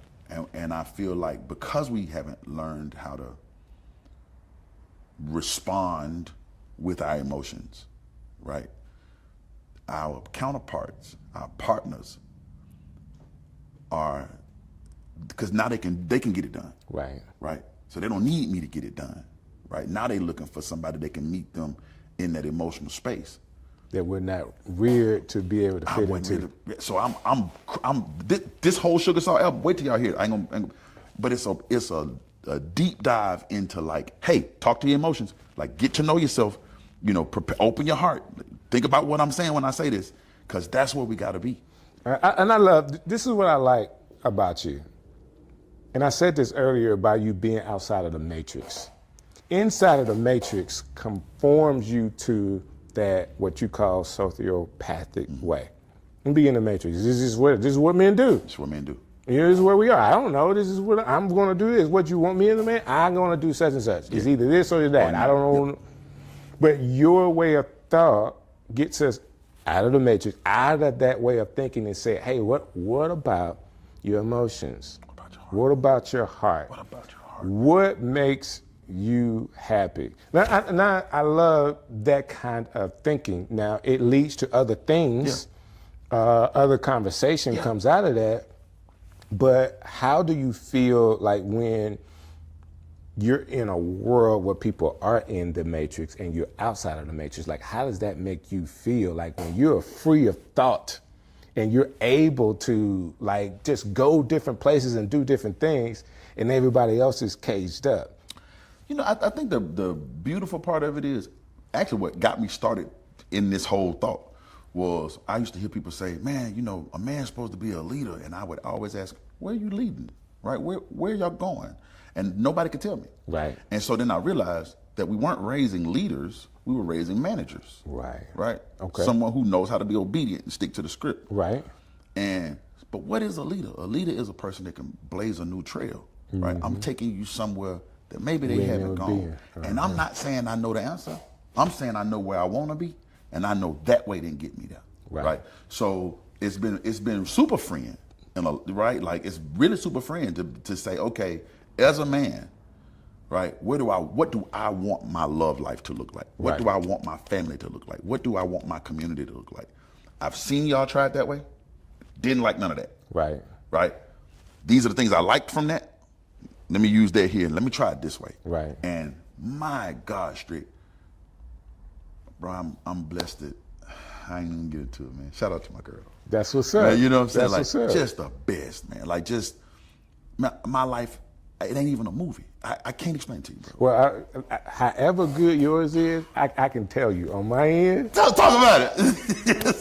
Yes, sir. I feel you, brother. Yes, sir, man. Yeah, that's what it's about. But it's about blazing that trail. Now, let me say this, because I just really want to home in on this thought, because a lot of people won't get it, refuse to understand it, and sometimes may not get you.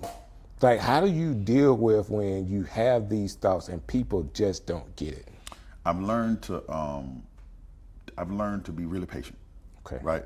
And if you notice, like, people will say something to me online, and I calm myself down, and I want to talk as nicely as I can, because I want to make sure that maybe, because I know I might have said something wild, so maybe I didn't take enough time to explain what I was trying to say. Let me calm down and make sure that I get it across to you. Right. Right. And then you can gauge to see if they're just trying to bait you into a fight, or if they really just missed what you said. Right. Right. And so, because ultimately my goal is to be helpful, not to stir up the nest. Gotcha. Right. I'm not here to pander to anybody or to make anybody mad. I don't do this for clicks or engagement. That's just what I was thinking at the time. Right. If that goes viral, great. But if it don't, I'm gonna make another post in 10 minutes anyway, right? Something else gonna come Something else out. gonna come to my mind, right? But so I'm really thankful that so I just learned to just, don't take it personal. These just internet people. But if it can help anybody, I did a good job today. Dude, I'm so proud of you. Thank you, man. Thank you. Like, to be able to, this is not something everybody's gonna get a chance to do. You're a very open person. Somebody walked up to you, you're gonna show them some love. Absolutely. But rarely would you just sit down and spend, I don't know, an hour or so with somebody with these cameras and lights on. But for you to do that to me, man, makes me feel good, man. It's good to talk to my friend, man. It's good to see you. It's been some years. It's been some years. But I absolutely love it. This is not the only time you did it. Now, when I was online, like through the pandemic, you came through. Yeah. And at that time, you had a brush cut, totally different look, no beard. Look. Yeah. So I appreciate you, breaking away, and I get to see pink beard. Man, it's good to see you, Strick. Man, I can't believe, we still doing this. Why not? Why stop? I love it. It's now, none of us thought that when we got up of age, that we'll still be kind of like, I just never thought, and I still don't have a thought like, will I do this for 10 years? Probably be doing this for 10 years. I don't know what else to do. Yeah, it's life, man. And I wake up every morning and I say, man, I'm grateful, I'm thankful. It could have been another way. Come on, man. This could have been another way, Strick, man. Oh, I get it. But it's this way. You know what I'm saying? I'm thankful that it's this way, and I'm thankful that I got this opportunity, and I'm thankful that I got this friend, And so that gratitude, man, I'm a hush, but I'm thankful, bro. Thank you for having me, man. Man, no problem. It's been, listen, I hope you feel the love where you are, and do one more thing for me. If you really felt this conversation and you think Pink Beard is the most interesting person you ever met, like I do, share this so your friends can see it as well. This has been another Strick City Live. I'll see you next time.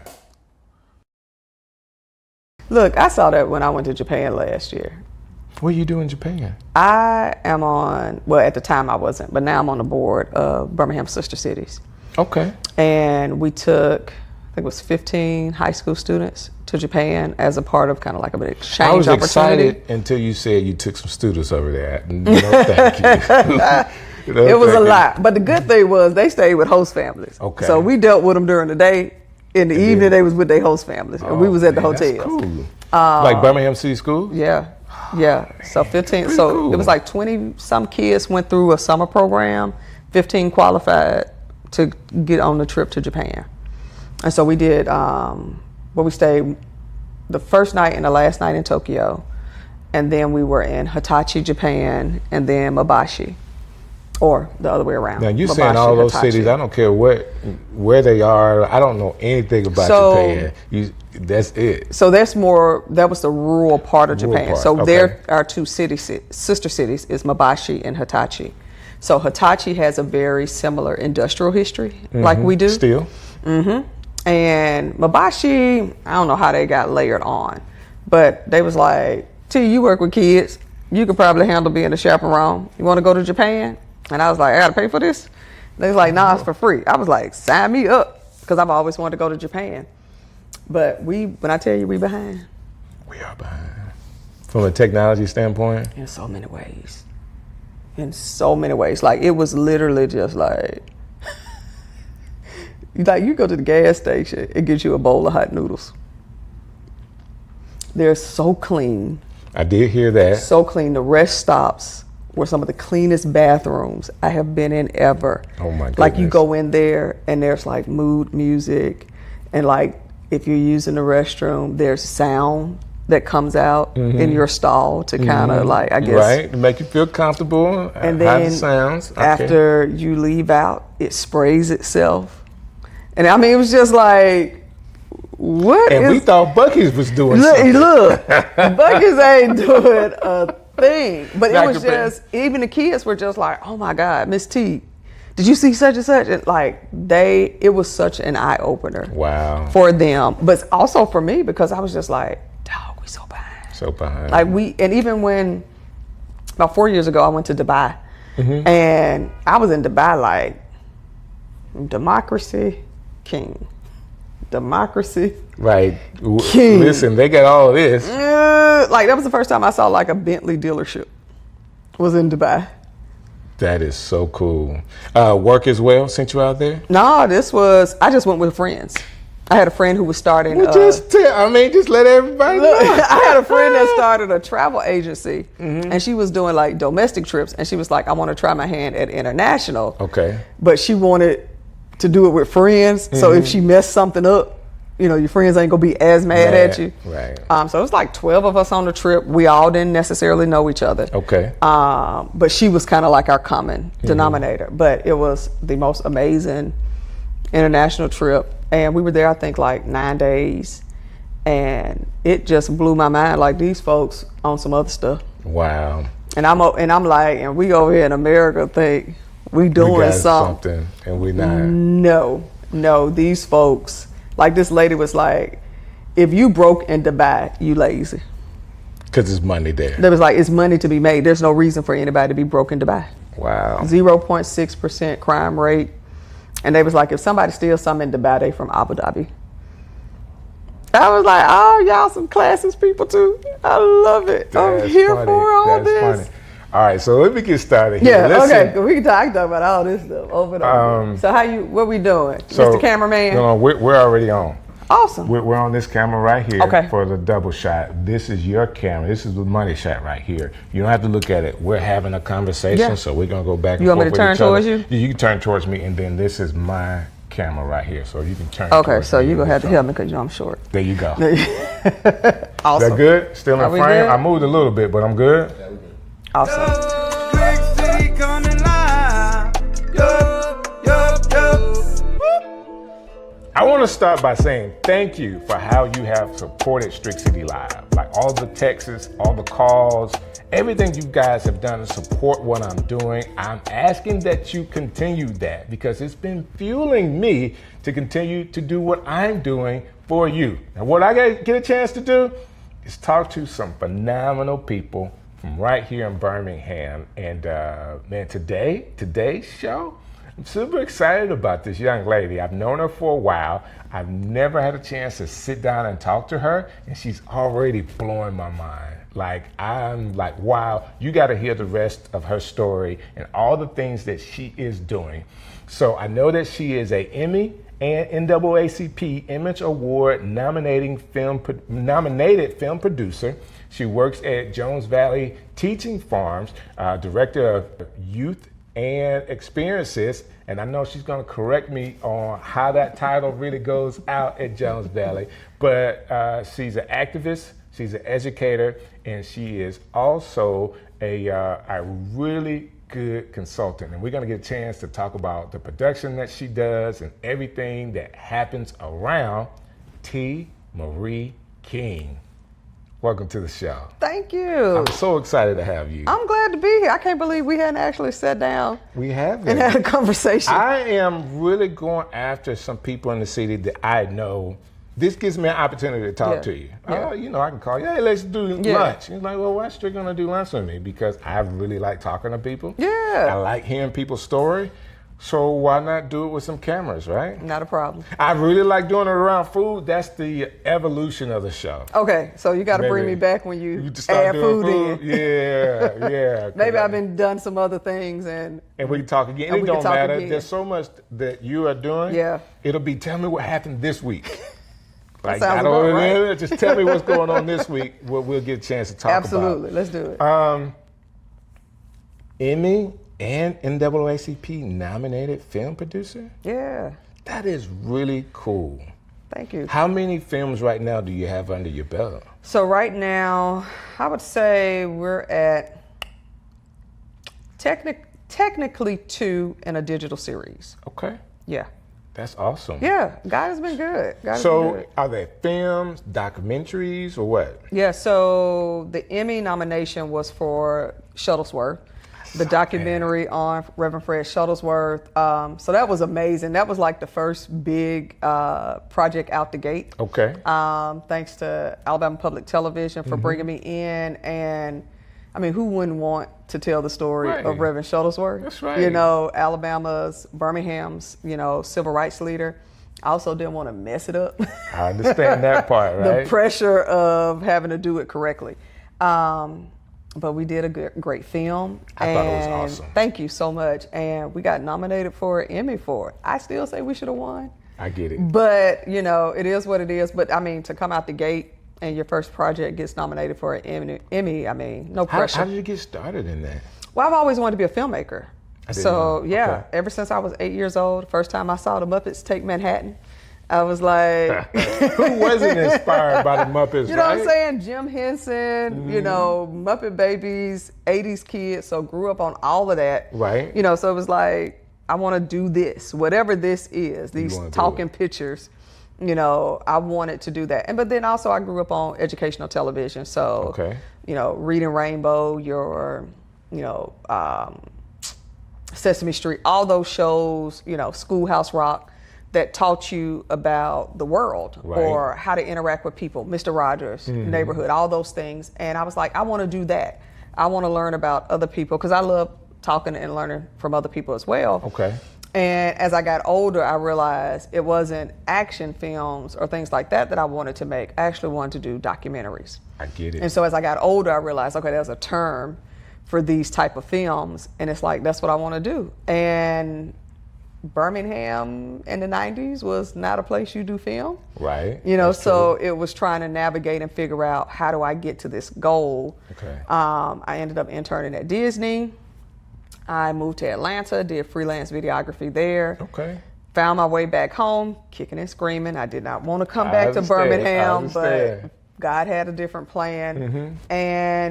But I fell into community work, is what I said. I got you. And it's been a blessing, but it's not what I would have chosen to do. I got you. But it's through that community work that I think grounded me in a way that I could tell Shuttlesworth's story.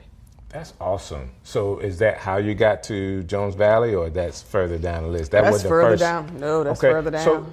So when you say videography, are you behind the camera now, or are you doing more of the directing and writing part? So in Atlanta, I was more so behind the camera because for a moment I was thinking cinematographer. Right. And then I was like, but I want to be in control of the story. Right. So I was like, what is that? And I grew up on A Different World and Debbie Allen, and it was like, okay, that's what I want to do. I want to produce my own stuff.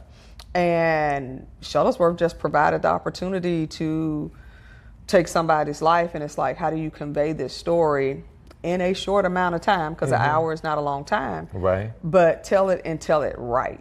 You know what I'm saying? Because you can't tell somebody's story. And the last thing I want anybody doing in Birmingham is stopping me and saying, I was back then and that ain't how it happened. And da-da-da. So I didn't want that. So we were very strategic about who we interviewed, who we brought in. We met with the family, talked with them, got their blessing, but then they also said, well, you need to talk to so-and-so. And so-and-so was there. So being able to get people who had firsthand accounts.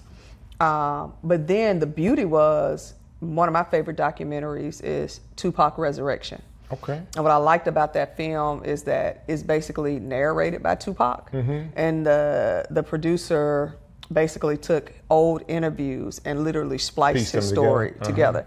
And I was like, Shuttlesworth should be a part of telling his own story. Okay. And we were able to leverage BCRI's, the Birmingham Civil Rights Institute's oral history of Shuttlesworth telling his own story. And I said, because people need to see who he was. Right. You know, so we had that, and then we had to layer on the other pieces. And I think that's genius, by Yeah. the way. Great idea. You couldn't, you know, have a better character, real Right. life character. Everybody Absolutely. in Birmingham, if you don't know, you should know who he Absolutely. is. That's a great story, but I really want to dive into what were you doing at the time for someone to say, hey, I want you to do this project? Like, were you putting yourself out there as a producer? Not at all. Not at all. Because I was kind of in this place of, is this in the cards for me? You know, because it had been so long. Now I'm doing this community work, and I'm literally in the thick of it. You know, I'm having conversations in the community. I'm working at a nonprofit, all of this stuff. But I was also volunteering at Sidewalk Film Festival. Okay. And so I was meeting a lot of people in the film world. Gotcha. I have a crazy amount of knowledge about film. Okay. And I'm leading these events at Sidewalk that's Okay. film related. So people I think they assumed That I you was making things Okay. when in actuality I wasn't, you know. So a friend of mine was like, yo, my husband is finna work on this project. You know, you're the person I know in Birmingham that has all this civil rights history knowledge. Are you still interested in making films? And I was like, yeah, but I just haven't found a project that spoke to me. And I was like, what's the subject? And she was like, Shuttlesworth. And I was like, oh, I'm in. Yeah, sign me up. I was like, I'm in there. Because that hit the activist part of who you are. It brought it all together. That is really cool. I Yeah. want to go back to something because we're finna draw a line in the sand between the two of us right now. Okay. When you were a videographer, what were you using camera-wise? Oh, at the time, You know, this is important. I'm just going to tell you, I think I I'm a was Sony using guy. I was using a Canon at the time. So sorry to hear that. I was using, and this was early 2000s. So I was using a Canon, was at the the time. way to go. Early That was what 2000s, everybody Canon was using. was the way to go. That's I what get it. everybody I was get it. using. I get it. Sony had to fight their way, They their way did. into people using it. For They video. did, but in Atlanta, like if you weren't using a Canon, Yeah, what were you like folks doing? didn't want you on Right, their right, projects. that's true. So it was like, all right, then that's what we're doing. That's true. That's true. I am newly onto the Sony bandwagon, but I get it. Yeah, And yeah. right now they're fighting for everything. Absolutely. Because everybody's at their necks. Look, that part. So that's what we used at the time. That's cool. Okay, I won't be so mad because it was so long ago. Yeah, it was a minute ago. We It can was a still minute be ago. friends. Thank you. Good, Thank you. good, Keep me good, around. good. Let's go to this because people that may not know you as well, Mm-hmm. I want to be sure they get a good idea of who you are and what you're doing. Okay. And you know you're an activist. Yep. You're an educator, and you are a filmmaker. What part of the activist that you're doing right now? Because I'm looking at you, I don't see an activist. You know what I'm saying? You seem real cool, demeanor, and all of that. Yeah. But in what role are you doing activist type work right now? I think it depends on where we are in society. Okay. I think there's times where you need to be out and you need to be boisterous, you know, but then there's times that somebody got to be in the background pushing other sides of the table. That's right. But I think how different, I have organizer and activist friends who they're out, they're protesting, they're in people's faces. And I've been accused of, oh, she the soft activist, you know, Okay. but it's like, but I'm the activist that's getting invited in the rooms. Got you.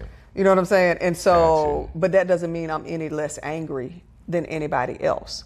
Okay. You know what I'm saying? Because I'm also doing community work at the same time. Like my job has been that. Right. So yeah, I may not be out with you marching the streets, but I have also done that as well. Okay. And led the marches. But sometimes it's like, no, I need to go have a conversation with this senator and let them understand why this needs to be looked at or why this should be on their radar. Okay. But if so-and-so ABC organizer activist is tagging them in posts and talking about them, they're not going to readily go sit down and have a conversation with that person. But I can say, hey, I need to talk to you about something because of da-da-da. Oh, well, T. Marie, she's nice.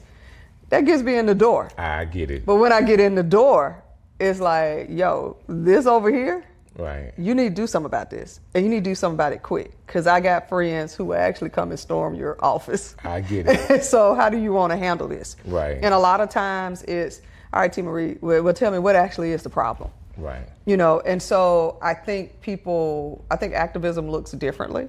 And I think people have to utilize, you know, their strengths. But I've also advocated for organizers and activists that I know that are more vocal and have told people in positions of power, you need to look at what they're doing at such and such. So-and-so need money.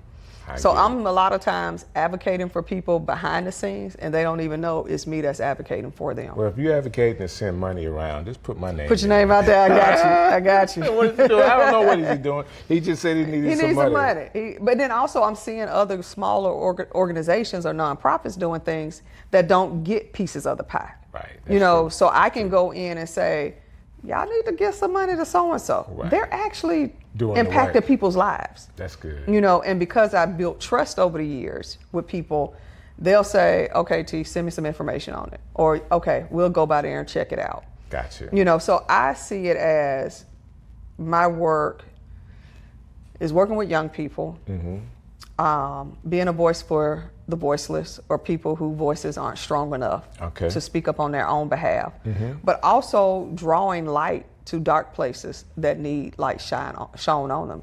And that's how I see my work. With that being said, I gotta ask you this question. We're in the same boat when I asked you this question. So this is not something to say we're on opposite sides, but why are black people still in Alabama? I think some of it is comfort, it's home. You know, why do people say, I'm gonna stay at Big Mama house? Because you don't want to go nowhere else, because it's comfortable. Because it's comfortable. But then I Big think Mama house is falling down and all of that. Yeah, but it's Big Mama house. But it's Big Mama house, so I'm gonna stay there. I'm staying here. But I also think some of it might be a lack of exposure because you haven't been anywhere else. Like I work with young people, I work with teenagers. And I've had parents that be like, well, where you taking them? And it's like, we're going to Six Flags. I promise you I'm bringing them back. Yeah. But I know people and families who haven't been out the city or the state. Wow. So for me to say I'm taking them across the line to Georgia to go have fun or to go visit a college, it's like, whoa, you're taking me too fast. And I think some of it is comfort. I think some of it is a lack of exposure. And then some of it could be fear. It could be fear of the unknown. I say that because I asked myself that question. Yeah. And I feel like it's a calling to be here. I have stayed outside of the state for a while, and I think there's some great places in America right now that's more conducive to African Americans. Like we could really have a state that is not like Alabama, but it's home. It is home for me, and I have grown up with pretty much the same type of ideas all around me, but. I do believe there's just people here that I'm called to. Yeah. Like for me, that I'm called to be a leader of, and I just kind of hunker down in that. Do I want to be some other places? Yeah, probably. I do. Yeah. But this is home. I think that's what's important about understanding what your purpose is. There you go. You know what I'm saying? So like last year, my grandmother passed. Okay. And we were extremely close. And somebody a little time after she passed was like, what's keeping you in Birmingham? Right. And I said, absolutely nothing. Because the person that was keeping me in Birmingham is no longer here. Right. So there's nothing keeping me here, yet I don't feel a pull anywhere else. So for me, it's like, well, God, if you're not pulling me to go anywhere else, then clearly there's something I'm still supposed to be doing here. Wow. You know? And that's why I'm doing this show. Yeah. Because I do feel like not just Alabama, but Birmingham, it is a very unique city. Yeah. That has tons of stories to be told. Like people need to know who you are. Yeah. And the totality of who you are. And if I can have, 30, 40 minutes of someone's time to tell your story to the people, like I win because I feel better about it. Yeah. And eventually we'll be able to do it around some food. Yes. So we talked about the activist part. Now let's talk about who you are as a teacher. Yeah. And what you're doing to teach people. Like you said earlier, you wanted to do films, and you kind of just migrated into leading young people. Tell us about fell into. Tell us about that experience, and what do you actually get out of it? So when I moved back to Birmingham, I was kind of in this weird space. I was in Atlanta. I think I had been sleeping in my car for like maybe off and on for like maybe 3 or 4 weeks. Okay. And I called my grandmother and I was like, oh my God, it's not working out. I'm so frustrated. She was like, just come back home. And I was like, yeah, I don't want to come back to Birmingham. Right. And she was like, you can always leave again. Okay. And she was like, I'll see you in a couple of hours. And I was like, man, yeah, that amount of time. She just made it so easy. I know, right? And I was like, I knew she was going to be cooking. So that helped out too. That helped. I was like, okay, I'm finna get some collard greens, maybe some fried pork chops. Okay, I'll see you in 2 hours. That part. And so I come back home and I literally lived with my grandmother, slept in the bed with her for like 4 or 5 months. Wow. Just trying to figure it out. And got a little part-time job, started managing a movie theater because I was like, if I can't make them, at least I can be connected and around it. I get it. So I managed this movie theater and then found out about another community job. And I just was looking to make more money. Okay. I wasn't even looking to make a difference if Right. I could keep it completely 100. And I was like, this pays more than this. Let's go do this for a little while. Did that, and I did not like what I was seeing with how people were being treated. And it's almost like it found me in a way, because then I felt like, well, I can't watch this happen and not speak up on it. Right. But then also I'm seeing these young people and nobody's doing anything with them or activating them. Gotcha. Let me do something with them. Because as a former young person. Right. I was young a couple of weeks ago. You know what I'm saying? Right. I was like, I know what it's like to feel unheard. So can I create a space where they can at least feel heard and valued? So I started doing that in Woodlawn. And these young people just won't leave me alone, and somehow I end up finding my way back to working with young people in some shape or form, and I always end up with teenagers. And I love the little people. I don't necessarily want to work with the little people. I get it. But the teenagers, you can really have a conversation with them. And you're closer to making your own decisions than the little people. Right. They're still under their parents, like, rule. Mama got to bring you. Mama got to drop you off. Teenagers, you're a little bit more flexible. You can ride with your friends. You can figure out how else to get there. And I just kept finding myself in these opportunities to work with young people. That kind of parlayed into, leading groups, whether it was speaking to kids that were in, juvenile system, whether it was working with organizations that were working with young people. Like I was always, T, come work with the young people because you're good at it. Wow. And it's like, okay, and I might be there for a little while, and then God will move me somewhere else, and then now I'm over here. And it always made sense. Like to people who were running these things, it was like, oh no, don't leave. But when I would get to wherever the new place was, it's like, yeah, this is where I need to be at this time. And so several years of doing that, I've worked with several nonprofits, and now I'm at Jones Valley. And it was, hey, come and help us with this internship program. And I was like, all right, cool. And been working with some amazing young people, since I've been there. We hire high school students to learn about agriculture and culinary skills. But in addition to that, like I've been a guest, instructor at UAB in the African American Studies department and in the film studies. It just blows my mind. I'm sitting here with you, and I'm creative. I love talking to other creatives, but people that I say that can walk and chew gum. That's multifaceted, that can do different things, but on the inside is just wanting to be good, wanting to be helpful, wanting to make a difference. But you're going to do that whether it's kids and your real passion, which is developing films. You're going to have your heart in it, and that makes the difference. Yeah. I don't do anything that I don't feel some way connected into and it. I was hearing you talk about your grandmother and your living situation before and after, because sometimes people don't know what the struggle is, even if the struggle is self-inflicted. Yeah. Grandma was saying, baby, that's a choice that you're making a choice to sleep in that car. Right. You don't have to, but even that choice, that experience, now you know what it could be. But she allowed you to have some freedom. Yeah. to be able to be creative or find jobs that you thought at the time, oh, I need to get paid, but it was in an area where you can make a difference. Yeah. And it kept growing. And when you get into that world, you do get a chance to see things differently. When I tell you it opens it up, because even at the movie theater, like 90% of my staff was high school students. Right. Like I've always ended up amongst teenagers, right. You know, and a lot of those kids are grown now. I've been to weddings. Wow. I've received birth announcements, like all this stuff. I've been to funerals, right. To people of, let me support your family. Some of them kids, I'm still in contact with their families. Today. Yeah. And that was a predominantly white area that I was in. Wow. You know, and so when people say stuff about, you know, what about working with at-risk youth? I was like, well, which ones are you talking about? Because they all at risk of something. We're all at risk of something. That's right. So, but to be in these situations, whether it was the movie theater, whether it's at Jones Valley, whether it was when I was working in Woodlawn, when I was working at the Alice Stevens Center, like wherever I was, surrounded by young people, it's like the ones who were there needed the most encouragement, needed the most support, needed the most direction, and the economic status of their parents was irrelevant. It didn't matter. It didn't matter. Hurting is hurting.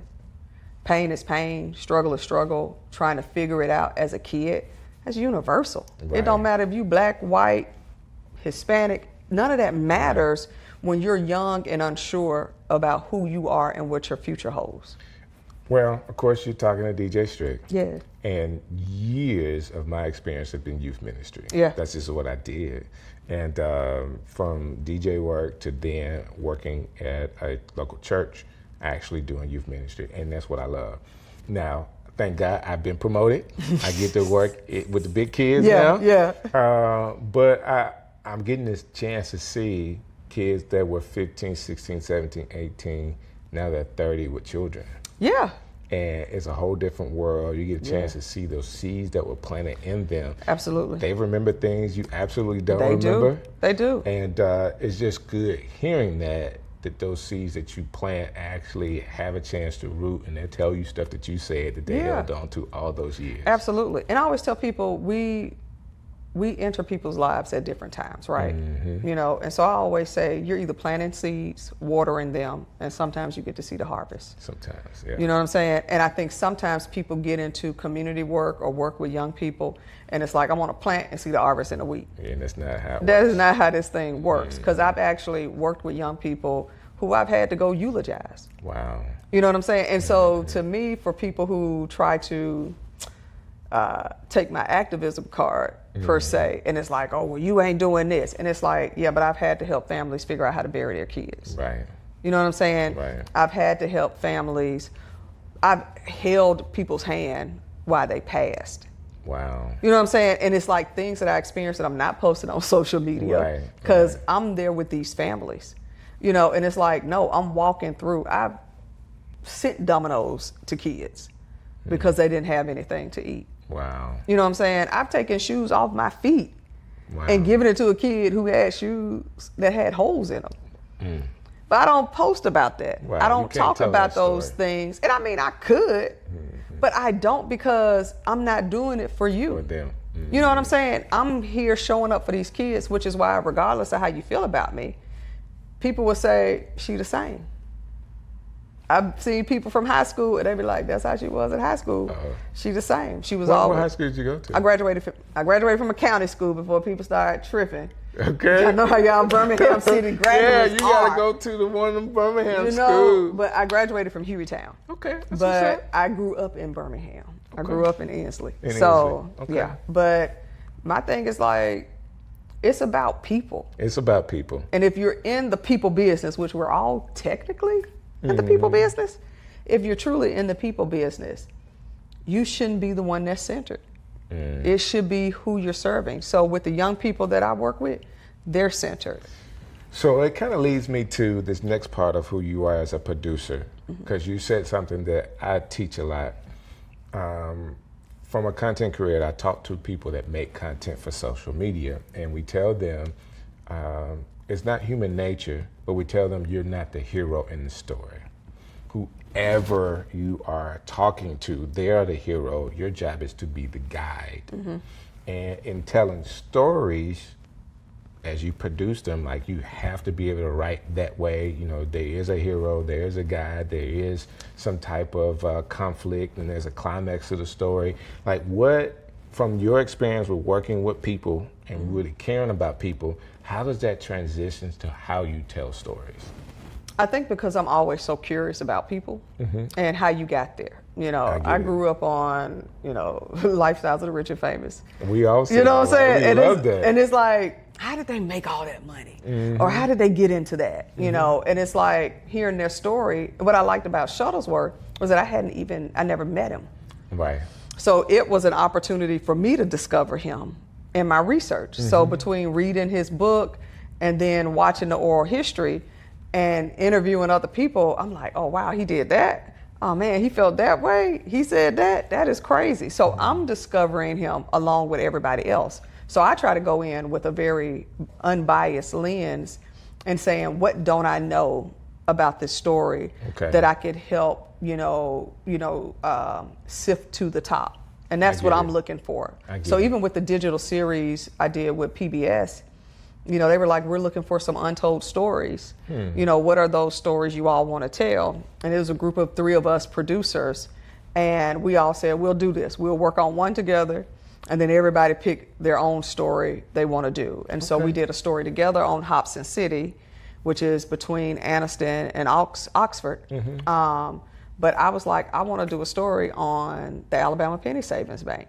Okay. And talk about the wealth gap. And why is it like that? You know, and I had to fight for the episode. Did you? I did. But I fought for it tooth and nail. We got the episode, and it ended up being our group's highest performing episode. You know, but it was a thing, like, people don't know about the Alabama Penny Savings Bank, and that the building is still there, still downtown Birmingham. Folks walk by it every day and have no clue the history that it holds.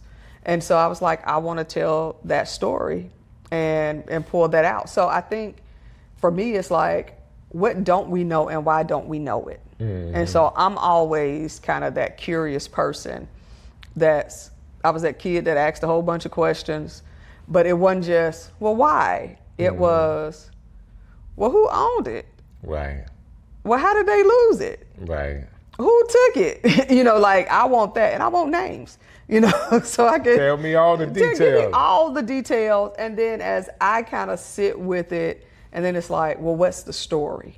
And then I find that link, and it's like, okay, let's dig deep into that.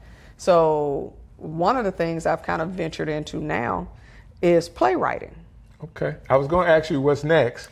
So playwriting has kind of surfaced. Stage play writing. Yeah. Okay. So I've written 2, and the first one is this play called Taps. Okay. And it's about an estranged father and daughter that reconnect the last week of his life.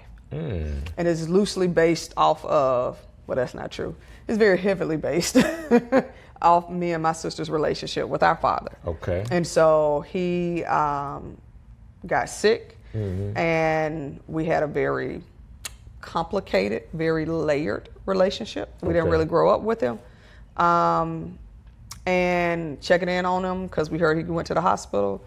Ended up him being in and out in the hospital and in ICU for about 6 months. Wow. And it was the last 6 months of his life.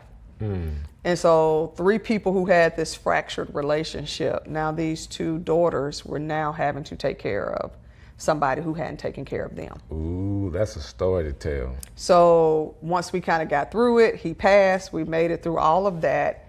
I think maybe 6 months or so passed, and I told my sister, I should probably talk to somebody. At this point, you need some help. I probably need to process all of this because everything was so in the moment, and I was still filming Shuttlesworth at the time. So I was in the middle of that, and all this is going on, and he's sick and having to run to the hospital and deal with his health stuff, and literally making life or death decisions for somebody who hadn't been there for you. That's tough. You know what I'm saying? And so to make it through that and to go through it with a disposition of forgiveness, because I understood, I didn't know he was gonna pass as soon as he did, but the writing was kind of on the wall. Right. And I was like, well, in order for me to be here for him, I can't have any issue with him. Right. You know what I'm saying? To really show up in a way that it's needed. Needed. Did he deserve it? No. Right. He didn't do anything to earn it. But that has nothing to do with me and how I choose to show up. Listen, he was lucky to have girls because boys don't do that. Look, he lucked out. You, he lucked out. Boys do not do that. I'm hoping my sons, they have a girl so I can have some people. So have somebody to take care of you. And they would. They would. I already know. But it was crazy. And we were there holding his hand when he passed. Oh, man. And so you fast forward 6 months out and it's just like, I should probably talk to somebody. But I got my own issues with counselors. So I started writing. And this story just took shape. And the story ends up, it's a daughter that's a combination of kind of me and my sister's experiences. And then it's him, and wrote it and was just like, okay. Took a breath and actually let somebody read it. And they was like, you need to do something with this. This is powerful. So I'm planning that stage reading in February of next year. And then last year I started writing something that turned into a one-act play that I did, and it was a conversation that I crafted between Dr. Martin Luther King Jr. and Rabbi Milton Grafman. And Rabbi Milton Grafman was a rabbi in Birmingham who was one of the men who signed the letter that Dr. King wrote, the letter from a Birmingham jail in response to.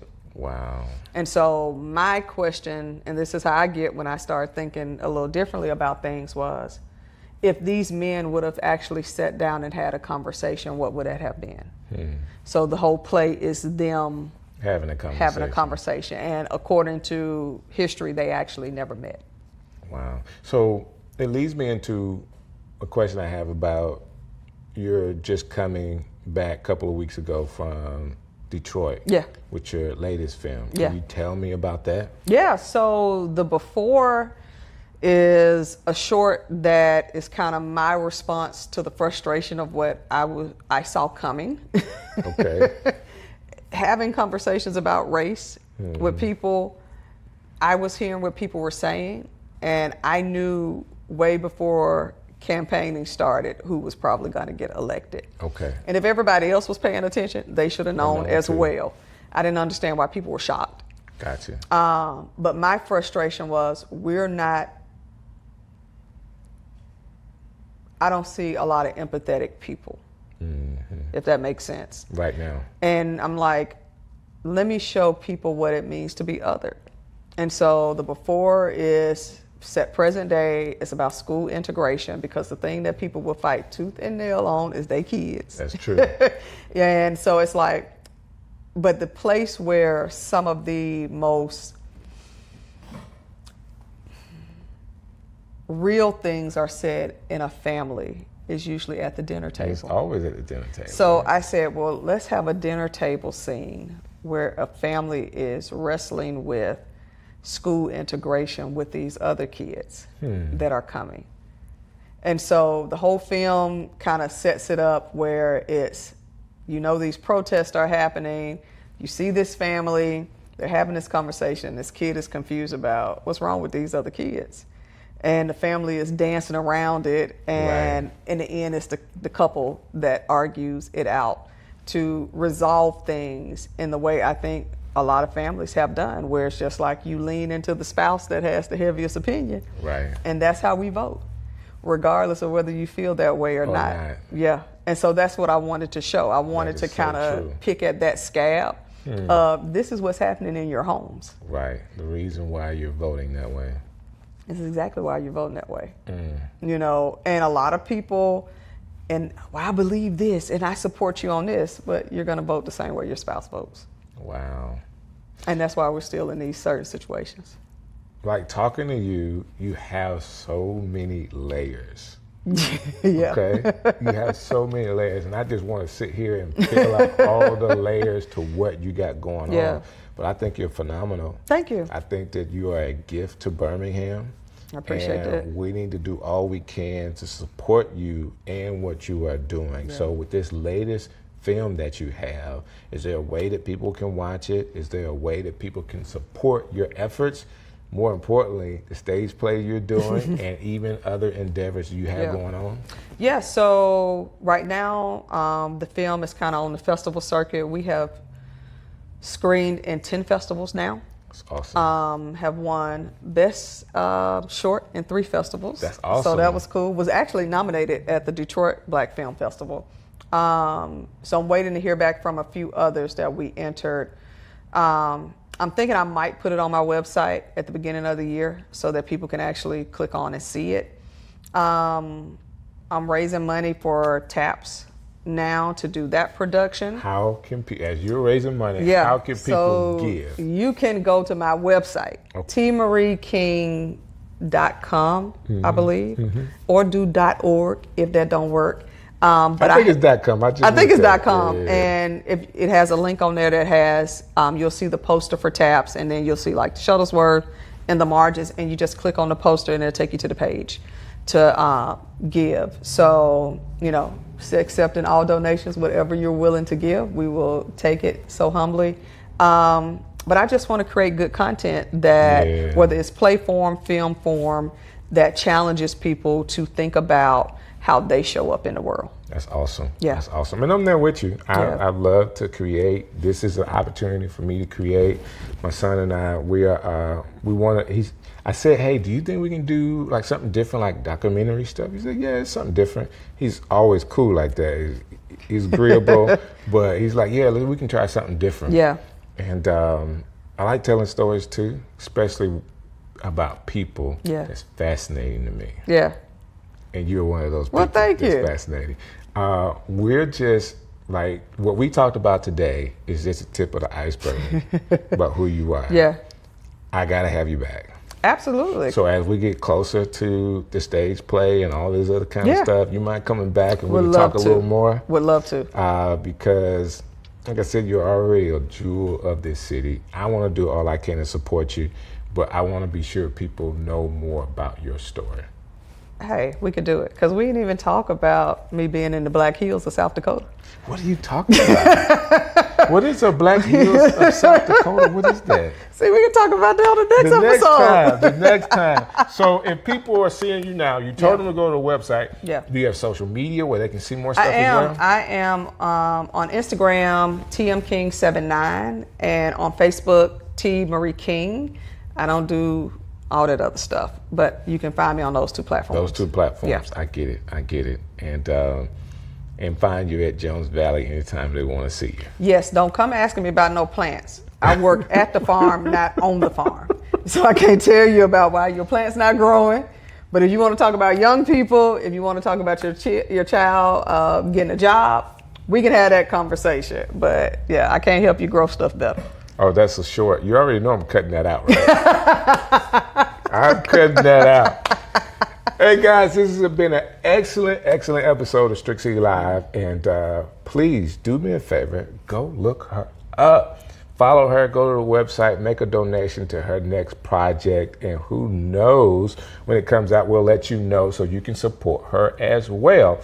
There's so many creative people in Birmingham. Guess what? I'm calling them and asking them to be right here on this show. So don't go nowhere. Keep it locked. We're going to make sure that we're dropping episodes of people that you should know in this city. God bless you. Strick City coming live. Yo, yo, yo.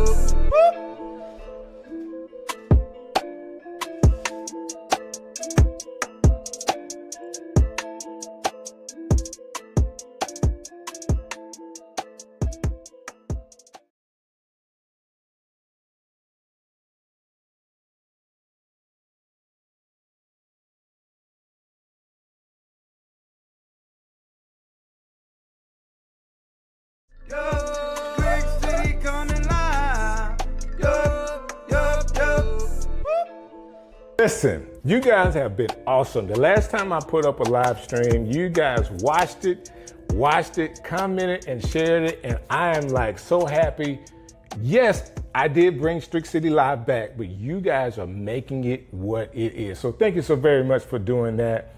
I have an opportunity to bring some of the people that I know for a very long time in the city of Birmingham to you to talk about some of the things they're doing so you are aware of what's going on right here in your city. And today, I have a longtime friend. I'm just at awe at all of the things that God has allowed his hands to touch over the years. I believe if we talk about it, he may have 5, 6 different lifetimes of different things that he has been able to do. And we have him here in the city, and we're going to talk about some of the things he's doing. And I get the preview of diving in some parts of his life he normally does not talk about. So if you hang along with us today, you get a chance to hear from none other than my friend, Dr. Henry Pangan. How are you doing, sir? Doing great, man. How you doing? Man, I appreciate you hanging out with me today. Thank you for having me on, man. Listen, now you have been known in the city for a long time with your work with UAB.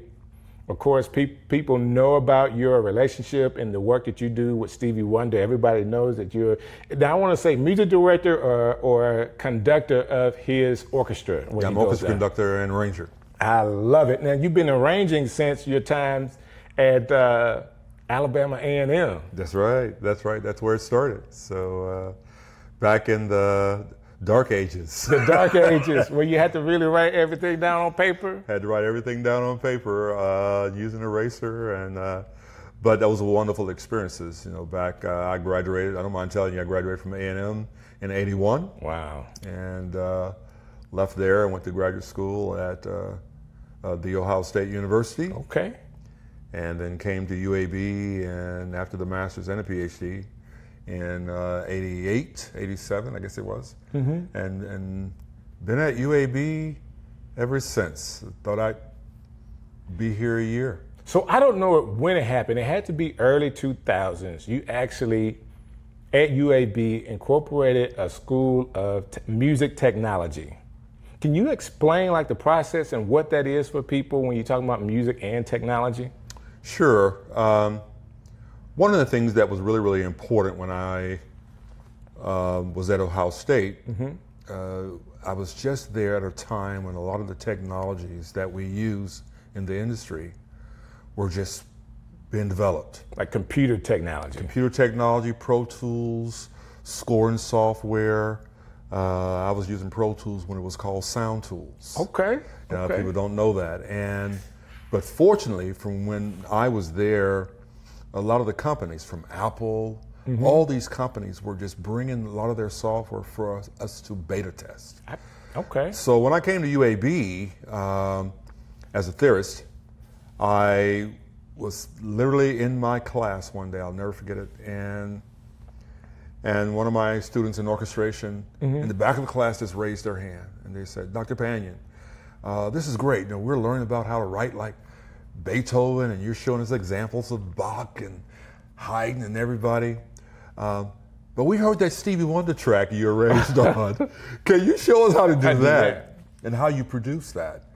And it just kind of hit me like a ton of bricks that I was doing one thing in the academy, but in the profession, I was doing and using different types of technologies. I get it.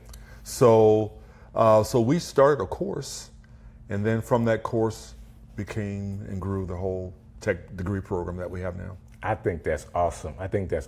With that, of course, I'm actually sporting some of the Shadigs from Audio State, which is a business that you own, Audio State Studios, and I get the pleasure of working with you at Audio State and pulling off some of the major events. So not only are you professor, conductor, but you own a studio, but you also, I guess you don't say it this way, but you promote like your own shows and a series of shows around the country throughout the year.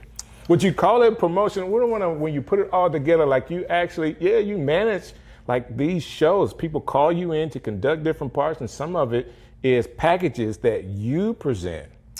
Well, typically, many people will remember one of the first big projects with orchestras in gospel was called Gospel Goes Classical. I remember that. And I've always kind of loved orchestral music, but I think some of the most significant and important music, especially when it comes to theory and arranging and orchestration and melody and harmony is gospel. Okay. So I would always mix these two together, and then over the years, various orchestras and artists and presenters and record companies would want me to either write for their artists or produce shows for them, and a kind of a career in doing that has developed over the years. Kurt Carr, Juanita Bynum, our friend Big Ruben Studdard, just a year and a half ago, maybe I'm saying that long ago, we actually did the Kennedy Center with Marette Brown Clark, Dorinda Clark, and then the legendary Marvin Winans. That was a crazy show.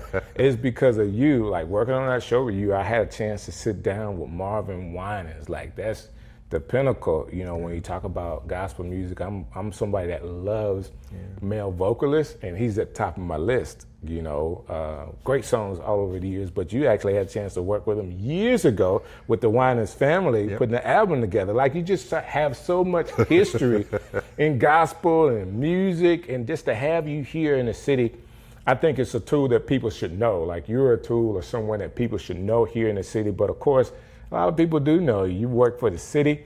You worked at several churches here. I mean, people know Dr. Henry Panion for the work that you put in.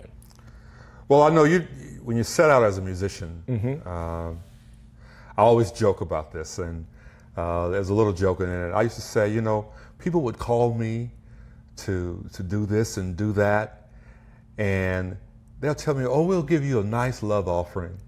And then, you know, I'd just be so happy for them to hear my music or to hear me arrange or see me conduct or whatever the case may be. Right. And then I get that offering. There wasn't much love in that offering. That'll happen. You have to be ready for that. But, you know, but that it was always about what I felt was an honor to be able to do that. And one of my dear friends just sent me a note the other day, and she just posted one little word and a couple of words, and she doesn't say much, but she's a very respected person. I'm not going to name drop. And she just said, Henry, your gift really has made room for you. And I really take that to heart, because you don't set out for the recognition. You really don't. You set out to do good work. Right. And if you look up one day and, you know, people are calling you, and you know, just to think, I've been working with Stevie for 32 years now. Wow. And it's like, you know, and people always, well, how do you work for Stevie Wonder? Well, I promise you, I didn't pick up the phone call and call him and say, hey, Steve, I'm really good. Right. Call me back. And people hear about your work. And so, you know, the Winans Project, that's just an amazing situation there, you know, where I wasn't going to do the project. Nothing was coming together like it should. Wow. And Marvin knew that I really wanted to do the project. He said, Panion, you really want to do this? I said, yeah. He said, well, let me tell you, if it bombs, we're going to tell the whole world it's your fault. It was such a big hit that Quincy Jones signed him. Wow. I get the call to work with him and to work with them on a record that wins a couple of Grammys. So you know, you give what you have to give, and that everything else just happens after And that was, you know, almost a lifetime ago with who you are as a person that I know, because now you're talking about winning Grammys. You have upwards of 14 Tellys now? That's 27 Telly Awards. So Telly Awards are awards given for, you actually submit for that, for documentaries, right? Well, the Telly Awards for television broadcasts, they are in all categories, from production to orchestration to arranging. Then they'll have significance as for its cultural impact. Wow. So we've been very, very fortunate with our PBS shows. 21 Tellys though? I think it's 27 Tellys. 27? So we're talking about award-winning in music, award-winning music in film, and in film now. Couple of Emmys. Couple of Emmys? Yep, 2 Emmys. Hey, people need to know this. So, but you know, again, we are just still working hard at it. And And I'll tell you, it's just not a single person. You know, like you, how we're so fortunate at Audio State to have you partner with us, and I appreciate that, and the team of good people. And James and Tammy, I mean Connor, you know, all these people that help pull things together. And the beautiful thing about that whole family, we call Audio State a family, from all the singers, from Valerie to Valerie Smith and Valerie R. Harris, right, to basically the band with Cameron and everybody. The heart of people makes the difference. Yeah. And I always know that if I'm out of town, sometimes I don't go to Audio State in 2 and 3 months at a time. But I know that I can lay my head on the pillow at night, not even think about it. Right. It's because of the nature of the people that you have around you. God-fearing, honorable people. And you tell me something, Valerie tell me something, as you all have done, I just stop in my tracks and listen. And I feel blessed to see how God has just provided. And I tell you, it is a God thing. And in every turn, you know, it's just amazing how God has revealed to me that sometimes He allowed me, I'm not going to say He put me out on that ledge, but He's allowed me to be on a ledge to the point that if it needed Him to succeed. Because if it failed, I said, God, if this fails, it's going to be a reproach on you, whatever the case may be. But God, have wanted me to see that I needed Him. And it's amazing. I look back not with a sense of cockiness, but I can look back on some of the things that God has allowed to happen. And the next thing, I don't have to even exercise faith for that thing. And that's the way I truly feel. And I don't want to be overly spiritual in talking about these things, but I do know the foundation under which my whole life has been girded. I'm glad you're saying that, because I started out telling people that I know a little more about you than most, and we're going to get a chance to talk about that a little bit, because I think people need to actually hear another side of you. Yes, they know about the music, know about your connection with UAB and the orchestra and all the things that you have done, and may not have known about the television and the documentaries, but they are awesome, award-winning documentaries. Have a few to work on. Like, I can't wait for the Donna Lawrence one to come out. Yeah, I know you're working on that. That being said, could you help the people kind of explain, yes, creatively, I have been able to do all these things, but what sustains you is some of your business acumen and what you're doing outside of music with your finances that are helping you to kind of create? Yep, exactly. Does that make sense? Okay. No, it makes perfect sense. I think for people wanting to be in the music industry or the entertainment field, the first thing you have to recognize is that you must be willing to invest in yourself. That's right. If you're not willing to invest in yourself, then don't expect other people to have the same kind of desire to do so. Right. But I have a business degree, and I'm not saying that necessarily that was necessary. I didn't even want and thought having to have the business minor. Wow. Because music was all I wanted to do. Like most to musicians. I wanted to be in that practice room. I wanted to be writing music. I wanted to be doing band practice, choir practice, jazz band, concert band, my small groups. Wow. And they said, you're not going to graduate if you don't have a minor. I said, all right, I'll do a business minor. Gotcha. And I'll tell you, that has been the most important thing I have done to support my activities, my knowledge. You know, people see Audio State 55, but Audio State 55 is 3 different entities. Wow. It's the recording studio. Right. But there's Audio State 55 Entertainment, which is both the production side and the record label that's distributed through Warner Brothers. And then also, there's also Audio State Musical Arts Foundation, Right. that we do all the educational pieces out with the summer programs, our relationships with Berkeley, but and UAB, and about 4 other schools. You can't really just say that as fast as you do if people get it. Okay? Because you have the studio, you have the production company, you have the record label, Warner Brothers, and the foundation as well. And you just threw out Berkeley's name in conjunction to the foundation and the education that you do. And I had to say that again, just so people caught it. Like, this is not, this is not what they call small potatoes. This is all major things that you're doing just in have it on audio state. And again, I felt the need to do things where those who were not exposed to either the industry or even educational opportunities, right, could. So there I'm at UAB. We have a music technology program. We got Stevie Wonder to endow scholarships that we've given. Wow. I think we've given about 150 Stevie Wonder scholarships over the years since then. Awesome.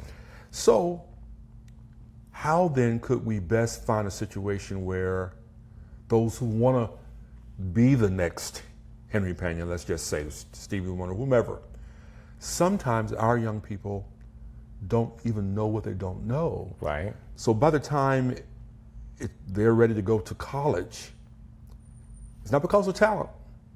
Sometimes it's because they just haven't had the right kind of exposure early on. So we started doing things where I call them pre-college music tech academies. Okay.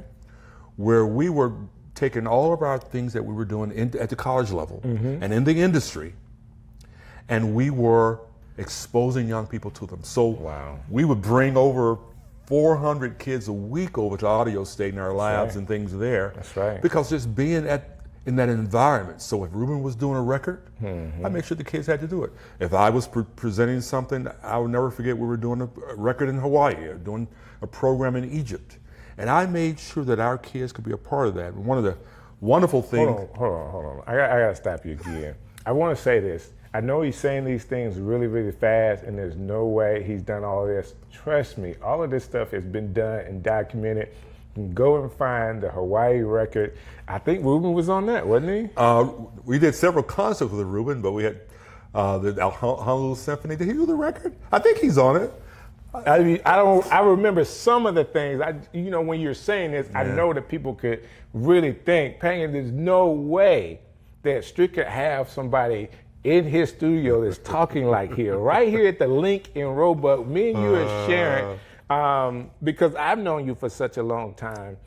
Some of these things are common knowledge to me, but people just don't know what we have right here. Well, I appreciate you saying that, and I think that in our own sphere, we have influence. And it's important, it don't matter how big you may think you are or big you may be, but the influence that you may be able to give to someone who's looking up to you will be big to them. Right. So I just recognized, and I basically told the university, we had these scholarships and we had these endowments, that I was not going to just give this money out to those who are the most privileged and would have the opportunities to be exposed. So I'll give you a good example of some of the things we would do. When the American Idol was big, I had worked on 3 of the American Idol projects. Okay. And I said, I want everybody here to be able to look and see what goes on behind the scene. So I couldn't take everybody. So I had the band put their laptops right during rehearsals and during the show. And while the shows were going on, we were there at Audio State with the kids as if they were at those rehearsals. Yeah, at those rehearsals. So they could see it. They can see what's going on. It's about being able to just touch someone and they feel like they were there. When the movie Straight Outta Compton came out, my buddy who does a lot of producing for Dr. Dre, I said, listen, I got to have you talking about that. Right. So he came here. We had the movie here, talking to the kids, so that we could show that film, and they could see that he wrote 3 of the songs on that record, and how he did that. And that's the important thing, because we have the talent. Right. But many times we just don't know. And so for me, I think that basically I've just been, I'll use this word, foolish enough and trustworthy enough to step out, and if God said he would support an endeavor, I was foolish enough to try it. And sometimes that's just what you got to do. That being said, I want to be sure that as we talk about all the accolades that you have, that people understand how you have some of your businesses structured and how they need to rethink their mind on just their creativity. Like, do your creativity, but handle your business so you can create longer. Because I feel like that's what people that are creative miss it. You're somebody like, let's do Andre 3000. There's no way this young man could be walking around playing the flute if he didn't have money. Well, he could, but I get you. You see what I'm saying? Like, he is so comfortable with his finances that he just walking around. He's making albums that people are buying for no reason. He's just stacking money, off of some of these. He's now at a place where he can create what he wants to, because he said he didn't have any more raps, but he's doing what he wants to do creatively, because I feel like financially he is set. It's residual. It's all about residual income, right? And I think so many times we think about the stardom, but there's more money behind, on the other side of the microphone, right, than there is in front of the microphone. So, but the part I want to get to is with you that I know it's the real estate ventures. Okay. It is the other businesses that kind of undergird Audio State. Even though there's 4 or 5 different things in Audio State, it is running without you, but some of that's because of the business that you have structured and the foundation of it. Yep. So Audio State basically is a place of operation off campus, but it is a professional recording studio that people can use to rent. We have engineers there who run Studio A, Studio B, and Studio C. Of course, most of Pastor Mike's records are done at Audio State, and along with a lot of others. It was built, the entity, primarily for me to do my projects off campus. We were doing a lot of things on campus, and I had a studio on campus that was built for me to primarily do my research, and that's the way the university looks at it. But as it grew, I needed a place off campus. So to support Audio State, that's one part of it. There are 2 publishing companies. There is HP3 Music, which is an ASCAP company. Okay. And then there's Audio State 55 Publishing, which is a BMI company. No way. And so basically, no way. People, if you're in music, you understand what he just said. But basically, there's 2 major companies that does publishing, and he says he's got a company with one and a company with the other. I've never heard that before. Because if an artist comes through and we're producing that record, and they're associated with BMI, then you use that. Then we use that publishing company. And if our records are distributed through Warner Brothers, then the publishing company owns the records. Right. They own the songs, and they have control and interest. Right. So even if we have a relationship with a songwriter, that's a partnership, that ownership is really, really important. And that's kind of residual income forever when you think about that. You also have to think about when you the synchronization licenses, things that go on just because a song is on a record. What happens when that song is on television or in film? Right. There's a whole different type of royalty structure that goes along with that. Gotcha. And so then there are all the PBS, Netflix, film distribution opportunities there. But to get to that stage, as it were, we're thinking about, my family was always in real estate. And I didn't know that. So your family, like parents were in real estate. Okay. Yeah. So, and that didn't do much. I mean, I guess I was always around it, but I think that when I learned the importance of, in business school, really, to begin to think about it, that basically, and I hated these courses. I hated the principles of accounting. And I got an A in it. I remember that clearly. Only because the professor gave us a book that said, Price Waterhouse is going to send you a company's package. You'll have to balance that books for a whole year. That's your final project. You get 3 weeks or 5 weeks, I forget what it was, to work on it. And there are 2 grades, A or F. Wow. And I got that. In business law. And one of the most important things that people won't really think about much is typing. My typing skills are great. And I had a typing instructor back in the day who would walk around like those old piano teachers and crack your knuckles if your hands weren't like this. Well, that helped me when I became chair of the UAB Department of Music to run that program. Being able to communicate. I would be on the stage in Germany or someplace with Stevie, getting off the stage, handling business. Wow. When we were building the Alice Stevens Center. And so the experiences, and I don't want to say all this to kind of build me up, but what I'm trying to say is every little thing that I have done along the way has prepared me for the next thing. Gotcha. When I began to work, I was in awe like everybody else with the Winans. I mean, it's like they're the Winans. Right. But then when it was time to do the arranging, and orchestras began to call me about renting my music. There's a whole library, about 500 orchestral pieces that on any given night, orchestras are playing around the country. Wow. So I go and conduct, but orchestras call me all the time to rent our music. Wow. And that's another stream of revenue as well. It not only that put all our kids through college, because the bottom line was, and ownership is really important because professional orchestras have to rent through the American Symphony Orchestra League.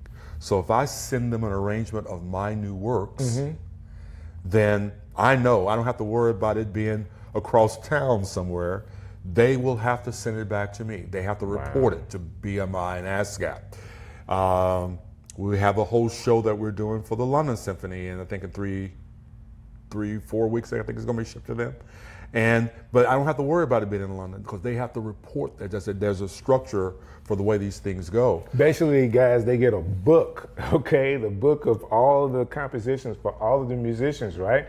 And that book is the music. So they get it shipped in, and they got to ship it back. Right, they get it shipped in. The librarian has to pass it out to the orchestra. She makes books for them. She inventories that. They pack it up. They send it back with programs. If I don't attend, they know every minute, every part of it. So it's a real structure. So owning what you create, you just never really know what that will do. And I'll never forget one of the first arrangements that I did back in graduate school. Was an arrangement of Oh Happy Day. Okay. People know that song. And because the symphony wanted to do it, some years that piece, even to this day, may have as many as 15, 20 different performances of my score. Something that you did while you were in college. Yeah, my youngest son is 30. My oldest son is 32, and he would have been 1. Wow. And I put a little tagline on there and to him. But my point is that I didn't know that really at the time. I mean, I didn't know how things would work out. But I've always been willing to do, and in all the great churches that allowed me to work with them, even in this town, Minister of Music at Faith Chapel and 6th Avenue and Sardis, and then the records we did with Israel Houghton and Darlene Check over at Church of the Highlands, What used to be up the street here, Cathedral of the Cross, where we spent so much time, and my home church where I was kind of rooted and raised in is Faith Chapel. Not Faith Chapel, Faith Apostolic. Okay. But even as a little boy going to Friendship Baptist Church in Brighton, all these experiences really are who I am. And it's just amazing as I look back on it. And I keep saying looking back on it, you talking as if I'm about ready to retire somewhere. But no, you're not retiring. Like, I know that there's another phase, like there's something that's different. So even with the school, you're having the School of Technology, the music technology portion of the music department. I know because things are moving so fast that the next thing is we talk about AI and stuff all the time. Yep. There's going to be another facet that you bringing technology because like me, you want to stay ahead of the curve. And that's very, very important that for you to say that. Because we are in technology, I've had to take this time over the last year to retool. So we actually, with our majors, have exposed them to the tools. We can say everything we want to say about AI. It's here. It's here. So how then have we best tooled our majors? So I just finished writing a new orchestration book, all through AI. Wow. And the book uses AI for testing and for creating scores, interacting with the students on orchestrations. Wow. Using Henry Mancini, who wrote The Pink Panther, if you don't know that name, his book and some other books. But because if we don't expose young people to AI, they will be, once again, behind the curve. And you don't have to be afraid of it. You got to know how to use it. And that's the important thing. People think that, well, it's here, it's going to take my place. No, if you find a way to add value to what you have to offer, then you'll always be good. We thought about this years ago. We thought MIDI was going to get rid of the horn players, and what we discovered was that no, it enhanced the music. In fact, I would like to say that while I know that I want to think that my music is appreciated by the likes of Stevie and others, and I guess 32 years kind of validates that a little bit, but I do know it was because of the way I incorporated technology as an arranger, that we would literally be in Japan or someplace and it would never fail. We'd be through it rehearsing. Right. And Stevie would say something like, Henry, I know we're through with the show and it's ready and we're touring, but I really would like to do this song. And what he's saying is, go to your room and orchestrate this too. He never tells you, he just says it like that. So many times I would go to my room that night, orchestrate it, have my printers and all my keyboards and stuff on the road with me, print it out, go to rehearsal the next day, and sometimes Stevie would be coming in on sound check. Wow. We're doing it, performing it that next night. But if I didn't have technology, I wouldn't be able to do that. That's awesome. I want to ask you this last question, because we talked about a lot here, and of course we got much more to do.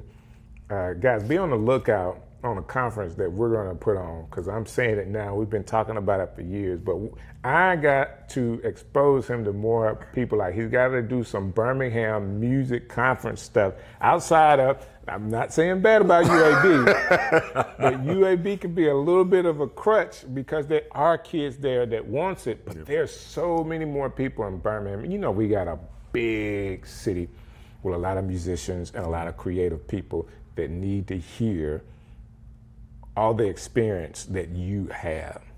They need to hear that. That being said, if there's a high school student, not college, because you deal with college students all the time, but they're very creative and they want to get into music, what would be some of the things you would tell them to focus on?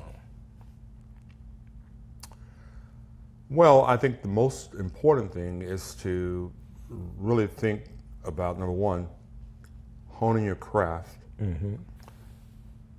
But everybody looks up to someone. So when you see someone you admire, and don't just get to know them or trying to figure out how can I get next to them and network with them, figure out what their path has been to be where they are right now. Okay. And I oftentimes will tell people, before they interview me, I can tell they say, "What? Tell me about yourself." I said, "No, you're not ready for the interview.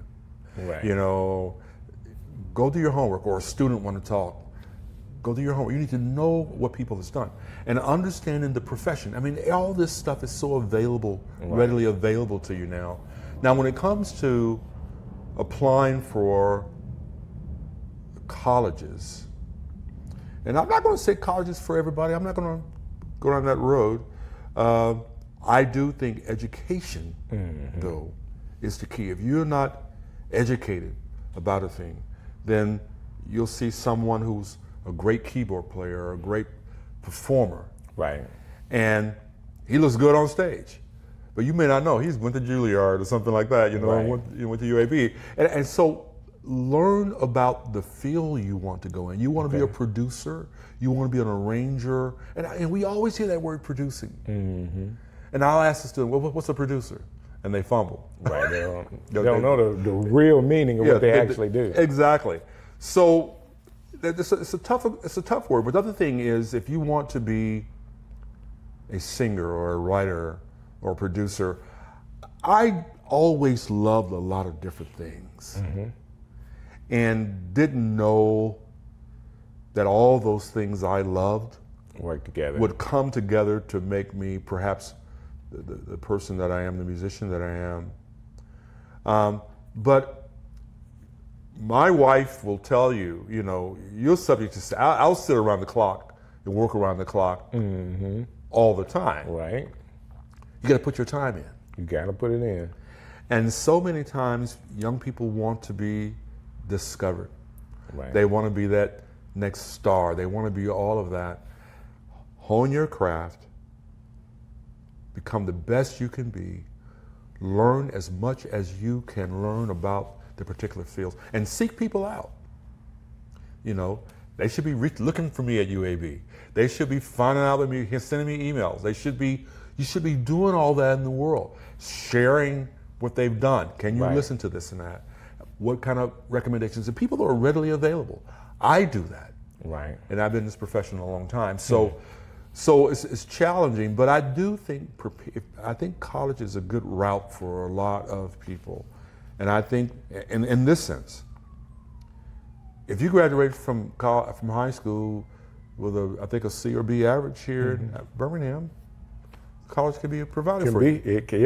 With a promised scholarship. That's right. So don't squander your opportunity like that, you know. And so that's all I have to say. And I probably didn't answer exactly. I think, you talk from your heart, which is more important. You know, I heard something you said, and it resonated in my head. If you want to be discovered, I think that one of the things that people need to know now with technology and where we are, sometimes the best discovery that you can have is discovering yourself. You know, because if you're willing to put in the time and post and create things, it doesn't matter if you're in your bedroom or in your car, there's a ton of people that have an opportunity to be seen all over the world from these social media platforms and TikTok, and they're sharing their gift and they blow up. And you're thinking just because it's so crowded out there that there isn't a place for you.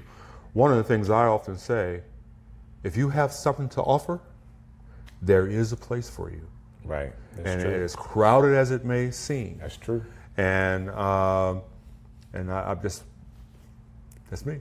Well, I appreciate your time. Like, this has been awesome. Like, I know we needed to catch up, we needed to talk, but I thought this was the best way to do it in front of everybody else. And there's so much more that I know you could have shared, and hopefully we get a chance to talk some more. The interview that we did with Greg Fillinganes. Yeah. It was because he was coming into town at UAB, and it was on my YouTube channel. It's still my largest view. It's still getting views. So big shouts out to that. I talked about meeting Marvin Winans with you, and talks with trying to figure out how do we incorporate Kim in doing a show. I'm really excited about that. I'm so excited about having Kim perform with me live. That's right. That she's performed in an orchestra that I've conducted before, but I haven't conducted her in a feature. Now I think 6 arrangements for her. The arrangements that you did, she had a chance to perform, which is awesome. So that's also in the catalog. Yes. You know, I saw it. I couldn't come to the Newport Symphony when they did that, or Namibia where I wanted to come. Yeah. But she was in Namibia doing something with Gaza, I think his name is, from Namibia and there. But we're going to feature Kim with the Alabama. Doesn't that sound good? Oh, that's awesome. With the Alabama Symphony Orchestra, and we're just trying to figure out the nature of that show. And I don't want to spill the beans right now, but we're working on it. But it's going to be great. As long as I get to open up in song, I'm okay. How do I just open up? Normally, I end with asking someone how people can contact you, but you've already kind of said that people should. I'm on Facebook. I'm at UAB. Panion at uab.edu. You can find me, Henry Panion, on Facebook, Instagram, places, all the places you can find me there. And yeah, how about that? Hey, we got to do this again, and maybe we should just do it around food next time. Hey, I'm there. Always, always. Hey guys, thank you so very much for checking out Strick City Live. I have more people coming your way, so keep it locked to Strick City Live on YouTube. If you've seen us on Facebook, you gotta watch it on YouTube. It's a better view, okay? But thank you guys so much for hanging in there with me, and I'll see you next time. Great.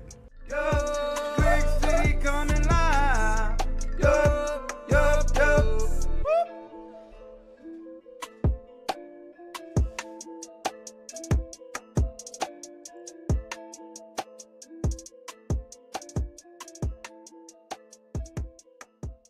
Hey man, I'm enjoying this. You say, what do you enjoy? I'm enjoying the fact that I get an opportunity to have some of my friends, some of the great people of Birmingham on Strick City Live. I just got through talking just to kind of reminisce about my guests, and 25 years, it's not longer. Like, we're at the age right now, both of us we're trying to give some years away. It's probably close to 26, 27. However, a man with a great heart, great family, loves people, and is pastoring right here in the city of Birmingham. None other than my guy, Mr. Minister Pastor Doug Taylor. Is it not apostle yet? No.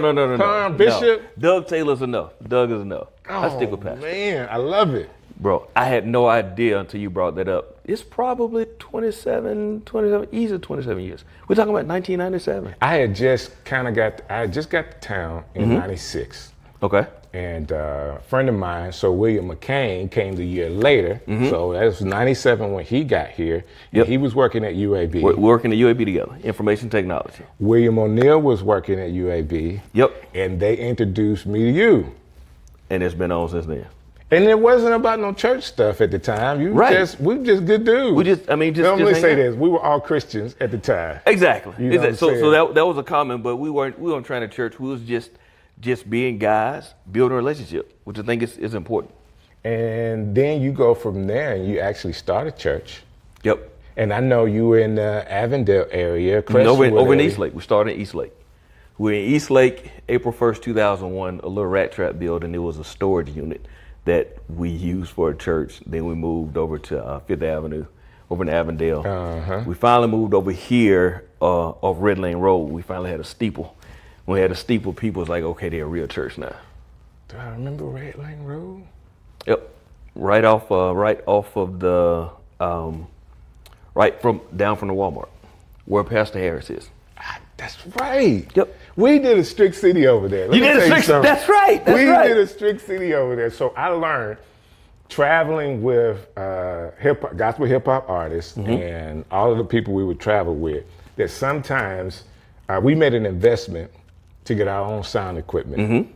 And just the way the acoustics worked in that church, it was the perfect set for the equipment that I had. Oh, that's cool. It was just perfect.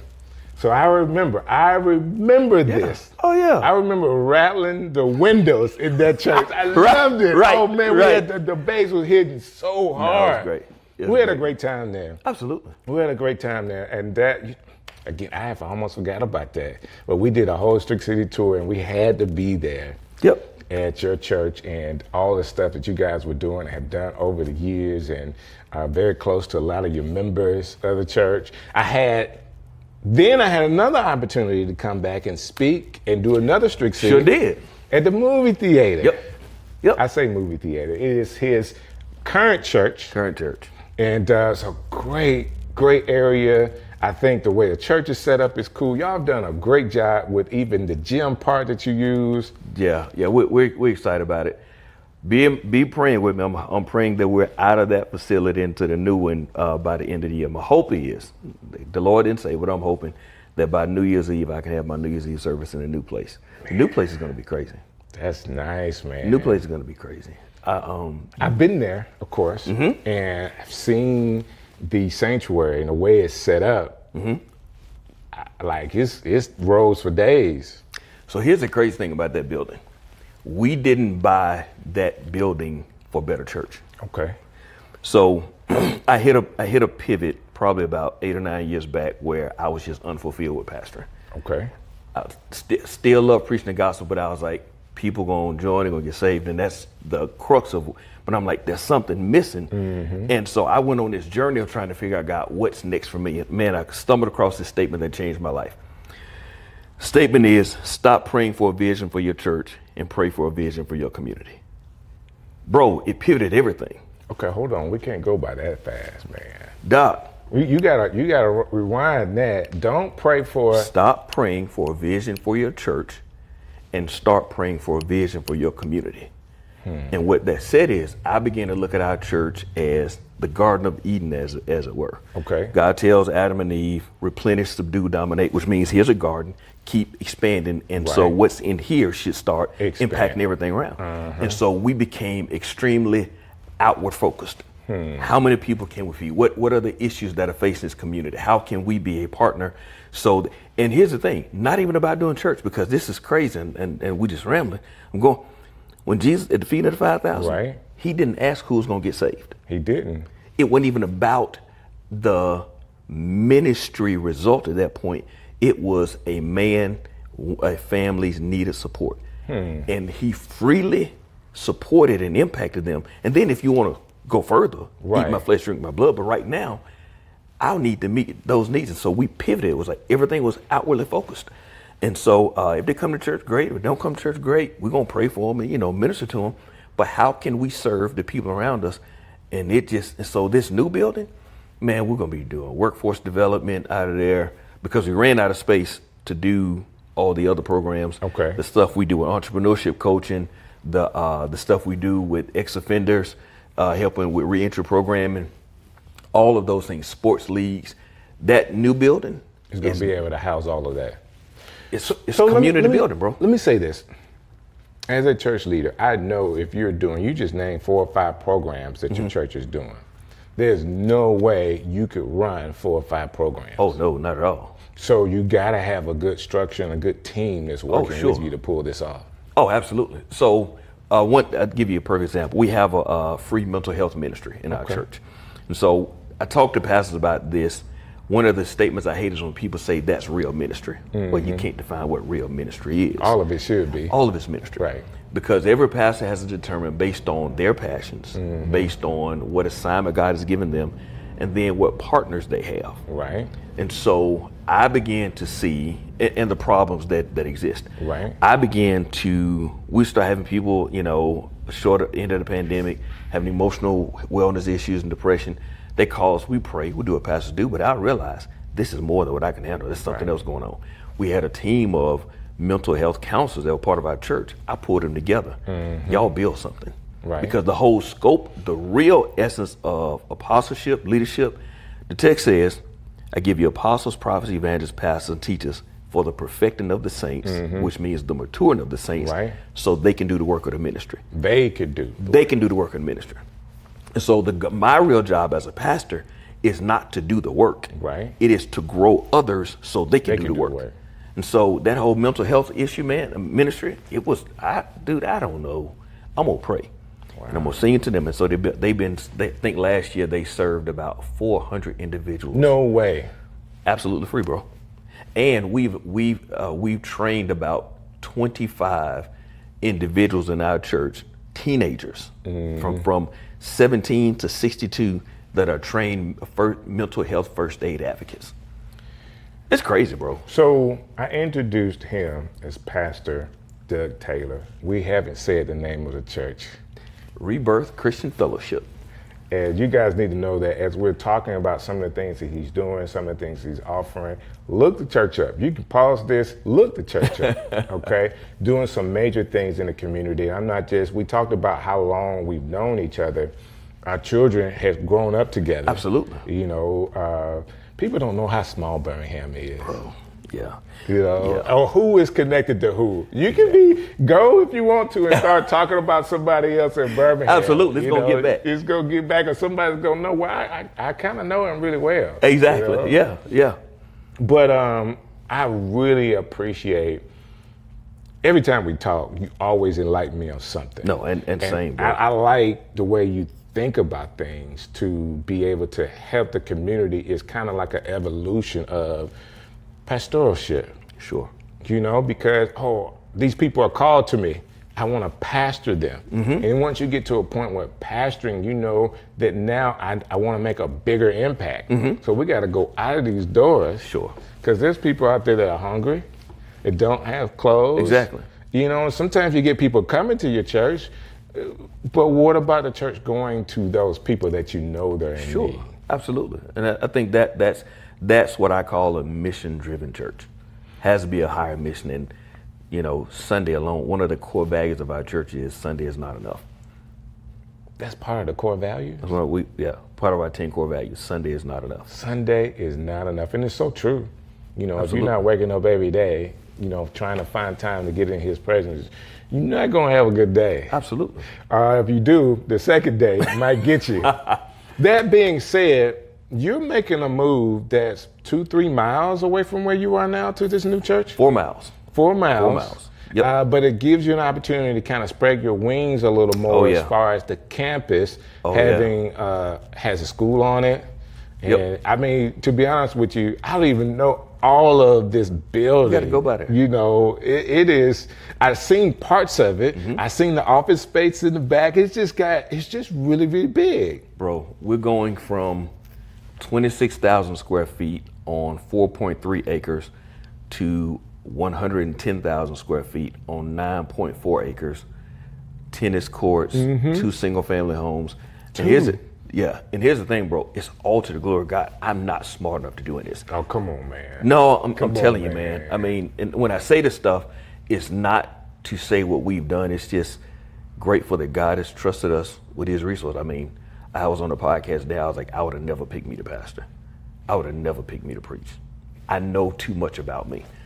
Wow. And for God to know more than what I know and give me the privilege of doing this, bro, I love it. I'll never take it for granted. So you hear why I like this guy, right? You can actually hear while we're talking. One of the things that I know about you, because I am long-time friends with a lot of your members, is that you've always had a heart for entrepreneurs and business people in your church. How are you building them currently, and how do they fit into this next move? Oh, bro, it's a big deal. So I believe that entrepreneurship is one of the hidden gems of the kingdom of God. The truth is, I've been an entrepreneur for decades. I started doing business at 9 years old. It's crazy. 9 years old, because it's just images make sense. Then when I saw in scripture, you think about it, of all the disciples Jesus picked, most of them were entrepreneurs. They were business people. I had the opportunity to spend 10 days in Israel in 2023, and it's changed my whole scope, bro. We went to a synagogue. Okay. In my mind, I always thought synagogue was a church. Church, right? It's not.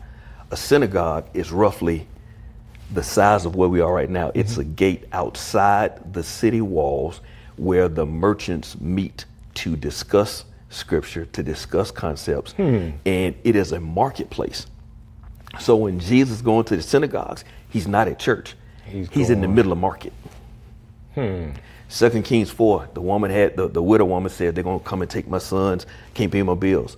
The Lord didn't give him a miracle. Elijah said, what do you have in your house? I got some oil. He puts her in business. To sell the oil. He puts her in, absolutely. And so she starts, God performed miracles through an entrepreneurial effort. It just makes sense to me. And so we do a lot of cool stuff for our entrepreneurs. We do stuff like pop-up Sundays throughout the summer.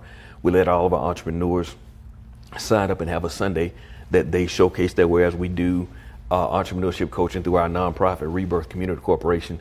We do an 8-week program, Reboot, where we teach all these entrepreneurship skills, accounting, the legal component, marketing, but we also have mental health counselors that come in and teach them to not only study spreadsheets, but how do you stand under the stress of being a business owner? Because I was always taught just make money. I was always taught about be profitable. I was never taught how to manage the pressure. And so it's another component that we bring to the entrepreneurship journey that's changing people's lives. And bro, the stuff we're gonna do over here, it's gonna be crazy. And I believe that. I think, sometimes having the programs as a start, you know how God works.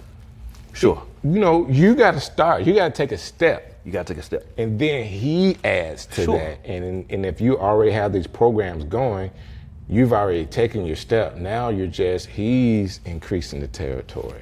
Exactly. It's a stewardship thing. Faithful over a few things and make you rule over much. So not only that, because as I'm sitting here thinking, like, it's just so much stuff over the years we've done.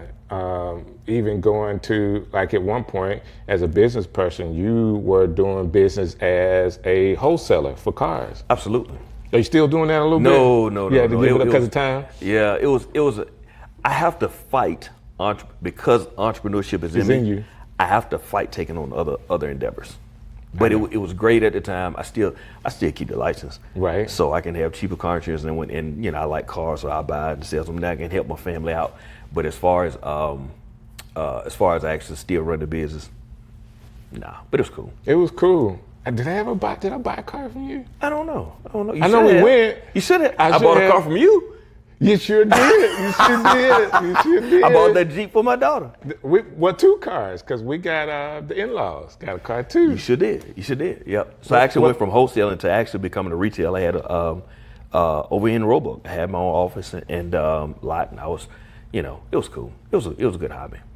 I liked it, of course. I've actually sold cars, but I like the whole wholesaling business. I just don't have time for it. No. I don't have time for it. That being said, how do you handle, first of all, there is a men's conference that's coming up, like at the end of this week. So I'm gonna be sure that people know about this conference. We're gonna talk about that. Yep. But before we talk about that, so y'all hang on, because we got, for all the fellas, this guy's not just cool for no reason. Like, he's making an impact.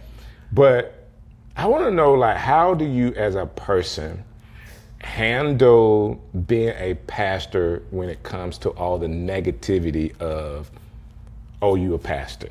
Well, I normally don't lead with being a pastor. Right. I got a couple guys in my church that I played basketball with them and a wife for years before they even knew I pastored church, and they were cussing, oh, you missed it, blank, blank, blank, layup. Like, hey, man, Right. But when I told them that I was a pastor, it was like, okay, we can fool with you. Right. So I rarely lead with that unless I'm in certain circles. But then I just have to understand too that in every profession there are some good, there are some bad. Right.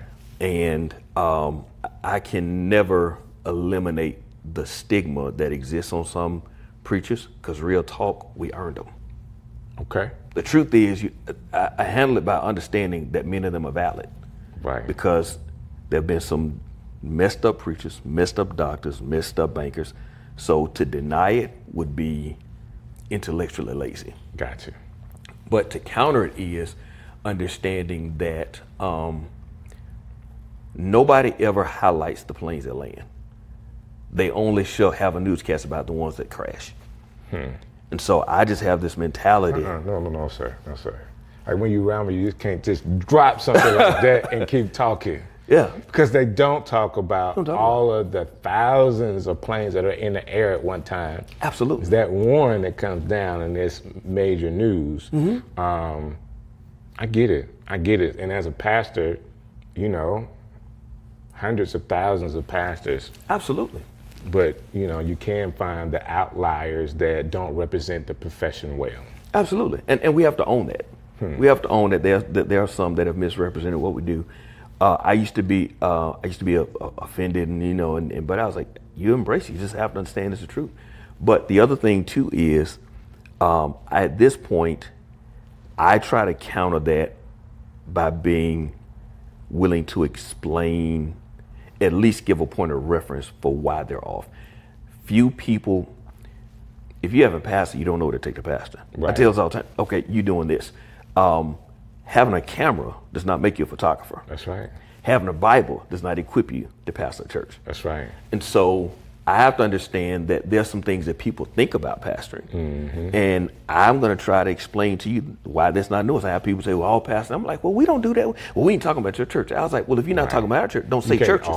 Just say some churches. Eliminate all those extremities. And so I'm like, I just want to model something different. Gotcha. And so, and I know I'm not going to win everybody. That's right. I know people aren't going to accept everything. I say all the time, if I walk on water, you're going to say it's because I can't swim. Right. It just is what it is. Right. I want to make sure that the people that I walk with know my heart is right, know my intentions are right, and I want to do it the right way. That being said, I have 3 boys. My youngest in September would be 20. Wow. And I have a heart. We grown, bro. I'm like grown. You know what I'm saying? I'm so grown, dude, it don't even matter no more. Yeah. Like what you think, what you gotta say. I hit a plateau. Well, you know what?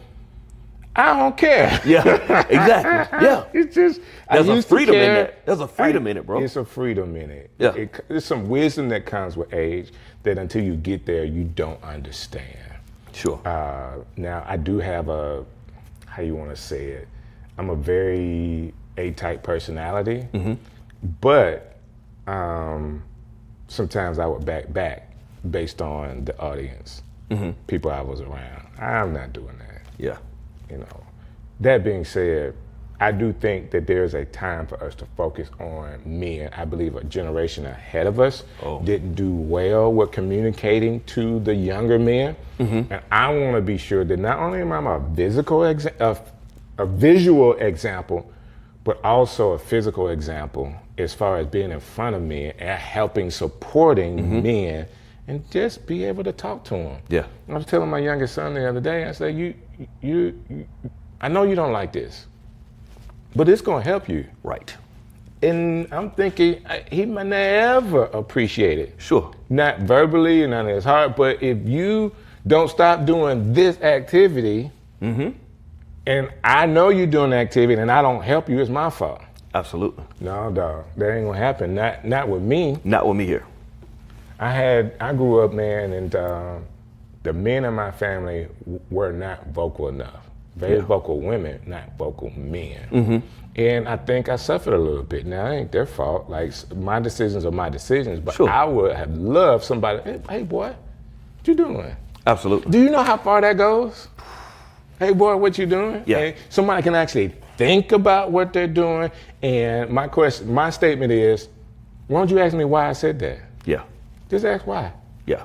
Like, if you don't understand what I'm saying, well, why would you say that? I said that because of ABC. You see this? If you keep doing that, we can explain it. Right.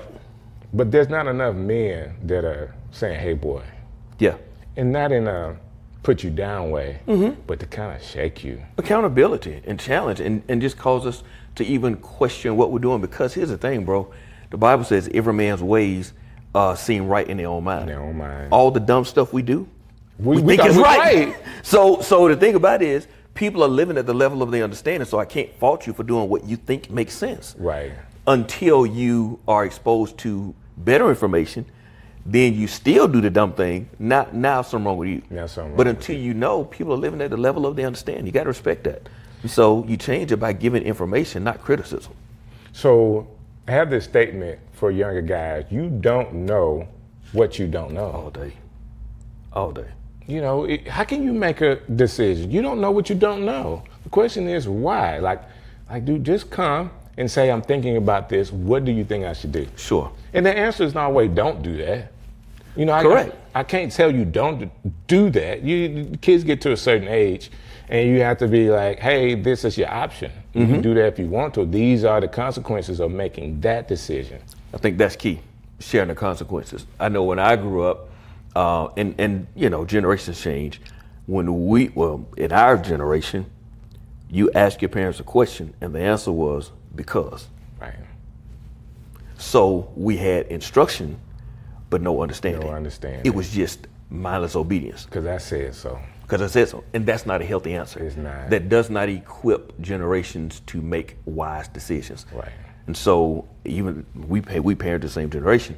We parented things a little bit different. We had open dialogue. Talk to them. And as you said, don't just tell you what not to do, but tell you why you shouldn't. You know, what are going to be the repercussions? So now, even if you do what you want to do, I've given you enough information to make an intelligent decision, because it's not a sustainable answer. Let me ask you this question. When you was growing up, young elementary age, did you have the little key around your neck, having to go home with the key? Oh, absolutely. Our kids would never understand what that's about. Not being picked up from school in a car. Oh yeah. One on car line. You had to walk home. On no car and you line. had the little key, so you weren't missing the key around your neck to get in, and mama wasn't there. Dude, and when you get in, you call her, let her know you in. And God forbid you stop and play football in your school clothes. It's over with.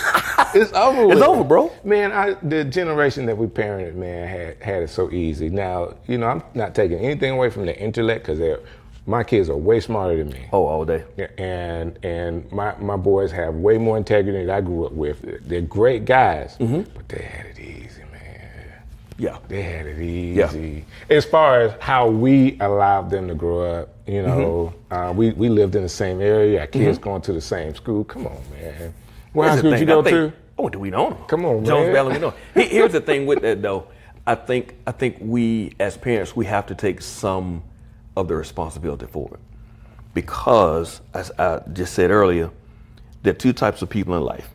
You have builders and buyers. Okay. A builder walks in the room and sees a hammer and nails, and they see a wall. A buyer walks in the room and see a hammer and nail, they see a hammer and nail. Right. And so and I think it's important to understand how to function as a builder, because God doesn't give you life pre-built. Right. He gives you pieces, and you have to build the life that God has for you. We grew up as builders. We didn't have acrylic backboards. No, we didn't. We had a piece of plywood and a bicycle rim. If we had that. It was a pine tree with a rim. Bro. No nets. Exactly. No nets, no nothing. And so what happened is we built with nothing. Right. But then what happened is we blessed our family with what we built. Right. And it's not their fault they don't know what to do with a bicycle rim and plywood, because we taught them that acrylic and nets is what's right. That's what's right. Right. And I think sometimes we do a disservice of punishing a generation that we created. We created them because we would never put a bicycle rim up. Oh, bro. Now you know what? Now I was rebelling when we moved over into Trussville. I had my basketball goal put up. Dude, I put chain link nets up. Dude, I'm bringing Winona to Trussville. Oh, I'm like, no, man. I'm not gonna conform. But no, I think it's important just to see how we can merge the two generations, because they're not wrong. They're different. They're different. You know, and I think every generation has weaknesses and strengths. Like we grew up desensitized to pain. Right. The problem with that is we were desensitized to pain, and so we're bleeding, and we should have stopped. Right. But this generation is now more attuned to their emotions. Right. And I think sometimes they stop too early. So we didn't stop enough. Right. They stopped too soon, and so I think it's a balance of helping each generation. We become a little more sensitive to our weaknesses. They become a little more attuned to their strengths, and we both find this middle ground. That's part of why I think the men's conference is going to be cool. Friday night, we're going to have. Thank you for bringing it back to that, because obviously we're going to just talk about random stuff. No, that's cool. But that's what we do. Whenever we get on the phone, bro, we'll go from thing to thing. But what's going to be cool about Friday night is we're having a special session for young men, 12 to 18. And this is August the 8th? August 8th and 9th. So Friday night will be the kickoff. While the young men are having a breakout session, I'm going to have a panel for multiple generations. And so I'll have 3 generations of men talking through certain topics before the crowd to see how this issue is managed in different generations. Like, perfect example, I had to tell my son, so he went off to take a job in Orlando, and I told him, you're grown. I don't think the job is going to be good for you. He said, why? I said, because you're different than me. When I started working, I was looking for the 1st and the 15th. Right. You're looking for fulfillment. You're not going to find fulfillment in that job. Oh, man. I was looking for a payday. You looking for purpose. Right. And so he's way more in tune with life and things that matter. I didn't start thinking about a life that matters. I'm in my 30s, bro. I'm trying to pay bills. Right. And so what happens is, in that, I even think that's where sometimes we discount and even throw bricks at this next generation for not having what we call the same level of loyalty. Well, I'm not fulfilled. They're not fulfilled because they're going to the next thing. Going to the next job. And granted, you should develop a healthy work record. Right. But I don't want to make a lot of money and hate my life. I want to find fulfillment. I like that. It's just, it's finding the balance, bro. I'm going to do this thing. And I know I'm talking a lot. Hold on, before you do that.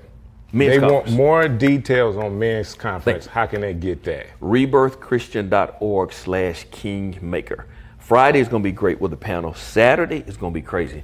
My friend Ricky Smiley is going to come talk about being a king in crisis, how he navigated through the death of his son. That's cool, man. Larry Thornton is going to come talk about being a king, overcoming Jim Crow, overcoming challenges. He was just a pillar for our community. He partnered with Magic Johnson in the 90s and opened the McDonald's and developed the Heritage Center on the west side. Navigated from Jim Crow poverty, has emerged and become a leader in corporate America. Brandon Cleveland is going to come. He's going to talk about a king in culture, how we can thrive in this secular world and maintain our spiritual convictions. And what's dope is I got to talk about entrepreneurship. I got a young man in my church, Anthony Gaucher. He's going to talk about, he's 14 years old. 14. And he's going to be one of my speakers and talk about up and coming kings, how he's navigated through running a successful business. At 14. At 14. His father passed unexpectedly, and just his journey of dealing through that and some personal challenges and finding himself. And he's an athlete, strong leader, Christian leader. So I think it's going to change the trajectory of what I consider church conferences to be. Wow. It's going to shift from doing better church to actually raising our thought process, raising our perception of what happens because of my walk with the Lord, what's possible. If some people are hearing this, men don't like to sit down and talk. All right, so conferences could be a big deal. What would you tell a young man that's watching this and may be questioning whether they should come or not? Like, what would you tell them? Not just, hey, this is what it's going to be about, but what would you say if you would kind of entice them to come? I really believe that life is dependent on it with all my heart. Everything in life we learn one of two ways, either by mistake or by mentor. Okay. And God uses mistakes to teach people who are too proud to submit to a mentor. Okay, I like that. It's crazy. And so God uses mistakes. He uses mistakes to teach people who are too proud to submit to a mentor. Every now and again, I know you're just so cool, but that pastor thing just comes right out of you. It's what I do, bro. It's what I do. It's what I do. It is that's quotable, brother. Bro, it is crazy. And so you think about the mistakes. I was making a comment the other day when people was talk about if I had known then what I know now. The truth is, I did know it. Somebody told me. I just didn't believe it. I wanted to try it your own way. So it's not if I had known then what I know now. Now I know the mistake. Right. But I knew the truth when they I just didn't think it was a truth. Right. And so I think it's important, especially for young men, to be in an environment where we can exchange, where we can add value, where we can receive, because you'll never be your best by yourself. And whatever mistake they're making in life right now is probably because they don't have a successful mentor. And here's the other thing, bro, of understanding that championships don't transfer. Okay. So that year. You're the champion for that year. In that league. In that league. So you're a champion at Pop Warner. You're not a champion in the pros. Right. And so just because you're killing the game with your shoe game, killing the game making money, does not mean that you're killing the game as a father, as a leader, as a friend. And so just because you're winning here does not mean you're automatically winning everywhere else.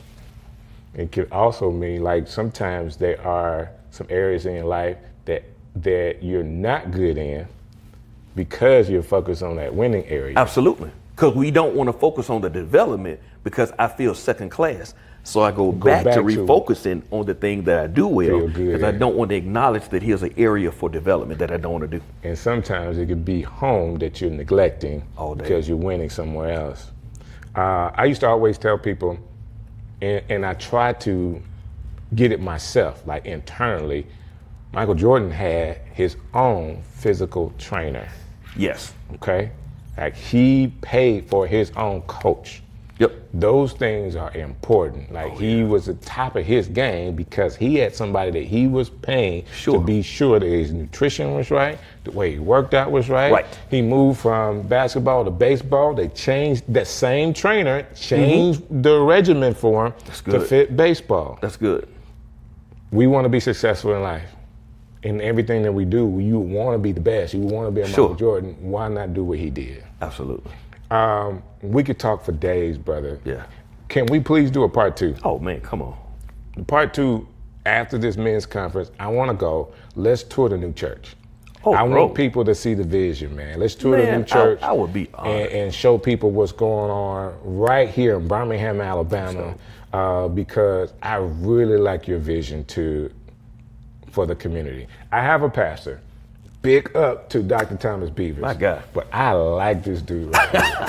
I like this dude. I like you too. No, you're my guy. You in the community, man, we need people like you. Man, and my prayer is that as you build, more and more people are aware of what God is doing in your life. Man, I'm humble. And you got to tell your family I say hello. Oh, all day. You know, I got to tell you, I love your family.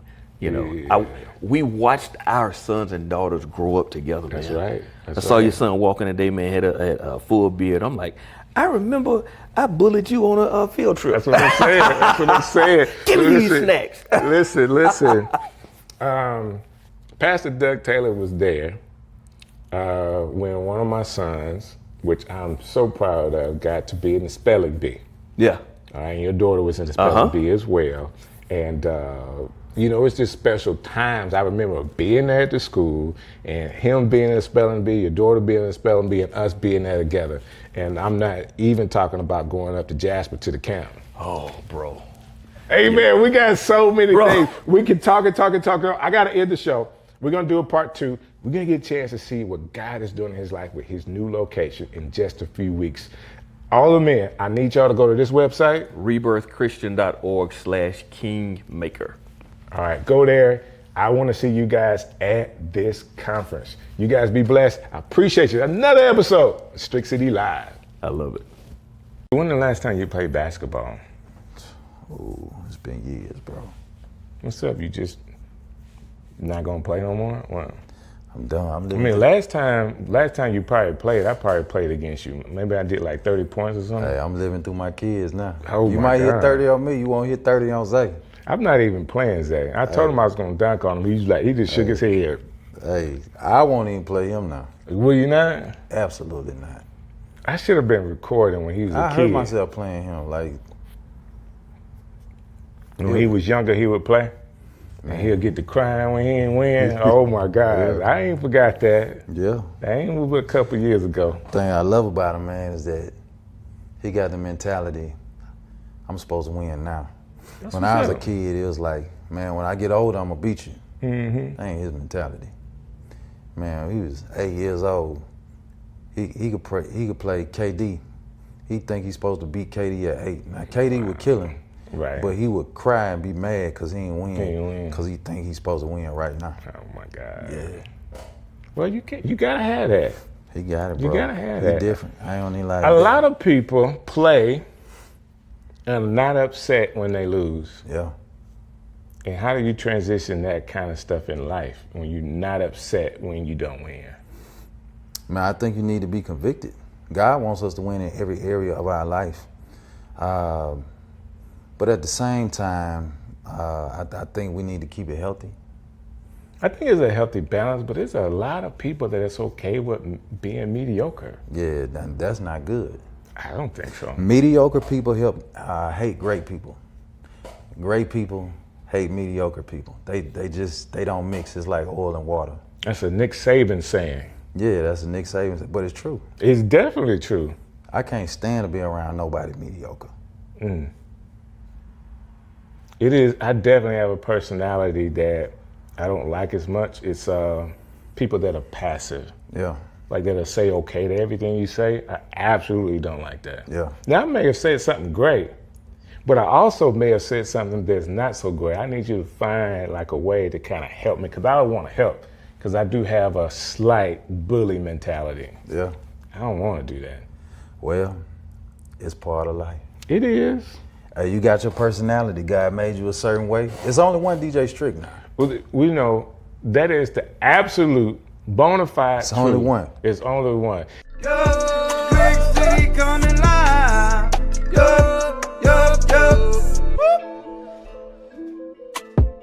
And what a great way to start the show. Please listen to what I'm saying. There's only one Strick, and he is still the legend. And I thank you so very much for hanging out with me right here on Strick City Live. You guys keep showing up. Thank you so very much for every like, every comment, every share, every call, every text. It means a lot to me that you would take the time to watch what we're doing here and then to comment on it. That being said, y'all already know who my guest is. You already seen the thumbnail. I got him in the studio. We're right here at the link in Roebuck, and we're about to do some real conversation. I'm talking about some real stuff from my friend, my brother, the doctor. Yes, he is a real doctor, Thomas Beavers. Man, what's happening, man? Thank you for having me. Man, I appreciate you being here. Man, I'm glad to be here, man. You got a dope show, and this is a dope thank you. spot. It Shout out is to all really the people cool, in Birmingham that's doing it, and it's worldwide. That being said, man, what do you think about the climate in the city of Birmingham? Ooh, man, you trying to be messy? No, it's just the truth. It's it could be a sunny day's climate. Like it Yeah. is what it is from your perspective. I don't know when people are gonna see this, but we're just coming off of the mayoral election. Right. And I think the climate in Birmingham right now is kind of cooling down and calming down. Before a minute, man, it was heated. Yeah. For a minute, man, there were people saying, I live 536 miles away and I've never been this entertained. Like I tuned in every single day. It definitely was entertaining. It was entertaining, man. It was. Let me say it this way. Personally, I know you, right? I know you very well. I think you do a very good job being neutral when you need to be. Yeah. All right. It was a very long time at the church that you ever even said that you were an Alabama fan. I didn't know for a long time. Wow. Because I came walking through the door talking about War Eagle, you know what I'm saying? And I think you do a good job because you're a leader. It can be polarizing for people sometimes, especially with things like politics. Yeah. That being said, it's tough Yeah. to not have a voice when things are not, what do you want to say, professional. Yeah. Yeah. I fought so hard to be quiet, and I was quiet on purpose. I really did more praying than talking, and I honestly did pray. A lot of times as pastors and preachers, we say, hey, we got to pray for people, but we don't actually pray for the people. But I spent time praying for each candidate. I didn't pray for somebody to win. I didn't pray for somebody to lose, but I prayed for people to be able to maintain their sanity in and throughout the process. Win, lose, or draw, for people to be able to come out healthy, for the city to come out unified. I spent a lot of time in prayer. Now, I did laugh. Mm-hmm. It's very entertaining. I would be lying if I said I did not laugh, because it was funny. Right. A lot of it was funny. But aside from laughing, I spent a whole lot of time in prayer, and I've learned, you got to try not to laugh too hard, because it could be you tomorrow. Right. There's a song, it goes like this: I'm gonna try not to be all high and mighty, because tomorrow I can fall down on my face. Yeah. Lord, I thank you for sunshine. I thank you for rain. I thank you for joy. And it's the African song of the kid. People know the thank you for sunshine and rain, but the first part of that is being humble. Which is not easy to do, but understanding that, you know, God can be blessing you today and something could happen that humbles you. And I can say this, I personally went through a humbling experience in my life. And it was you befriending me during that time towards the end of God humbling me, kind of bringing me back to give me opportunities to be who I am right now. Like a humble, more mature Strick. You know? I get it. I don't always have to say I'm the legend. Because I know I am. You just know it. So, but it took me a while to get there. We've all been through those humbling situations, me included. There's a scripture when you start talking about that comes to my mind. 1 Peter chapter 5, verse 7 says, humble yourself under the mighty hand of God, and God will exalt you in due time. That's good. And so when we humble ourselves, God does not have to humble us. But when we don't humble ourselves, then God humbles us through humiliation. Right. The root word of humiliation is humble. And we never have to face humiliation if we would lower ourselves. Man, that's good. That's really good, because so many people miss that. And not that God wants to humiliate anybody. He wants to grow you. You know, he wants you to get to that man, that woman of God that he's calling you to. Sometimes, like me, and I can be the best example of this, our heads are just too hard to get the message. So he might have to come in a little strong. And God is not in the business of humiliating people. But if we don't listen to God, sooner than later, God will just be quiet. And when he's quiet, he allows you to make your own decisions. And then you see what you want is not actually what you need, and you end up humiliating yourself. Right. And there's levels to that. Like public humiliation is definitely different, because I thank God that I hadn't gone through any type of public humiliation. But for me, I was humiliated because of the actions that I had that I know about. You know? Because everybody is different. Like, I can be honest about me. I understand. That being said, when I talk about the climate of Birmingham, it's just one facet of what we have to deal with. Because there's also a climate in the Christian community right now that it seems that it may have died down a little bit for as bad as 2024 was, but we still have some things in the Christian community that, as one of my friends used to say, we have some opportunities. We have some opportunities to do better, to show better. What is your feeling as a pastor, like when you see all these things? Do you internalize it, like personally for you? Okay, God, these are some things I want to do different so that I'm not in these situations. I try not to internalize it, because if you internalize it, you'll go crazy. But I do try to learn from it. I think when you talk about the body of Christ and the climate that we're in right now, God has always wanted unity for his church. I think there's a scripture in John 13, 34 and 35 where Jesus says, by this all men will know that you are my disciples, that you have love one to another, which means that the loudest message we can preach is not with our lips, but the loudest message we can preach is with our life. And so God is our Father, but when his kids are not getting along, it breaks his heart. And so we see a lot of discord and a lot of, everybody has a voice, and everybody should has a voice, but we don't all use our voice in the right way. And so a lot of people in the body of Christ are beefing, and that is possible, because you see in the Bible, Paul and Barnabas had a beef. They did their first missionary journey together. They went on missionary journey number 1, but they didn't make number 2 because they fell out over Barnabas's cousin, John Mark. And the Bible tells us how to handle conflict, but we don't necessarily go by the Bible to handle the conflict that we have. So we end up making a public spectacle of the kingdom. And God wants unity. God blesses unity. We have differences, but our differences are to complement each other and not to compete with each other. I do appreciate that, because while you were saying that, I'm automatically thinking about John the Baptist ministry and Jesus' beginning of his ministry. Guess what? They were going on at the same time. They were, and he humbled himself. He did. John the Baptist was that dude.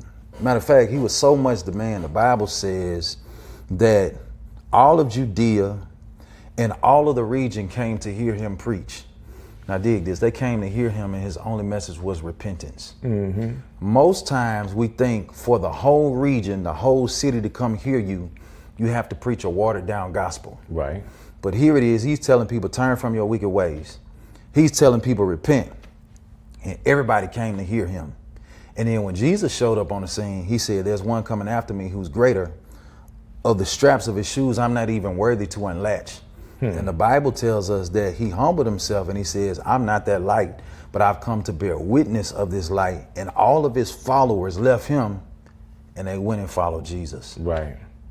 Man, that take a lot of humility. That take a lot of not humility. to be mad about that. Right. But that was his purpose, though. I guess he understood. He was baptizing them. Yeah. And just the quote that you gave is, I'm doing this because there's one that's coming, and that's the one. Yeah. I believe when it comes to ministry, there's a time for everybody to maximize the moment. But then there's also a time for everybody to step back and prepare the way for somebody else. And I'm just praying that when my time comes, that I'm able to do that gracefully for somebody else. Man, that's cool, because you say that, and I'm automatically thinking, like, one of the things that you're known for is church transitions, like teaching church transition, being in one with your grandfather and helping other churches to go through that. And now you're saying that if you are a leader, you need to be thinking about transition. Yeah. Why do you feel like that's so important? You need to think about transition on day one. Because the moment you become somebody's successor, you are already somebody else's predecessor. You just don't know who. You don't know who. You just don't know who. If the church is gonna go on without you, you gotta think about it on day one. Don't just think about what you're doing, but think about how is this gonna end and what steps am I taking for the church? What steps am I taking personally inside of my own life? Because I don't wanna hold on to this until I die.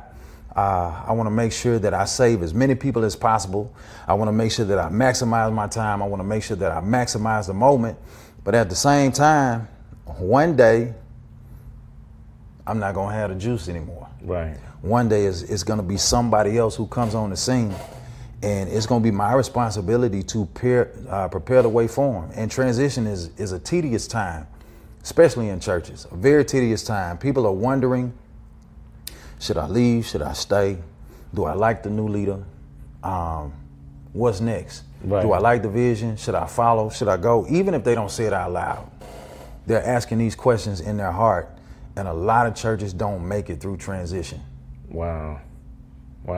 So I'm listening to your comments, and I'm sitting here thinking, man, I should be a better show host. Yeah. You know, I'm not like Shannon Sharp. I don't have like a script saying all of the great things and introduce. I have an opportunity to talk to my friends. In this case, you get to be a friend and a pastor and a leader. And I probably haven't conveyed all of who you are.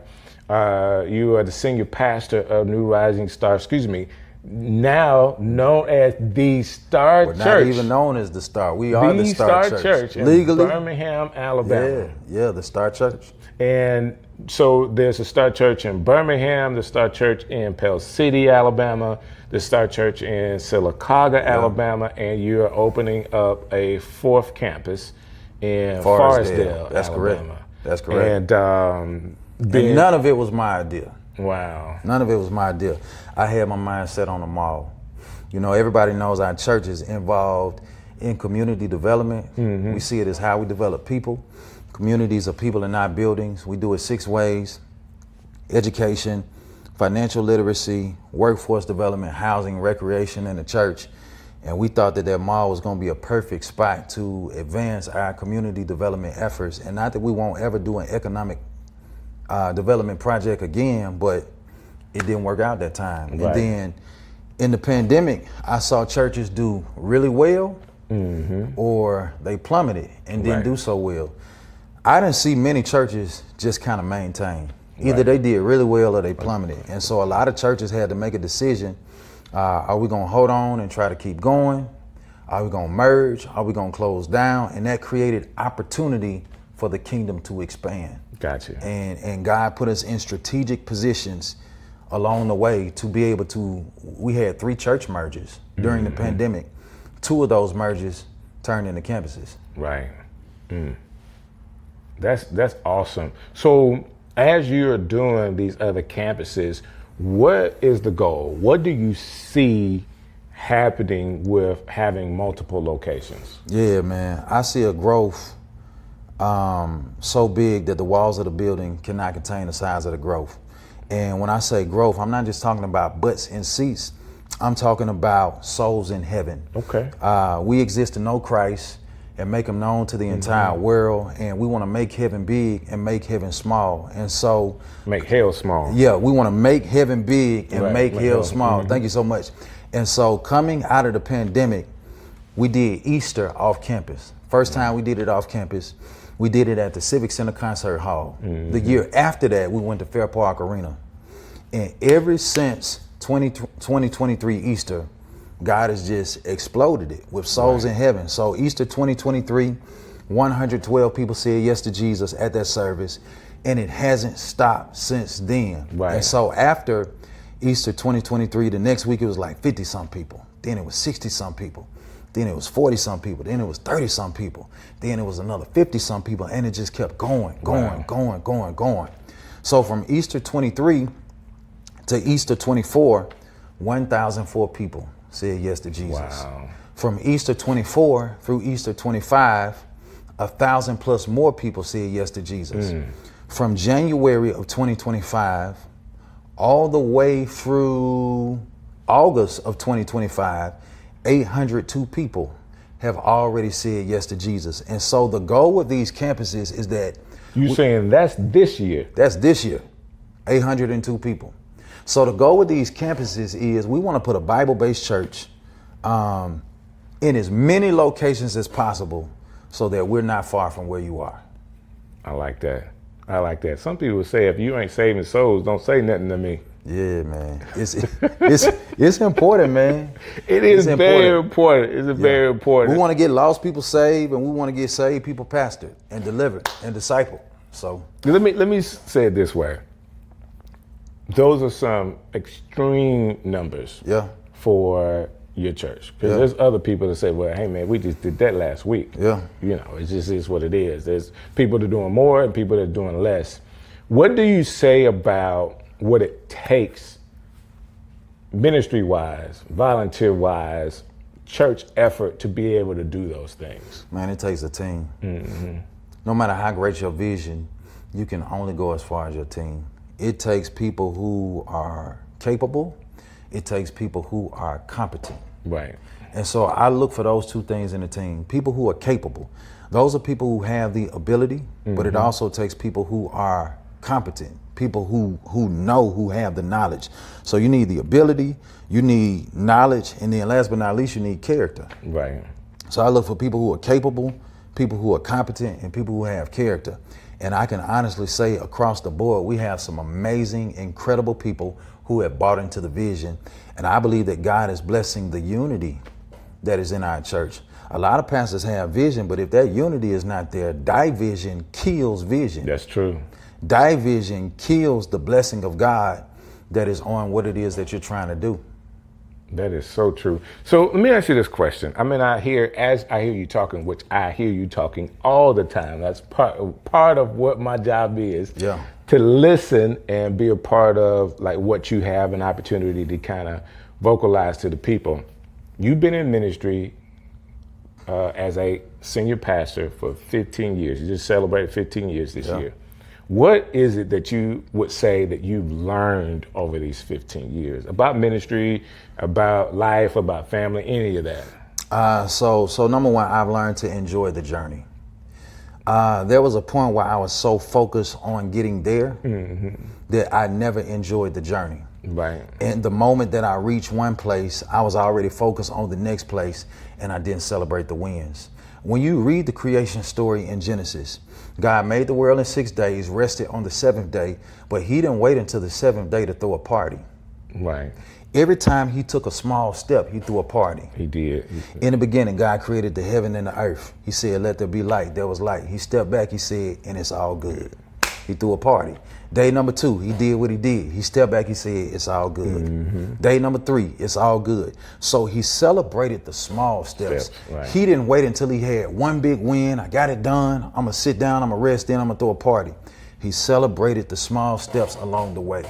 which means that God enjoyed his own journey right. of creating the world. And I have learned to celebrate the small steps. If you don't, it's not going to be enjoyable, no matter how much you accomplish. And so I've learned that personally in my family, I've learned that family is first. That's right. Ministry should be an overflow of your family. And anytime you are so driven in ministry that your family goes neglected, your family and you suffer really, really bad. And it's hard to do ministry burden-free when home ain't right. So we hear this a lot, and I guess I'm a church boy, so I grew up in church. I've heard this a lot. Do you think there's other professions to where people struggle with so much of the dedication to whatever their profession is that they may neglect family?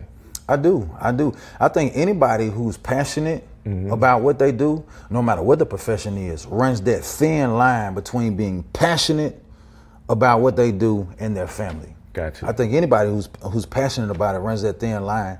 I think about Jesus when Jesus was on the cross. When he was on the cross, he had 7 last sayings. Father, forgive them, for they know not what they do.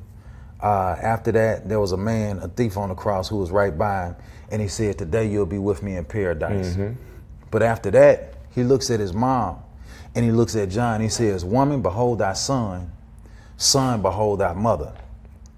Jesus is on the cross fulfilling his purpose. He did many miracles, but his miracles is not his purpose. He healed the sick, raised the dead, gave sight to the blind, but his purpose, according to Matthew 1:21, was to die to save his people from their sins. So as he's on the cross dying, he's fulfilling his purpose. But he stops his purpose to make sure that he doesn't lose sight of his priority, which is his mama, which is his family. Right. And I believe that as we fulfill purpose in life, we got to make sure that we take care of priority, which is family. I like that. Anytime we don't balance that, it's not good. I just want y'all to marinate on that for just 1 second, because sometimes we could say stuff, and I always stop my guests, Pastor, it's just the way it is, because we can go by that and miss an opportunity for the message and the lesson out of having the right priorities, even with the passion that you have. Yeah. And you're right, it could be other professions. My wife is extremely passionate about playing the flute. Yeah. I said, okay, babe, we gotta slow that down. Yeah. You know, yes, you're gonna have everything that you want, but we can't take every day. Yeah, David said he makes me lie down. Come on. In green pastures. He's the king of Israel. He has power, position, prestige. He has wisdom. He has wealth. He's passionate about being the king. But guess what? Sometimes you can be so passionate that God will put you in a position to make you lie down. I'd rather just go and lie down so you ain't got to make me. It's so much and easier. I've learned that over the years, because most times when I rested in the past, it's been because I've been made to rest. Gotcha. Not because you decided I wanted to rest. Yeah, but not no more. It's 52 Sundays in a year. Yeah. How many are you preaching?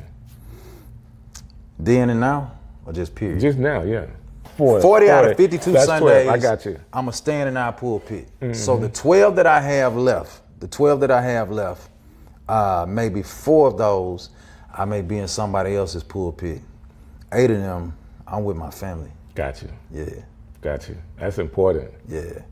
What does it feel like being off on a Sunday for you? It's weird. I'm getting used to it. You know, I tell this story, man. My mama drugged me to church. Right. So, man, that's all I knew. Now I'm getting used to it now. Right. Especially this last month I just took off, I'm getting used to it. But, man, when you've never done that, Monday night Bible study, Tuesday night choir rehearsal, Wednesday night midweek prayer service, Thursday night life recovery, Friday night youth activity night, Saturday we witnessing in the streets, Sunday you don't just go to church, you in Sunday school. Right. So I passed the drug test. She drugged me to church my whole life. So being off on a Sunday, not being in church, you know, is weird. But I've also learned that rest is necessary. Here's what's interesting. In the Old Testament, the Sabbath was on the 7th day. And that started because God made the world in 6 days, rested on the 7th day. The Sabbath was made for rest and reverence. Okay, the Sabbath was made for man, not man for the Sabbath. So when God made the Sabbath, he made it to intentionally give us a day to rest, to relax, to refuel, to recharge, and to reverence him. Right. In the New Testament, when Jesus died, he got up on the first day of the week. So we now celebrate the Sabbath on the first day of the week. And I think there's a principle in that. Okay. In the Old Testament, you rested on the seventh day because you were tired after you worked 6 days. Right. In the New Testament, you rest on the first day so you don't get tired when you work the next 6 days. Wow. So I'm learning to rest so I don't get tired instead of resting because I am tired.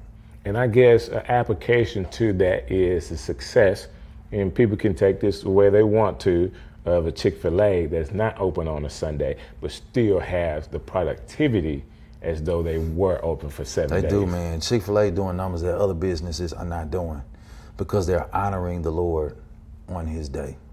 I think it's the same thing, the principle of tithing. The same thing with our time, tithing and our time. God tells us to give him more time than money, but it's all a trust issue. Trust in God is only authenticated when I'm able to give the very thing that I'm tempted to trust more than God. And the very thing that I'm tempted to trust more than God is my money, my wealth, my possessions, my time. Right. And so God says, give me 10%. And you'll see that I can do more with your 90 than you can do with your 100. He then says, give me 1/7 of your time. And you'll see that I can do more with your 6 days than you can do with your 7 days. People struggle with that, Pastor. Yeah. They struggle with the whole tithing thing. Yeah. They think this is some type of construction of the church to get money. Yeah. I guess for the pastor could look a particular way. Yeah. I mean, we're experiencing that maybe a couple of weeks before this gets loaded from when we're talking. But, you know, it's just last week we had a guy posing as a biblical leader. And the federal government had to come in and shut what he was doing down. Yeah. But it was in the midst of millions of dollars that he was raising. And people struggle when they see that. Yeah, and it's abuse in every profession, but people still go back to it. They do. It's only when it comes to the church and you see abuse in the church that people walk away from God. And that's a very, very sensitive area. I know that it's sensitive for a lot of people, but I tell people salvation is free, but it costs to do ministry. A lot of people talk about what the church is not doing, but when you see the church doing something, when you see a church with an actual vision of education, financial literacy, workforce development, housing, recreation, and a church with a vision to revitalize communities, not just through real estate and homes, but also by revitalizing churches that have died out. So that we won't be far from where you are, so that we can put a Bible-based church in every area to be able to make heaven big and make hell small. Man, that's a vision that you really want to get behind. Well, guess what? It takes a lot of money. It does. To do it. It takes a lot of money to do it. And what I tell people is we're not giving to a church. We're giving to God through a church. I like that. And so when people give, don't put your eye on the pastor. You know, when people give, don't put your eye on what it is that you think that you see. Your giving is to God. Your church, your local church, is just the vehicle by which you do it. So what if a person is in a local church and their pastor has come under some scrutiny for whatever it may be, questionable activities, integrity issues, character issues? What would you tell somebody that is really struggling from seeing him as a pastor, but also knowing that there's some real integrity stuff that is hindering the word? I would tell them to keep your eyes on God. And if you can't trust where you are, don't allow that to be a reason for you to stop giving to God, because you were never given to that person. You were never given to that place. You were giving to God through that place. Gotcha. And so if you don't trust that place because of the person in charge, go somewhere where you trust. Gotcha. That's what I would tell them. There's a man somewhere. There's somewhere, a man or a woman somewhere. Yes. And you brought it up, a woman somewhere. So yeah, I did. There's a man or a woman somewhere. Go somewhere, but don't allow that to be the excuse why you just fall out altogether. Because when you stop giving, your giving can benefit the people or the organization or the church you give to, but never benefit you. Wow. If your attitude is not right. Paul said, though I speak with the tongues of men and of angels and have not love, I'm a tinkling brass or a sounding cymbal. He then says, though I give all that I have to feed the poor, if I don't have love, he says, it profits me nothing. Right. It profits me nothing. So what Paul is saying is, I can give, but if I don't do it from a heart of love for God, other people are benefiting, but I'm not profiting from what I give. Wow. Not only should other people benefit from what I give, I should benefit from what I give.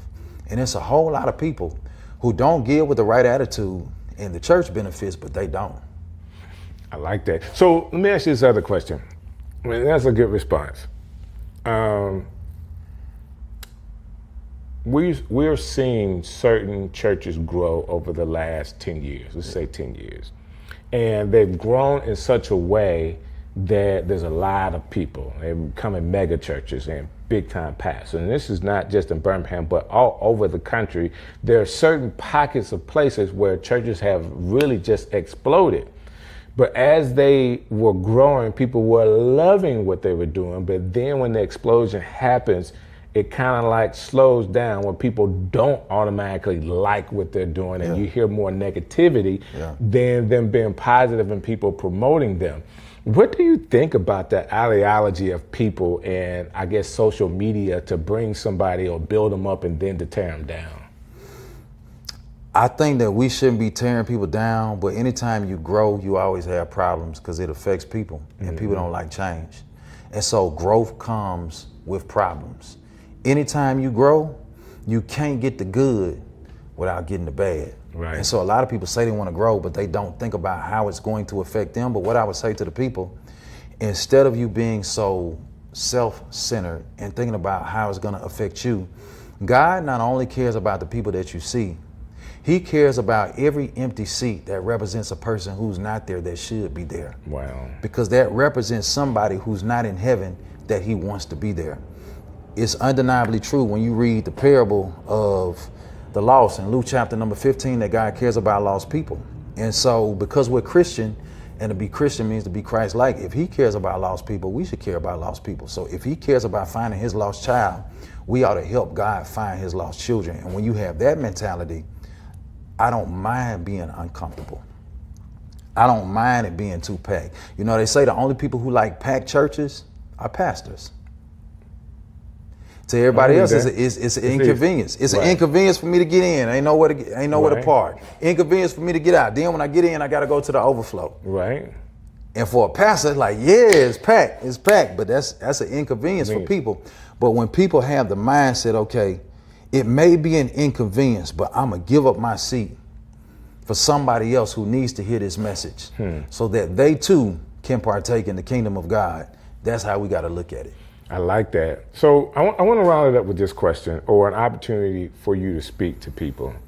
There's a lot of people that may watch this that are questioning their faith. They listen to this pastor sounds good, but what about me? Like, I don't believe in pastors. I've been to a church, I got a major league church hurt, and I'm really questioning if there is a God. Can you speak to those people? And try to help them kind of figure out where they are and where God is? Yeah, so a couple of things. Number one, church hurt is real. A lot of people don't have a problem with God, they have a problem with God's people. Right. And then some people do have a problem with God, but let's just start there. A lot of people don't have a problem with God, they have a problem with God's people. And so when God's people don't properly represent God, they think that there's something wrong with God, when in actuality, he was just misrepresented. Right. And so I tell people that the church is the body of Christ, but also the bride of Christ. So whenever you say I love God, but I hate the church, because the church is the bride of Christ, what you're really saying is, God, I love you, but I can't stand your wife. Right. And although the church is imperfect, the church is still God's mechanism to save the entire world and to bless the entire world through the local church. And the church is not going to be perfect until Jesus returns. And so he says, when I come back, I'm coming back for a church without spot or wrinkle. And I would say to that person, if you're looking for a perfect church, if you find one, when you show up, it'll no longer be perfect. Because just like the people in that church are not perfect, neither are you. Right. And so I would say that to them, but also for people who are just downright questioning, is God real? I would say to that person, if you're questioning if God is real, ask God to show you. You can read all the scripture in the Bible. You can listen to me. You can listen to other pastors all day long. But if you sincerely and genuinely ask God to show you, he will.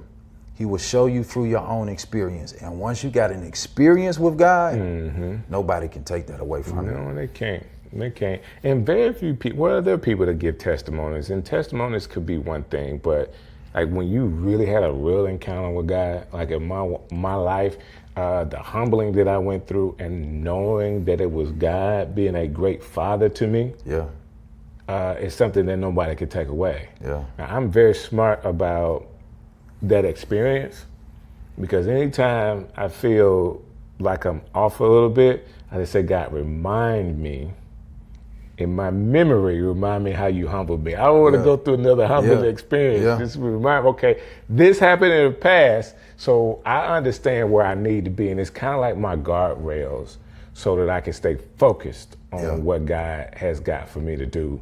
Man, I appreciate you hanging out with me, man. Man, I appreciate it, man. Thank you. Thank you, brother. Because I know how important your time is. All the stuff you got to do to come sit down with me, man, is really huge. Man, I'm proud of the work you're doing. Man, that's what's up. That's what's up. All right, so hey, guys, another Strick City Live. I need you to do me a favor. Go to beatmethetostar.net. Beatmetotostar.net. Check out the Star Church in Birmingham, Alabama. Figure out if this is a place you can come to and just visit and see what's going on. There's tons of places in the city you could go. There's tons of places all over the world that you can go. But if you're in the Birmingham area, we would love to have you at the Star. All right, I'll see you guys next time right here on Strick City Live. Yo, Strick City coming live. Yo, yo, yo.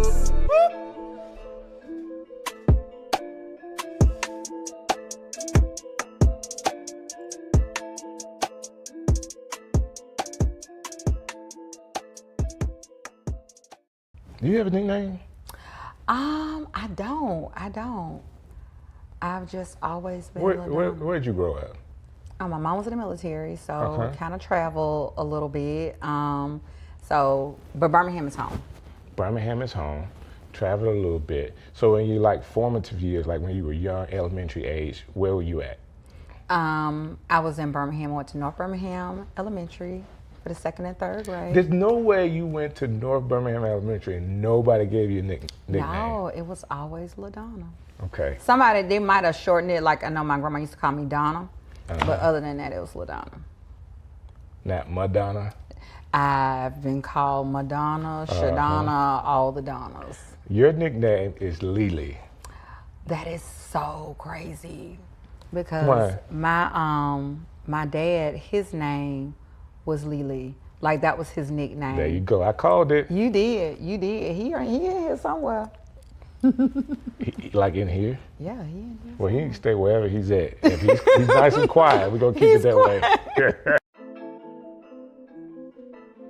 We live? Yeah. Strick City. Woo! Strick City. All over the world. City, man, we live. Yo, Strick City on the ride. Yo, look like surprise. Yo, taking your city like we live. Yo, man, we live. Yo, taking your city like surprise. Yo, on the ride. Yo, Strick City coming live. Yo. Hey man, I am DJ Strick, and first of all, I have to say thank you so very much for how you guys have supported the show. You are an awesome audience, and shouts out to Birmingham, just showing up every time. I've told you that I will be bringing some of my friends here, and I got my friends here. Well, she's kind of a friend. Like if there was a friend metric, she would kind of be like 2.5, maybe 5-ish out of 10. Okay. Hey everybody, this young lady has been called to do events all over this city. She is definitely one of the who's who when it comes to event planning. I am telling you, she took my little $5 budget that we gave her and worked it out for my birthday this past year. But I've known her for a very long time and what she's been doing. One of the first people that I saw in the city using the lighted letter boxes. Like she was one of the first that I saw. She could, somebody else could have did it, but I was like, wow, that's pretty hot. I like that. Anyways, without any further ado, I want to introduce to you guys LaDonna Lily Ford. Hi. Thank you so much for having me. Well, I appreciate you coming, sharing your time with me. I'm sure you could be off somewhere managing another event. Do you do a lot of events during the week? I do a lot of corporate events during the week. Corporate events. I never thought about that. Yeah, Monday through Friday, 8 to 5. I have like corporate partnerships that I work with. I recently did something for Books A Million Corporate. You know what? I saw that. Yeah. Cool. Good for you. Thank you. Now, why have I never got a call as a vocalist to be a part of any of your events? Well, because I know that you're busy. That's true. And your noise. No. Vocals, like my singing. I know, but your noise is not joyful. Okay. It says make a joyful noise. Okay. Yeah. You know what? But if I need a host, I haven't got a call for that either. I haven't needed one. Okay, because everybody kind of chooses their own host and all that kind of stuff. That being said, you have done events all over the city. Now you're telling me you do corporate events. I've known you from doing personal events, and I don't know, it's kind of like all over the gamut when people call and say, hey, I just see you everywhere. Like it's almost every weekend. It is. My business has been very blessed. I really don't think about it. I just kind of go. So a lot of times I'll do 2 and 3 in a weekend. Sometimes I'll have more than one in a day. Like this past Saturday, I think I had 2. I had 2 events. And in May, when I was celebrating my birthday that you had an opportunity to do, you were actually doing another event from a friend of mine. Around the corner, and you knew nothing about it. I didn't until you did. Now, I knew he was doing it. I couldn't go to his party because I was having one. We planned it on the same day, and we invited each other, but of course we can't go to each other's parties as we're doing it. But that was like one of my childhood friends. So shouts out to Tyree Melton. Shouts out to you, sir. Really, really cool guy. And he was celebrating his 50th along with me. I was celebrating my 30th. Okay. Right. Yeah. So we talked about you being busy. Can you really break down for everybody what it is that you do as an event planner? So as an event planner, I am talking to clients, getting their vision. If they don't really have a vision, I kind of help them along with developing what that is and how they want to celebrate. I get to know them, find out, what they like. I also do my own research. So I may go on Facebook or just kind of do like a little deep dive, trying to figure out like little small nuances about the person that I can put in the event, and to where when they get in, it's like a little Easter egg or a little surprise, like, oh, how did you know? I didn't know, So I do that. I bring all of the vendors together, just kind of depending on the vision that we've kind of come up with. And I work with the same people over and over again. Makes it easy, right? It makes it easy, and I know that these people have my best interests at heart. And they're going to deliver. And they're going to deliver. They're going to have a great price and a great product for my clients. They're not going to let me down, so therefore I won't let my clients down. So do people, because I don't know, I didn't really do the details for the birthday party, but do the people know the vendors that you're using, or do you bring it all to the table? I bring it all to the table. Sometimes they may have like their own, like, I have to have this person. And I love working with new vendors. But if I had my preference, I'm a creature of habit. Right. I kind of like using my own, but I will submit those vendors to the client and say, hey, these people, you know, are really great. This is their work. So the client is not going in blind. They actually know. Okay. You know. Well, that's what's up. Is there like a client that, have you ever had a celebrity client? Come on. Other than me, of course. Other than me, have you ever had a celebrity client? Define celebrity. Like you know, someone that's like been on TV. Yeah, been on TV, somewhat famous. Yes. I don't know if you watched Love and Marriage Huntsville. So I did something for the Scotts. All of their boys graduated high school at the same time. Okay, cool. And so I did their graduation party. But before that, I did an event for them. It's gonna air, so I can't talk about it. Okay, cool. But you'll see it soon. There you go. So it's growing, like your notoriety is growing. Yes, like people, I don't know, I don't get caught up in my own hype, so I just be in Target and whatnot. Target, because we're not supposed to be in Target. Yes, you one of those people that be skirting in there. I don't, I promise you. But I'll be like in Publix and looking real like I just ran out real quick. And people will be like, oh, I know you. And I'm like, hey, you know, I'm like, don't look at me. Right. You know, but I just go on. I don't really think about it. I think it's really cool. Does it, that notoriety of people calling you and you get a chance to do bigger and bigger events and people trusting you like that, has it changed your life at all? Not really. I try to remain humble. I try to keep it all like, okay, I don't think about, like, let's say Beyonce called me. I'm gonna fangirl out for a minute, and then I'm gonna come back in and like, okay, this is just another event. This is just another, you know, person or whatever. Right. But like, especially like when I do corporate clients, because I know that all eyes are on it, it gives it like a certain level of, I don't want to say stress, but it's like the pressure is on. Right. Because it has so many different eyes on it. And I always think no matter how big or how small the event, it's another opportunity for someone to see what I do. That's true. Because if the event goes well, most people know to ask. They would see, well, who is the person that put this together? Who did y'all use? And I normally tell people I do it all. I done it all. I remember you said that. Yeah. Just so you know. Like, it's not like I did it behind your back. Right. And you talked earlier about the nuances that you have. I remember one of the things you brought to the table with us, because we even brought furniture in the whole night, and you did a pillow with our family logo on it. I thought that was cool. Thank I you. still have that pillow, by the way. Awesome. I did not leave that pillow. And I still have, what is that, 8 foot tall banners that you made? It was. Like, I'm supposed to be 8 foot tall, Who so it was doesn't perfect. want an 8 foot tall picture of themselves in their house?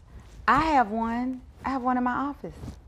It could be, it's scary to the kids that didn't know it was down there. 'Cause it's Yeah, in the now basement. it is alarming when you walk like the middle of the night and you see this, you see your eyes, you're like, What is that? what is that? So I still have to deliver my sister hers, you know, by being 8 foot tall, it's just not easy to fold up. No. So I got to figure out how to get her posted to her, but No, where is she? she's in Opelika. Oh, you can drive that down. In what? In a car. I mean, No, in like you in a a truck. SUV. Like I had to rent a van to go pick it up. You know how much it cost me? $100 to do that. Right, downtown and back. But it's worth it because I got it. Most people would have left it or like Yes. tossed it, and I just thought, you know, it's just me. I have a lot of clients who like, at the end of the night, now how do I get this home? I'm like, I don't know. I just got it here. You just do the front part. Yes. So you can tell them you had to get it's a cargo van. And they could be cheaper. I mean, I think U-Haul would have been much cheaper than what I did, but I was trying to get it quick. Gotcha. That being said, people are seeing this and they may not have known about LaDonna Lee Ford. I made it that, don't y'all call her Lee, okay? Don't do that. And Aaron, I'm sorry that I did that, okay? I'll stop. So Lily, what makes what you do different than other event planners? I don't really know what other event planners do. I just know that I really try to take the time to get to know my clients. Okay. I want them to be comfortable with me. I want to be comfortable with them. I want to foster an open door policy to where when they come in, they can give me their ideas. Whenever a bride and groom come to me, I say, okay, what have you always envisioned that day to look like? What do you want your guests to experience? What are some things that are important to you? And so during those initial consultations, I'm taking notes. I'm kind of quiet, I'm listening, and I really kind of want to find out who they are as a person. Gotcha. My bachelor's is in psychology. My master's is in counseling and psychology. Okay. So even though I'm not working in that field, I still kind of get to use some of those skills a little bit. And is that also the skill you use, like when it's the heat of the battle or the heat of the night, and it's kind of like going crazy, and you're able to keep calm? Yes, it's like, you ever seen a shark attack? Okay, so when a shark attacks, their eyes go to the back. Okay. It's like to protect their eyes from whatever the prey is. And they just attack it. And so that's kind of how I liken my personality. Straight like, ahead. Straight ahead. And like I was working, one of my assistants, we were like, she said, I want a chicken finger, I'm hungry. I said, we'll do that later. And she was like, oh. Like, we're not hungry Like now, we're working now. Yes, when I'm working, I don't eat, I don't go to the bathroom, I don't do anything. And I kind of forget that other people need to eat and go to the bathroom. Other people are normal. Other people are normal, but I have like, it has to be right. Yes, it's your event, that's great, but it's my event. It's your event It's too. my name, and it's my, I don't want to say legacy, it's my brand, you know. So that being said, it being your brand, I teach this all the time. I'm a content creator. Out of all the stuff that I am, at the end of the day, I'm creating content so it's visible. You have a business. And if you were an event planner that never did social media content, people would never know that that's what you do. That is true. That is definitely true. A lot of people, you know my work before they, know me. That's right. And some people, I always say that, you can't sell the dream looking like a nightmare. Right. So do I want to get up and do makeup and all the things or whatever every single time that I leave, no. Right. I have a hard time with that too. Yeah, I'm sure. But in doing so, it like people have come to expect it. Right. So like I dress for every single one of my events. I don't care if it's a child's birthday party, which I You know love. what I'm talking about? Now children's that you birthday said that, I did have a slight problem with that. Okay. With you outdressing.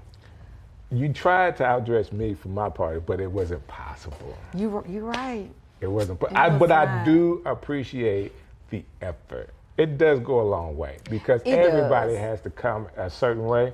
You came, but it just didn't. It didn't measure up. Not- it was like not to what I had almost. on. Yeah. It's okay. And Kim had a hard time. Now she beat me, but she had a hard time. now competing. both the ladies, they look good. They So did look good. y'all was all They running did. neck and neck. Y'all But couldn't kill. however, I give it to the ladies. They look better than I did, but Yes, but I try to dress for every single event. In those rare times that I don't get a chance to dress up, my clients are like, well, I thought you were gonna, and then are you gonna do a picture? Are you gonna do a reveal? And I'm like, okay, Yeah, yeah. so I have to go in the bed. Like I've changed in small restrooms, in closets, in my car, just wherever I can find be a able to corner get that. to get that done for my clients. Well, I think that is awesome. And I also think that from a business owner, not just an event planner, but as a business, because I really do teach this, what you do, you model what business owners should do with their content. Because once a client uses you, guess what? They're friends with you, they're following you, and those people all see all the stuff. So guess when they have an event again, you're still what they call top of mind, top of tongue. I gotta call LaDonna again. And guess what? They want to call you based on not just that last experience, but they see you are continuing to work with people. Yes, and continuing on to grow. I also, at different events, try to be very personable, even though I have that shark, mentality. And in the end, I've had guests say, y'all did an amazing job. Right. What is your card? Like, what's your number? What's the name of your business? And so that's awesome, because a lot of times you're going about your day and you're thinking, I'm just a help. Nobody sees me over here with this shirt and these pants on. But they do. They do. They do. They do. And it means a lot. It means a lot. Again, I appreciate what you did for me. And I wanted to, because you're doing so much, you are a part of that Birmingham who's who. Because if you're doing an event, am I? I don't feel like. Call LaDonna. Like if somebody's doing an event, and I know there are other event planners out there. I'm not taking any business away from them.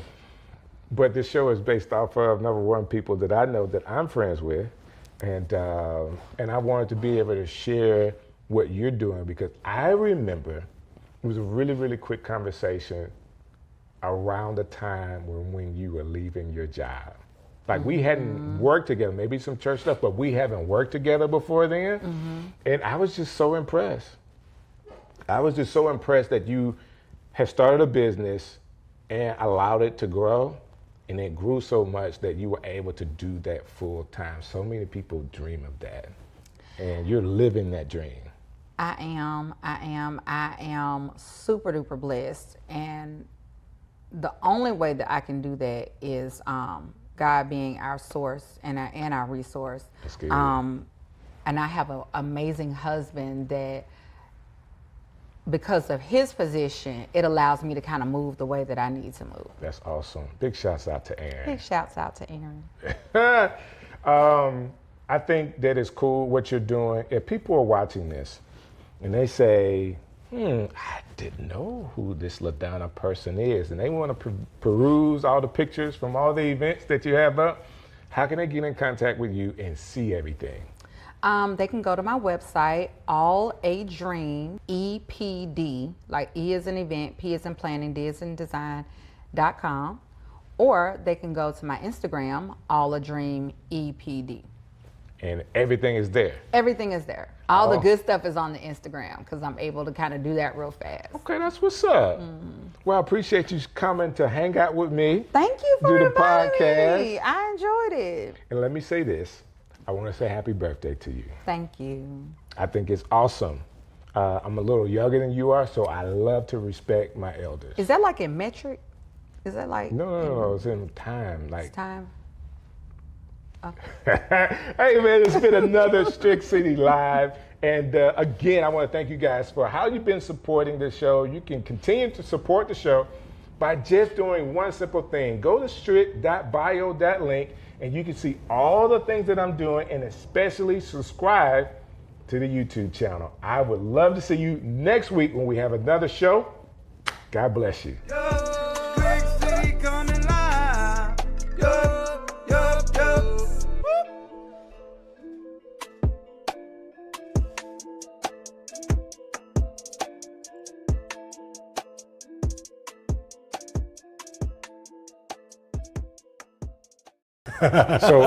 So by any chance, do you still have a yo-yo? I do. In fact, I bought a rather expensive one while I was on vacation last year, and I haven't opened it yet. There is in downtown Disney, there is a yo-yo store. And you go in. So if you were on campus of Auburn University in 1993 to 95, you were seeing just one guy with a yo-yo walking around the Haley Center or somewhere. Yeah, that was me. And he was a cool kid from Birmingham, Alabama.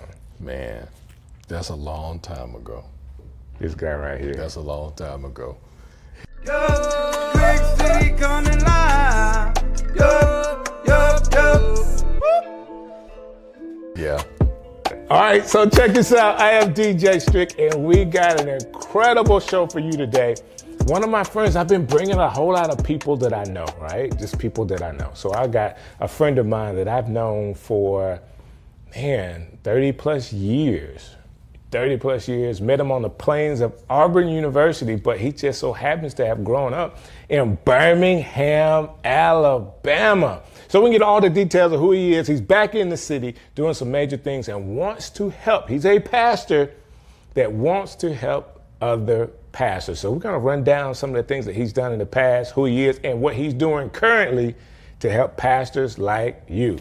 Or if you know a pastor, it could be somebody that you know, right? None other than Pastor DJ Emmanuel. I have him right here. What's up, man? Good to see you, man. Dude, first of all, I really like this shirt. Thank you very much. I like it too.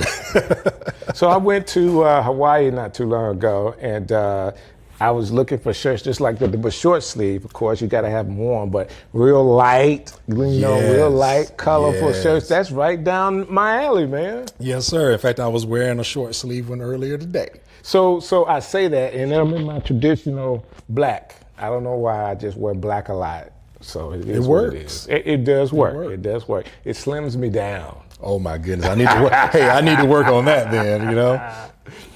Hey man, we hadn't had a chance to talk in a while. I did have an opportunity to come to your installation that you had at your church, Lily Baptist Church, right over in Tarrant. How is that going? Wow, it has been a whirlwind. Okay. And thank you so much for being there. So many people were surprised when they came to the installation and they saw so many other pastors and church leaders there, because the church really didn't know anything about me. Okay. So to have you and have others there, one of the deacons walked away and said, you know what, I've never seen that many ministers in this church before at one time. Wow. And so it gave a lot of credibility to what the changes I wanted to make. And so the church is growing, it's thriving. We're getting a good foundation in how we do things. And a lot of preaching, a lot of teaching, a lot of leadership development, but it's working out very well. And I think people's eyes are open to the possibilities of what our church could be. I like that. That sounds really cool, man. I'm excited about the opportunity that you have, especially being a Birmingham boy. You know what I'm saying? Yes. Like, that's a big deal. So we're finna draw a line in the sand right now. Some people may or may not like this.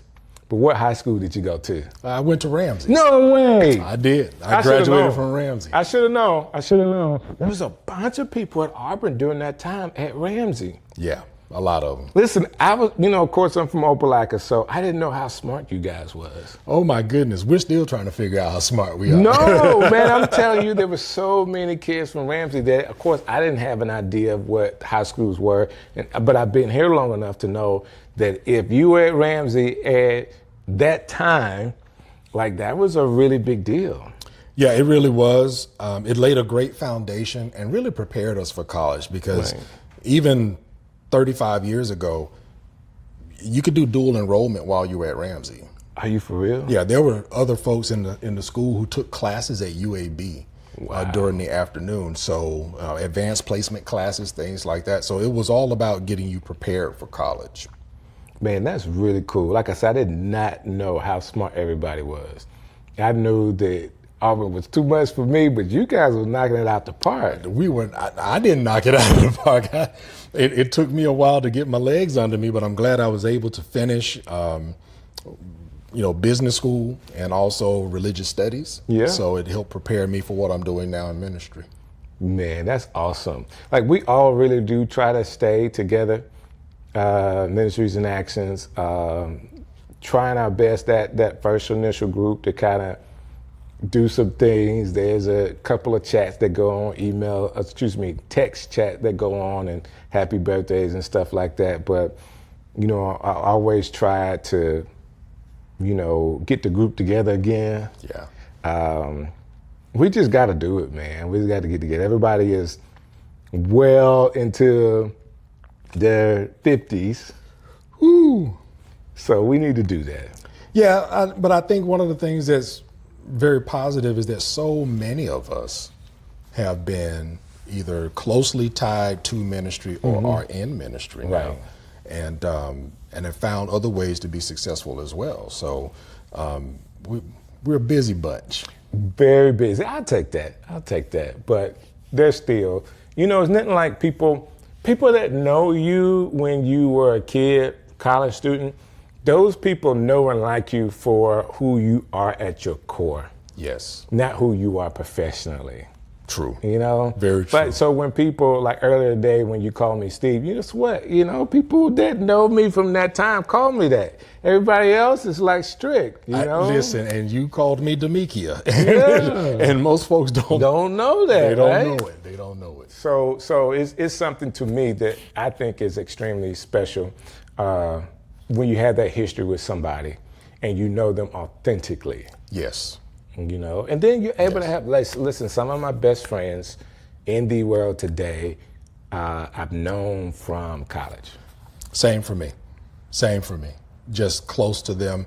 And you can't help but be your authentic self when you're a broke college student and we're all trying to figure out new ramen noodle recipes, So yeah, that's true. I never ate Roman noodles. Oh man, I never had to go. You down that missed route. it. I did miss it. I was going to Dairy Queens for the $1 Blitz burger. Yes, sir. Yes, sir. I had so many of them $1 Blitz burgers, man. It didn't make good sense. It really didn't. It really didn't. But that being said, it's cool to reminisce about those times, and we got so many people that we could probably shout out and talk about, you and your family and all of that.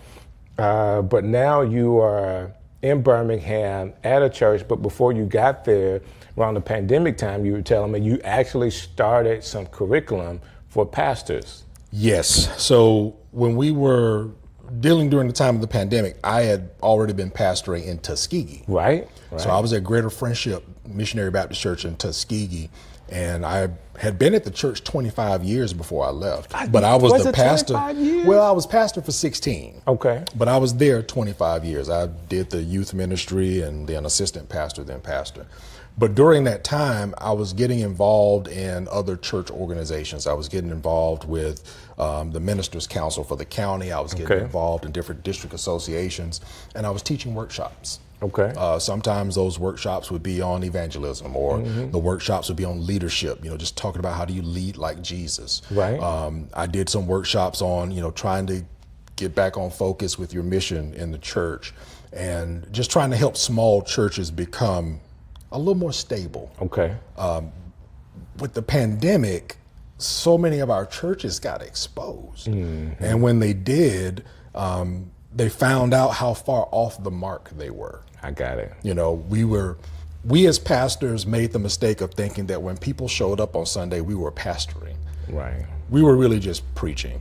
Right. The pastoring happens when you engage with people. It happens when you're talking to people. And when the pandemic happened, there were pastors who didn't know how to even get in touch with their members. No. They didn't know where their members were. They didn't know what was going on with their folks because they just weren't connected. Right. And so with engagement being kind of the new measuring stick, I've been talking with pastors about ways they can do that, because along with pastoring, I have a website design business, Emmanuel Business Solutions. So I'm always talking to pastors about how to use the technology to stay connected, how to use email marketing, how to use mass text. I mean, that's one of the things you helped me with, because now on Sunday mornings, after I had the conversation with you a couple of years ago, 240 pastors get a text message from me every Sunday morning where I'm praying for them. That's awesome. And so I bring that to the table and try to help these pastors see ways that they can stay connected with their folks. 240? 240 get the email, and another 240 get the text message,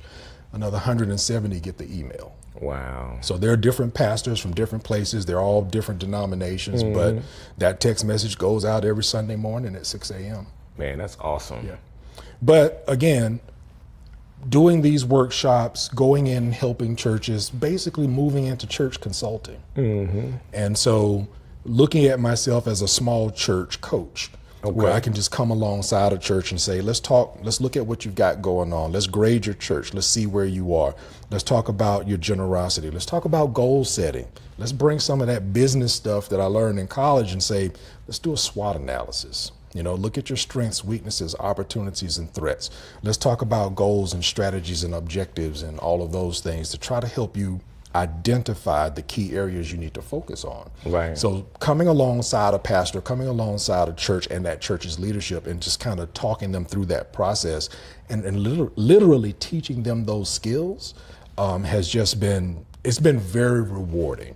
So what is your ideal church or pastor to work with? I'm looking at pastors of churches that are maybe 250 members or less.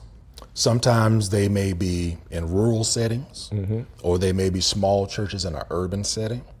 But they're pastors who may feel as if they're stuck, may feel as if their people aren't getting it. They may feel that they are not taking advantages of the opportunities around them.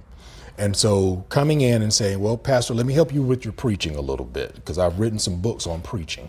So let's talk about your preaching and talk about some methods and techniques to help you communicate better. Gotcha. Okay, well, let me also take a look at, let's talk about what you're doing financially. Let's talk about accountability. Let's talk about whether or not you need to bring in an accountant who can help you get things in order so that you can be more efficient with what you have. How do you create a culture of generosity? Okay, you don't know how to really communicate with this prevailing generation. You don't know how to use the technology. Let me help you develop that media ministry, that social media ministry that will help you to engage with this generation and meet them where they are. Right. Because everybody doesn't want a handshake, and a lot of our young people don't even want a phone call. They prefer to see something online or receive a text message. So how do you really reach them? It's a matter of just kind of assessing, here's where you are, here's where you want to be. What are the steps that are going to help you get there? I hear all of this, and I think it's excellent, an excellent idea and an excellent way to help a particular group of people. But my question would be, how, for that particular role, a lot of the men feel like they have to have it all together. Because what they see, like they see the pastors, other pastors that have made it, they make it look like it's so easy and that they have it all together. So how can they be vulnerable enough to somebody like you saying, I need help? I think that is a major issue, being vulnerable enough to say I need help, to say there's maybe something I can still learn. One of the things that you and I heard in college that has stuck with me for such a long time, William McCain always told us we needed to be fat Christians. We need to be faithful, available, and teachable. Gotcha. And I think sometimes after you've been in ministry 10 years, 20 years, even for me, 29 years, I still have to have that kind of availability and be teachable and not just assume I know everything.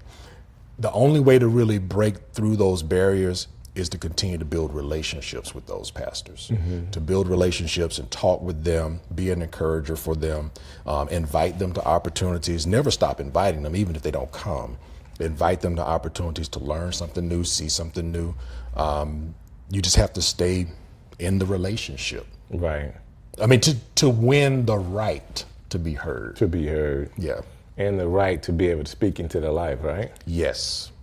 Yeah. So I get it. I mean, that group of people, let me say it this way.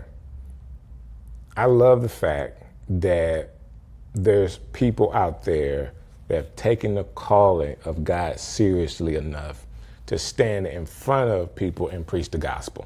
I believe that's a big deal.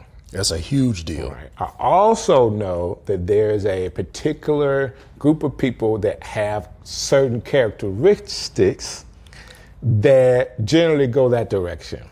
True. All right. So there's, to be general, all right, there are things that they're good at. A lot of times they're good orators. They're good speakers, okay? They may be good in some type of leadership role, but administration is, in a general sense, not where they shine.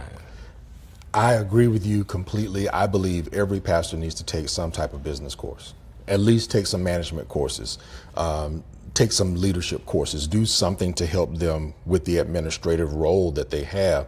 But I think part of the problem with these particular pastors who have a particular spin on what they're doing as a pastor, unfortunately, it's learned behavior. Right. It is what they have seen other pastors do. You know, it's the mimicry.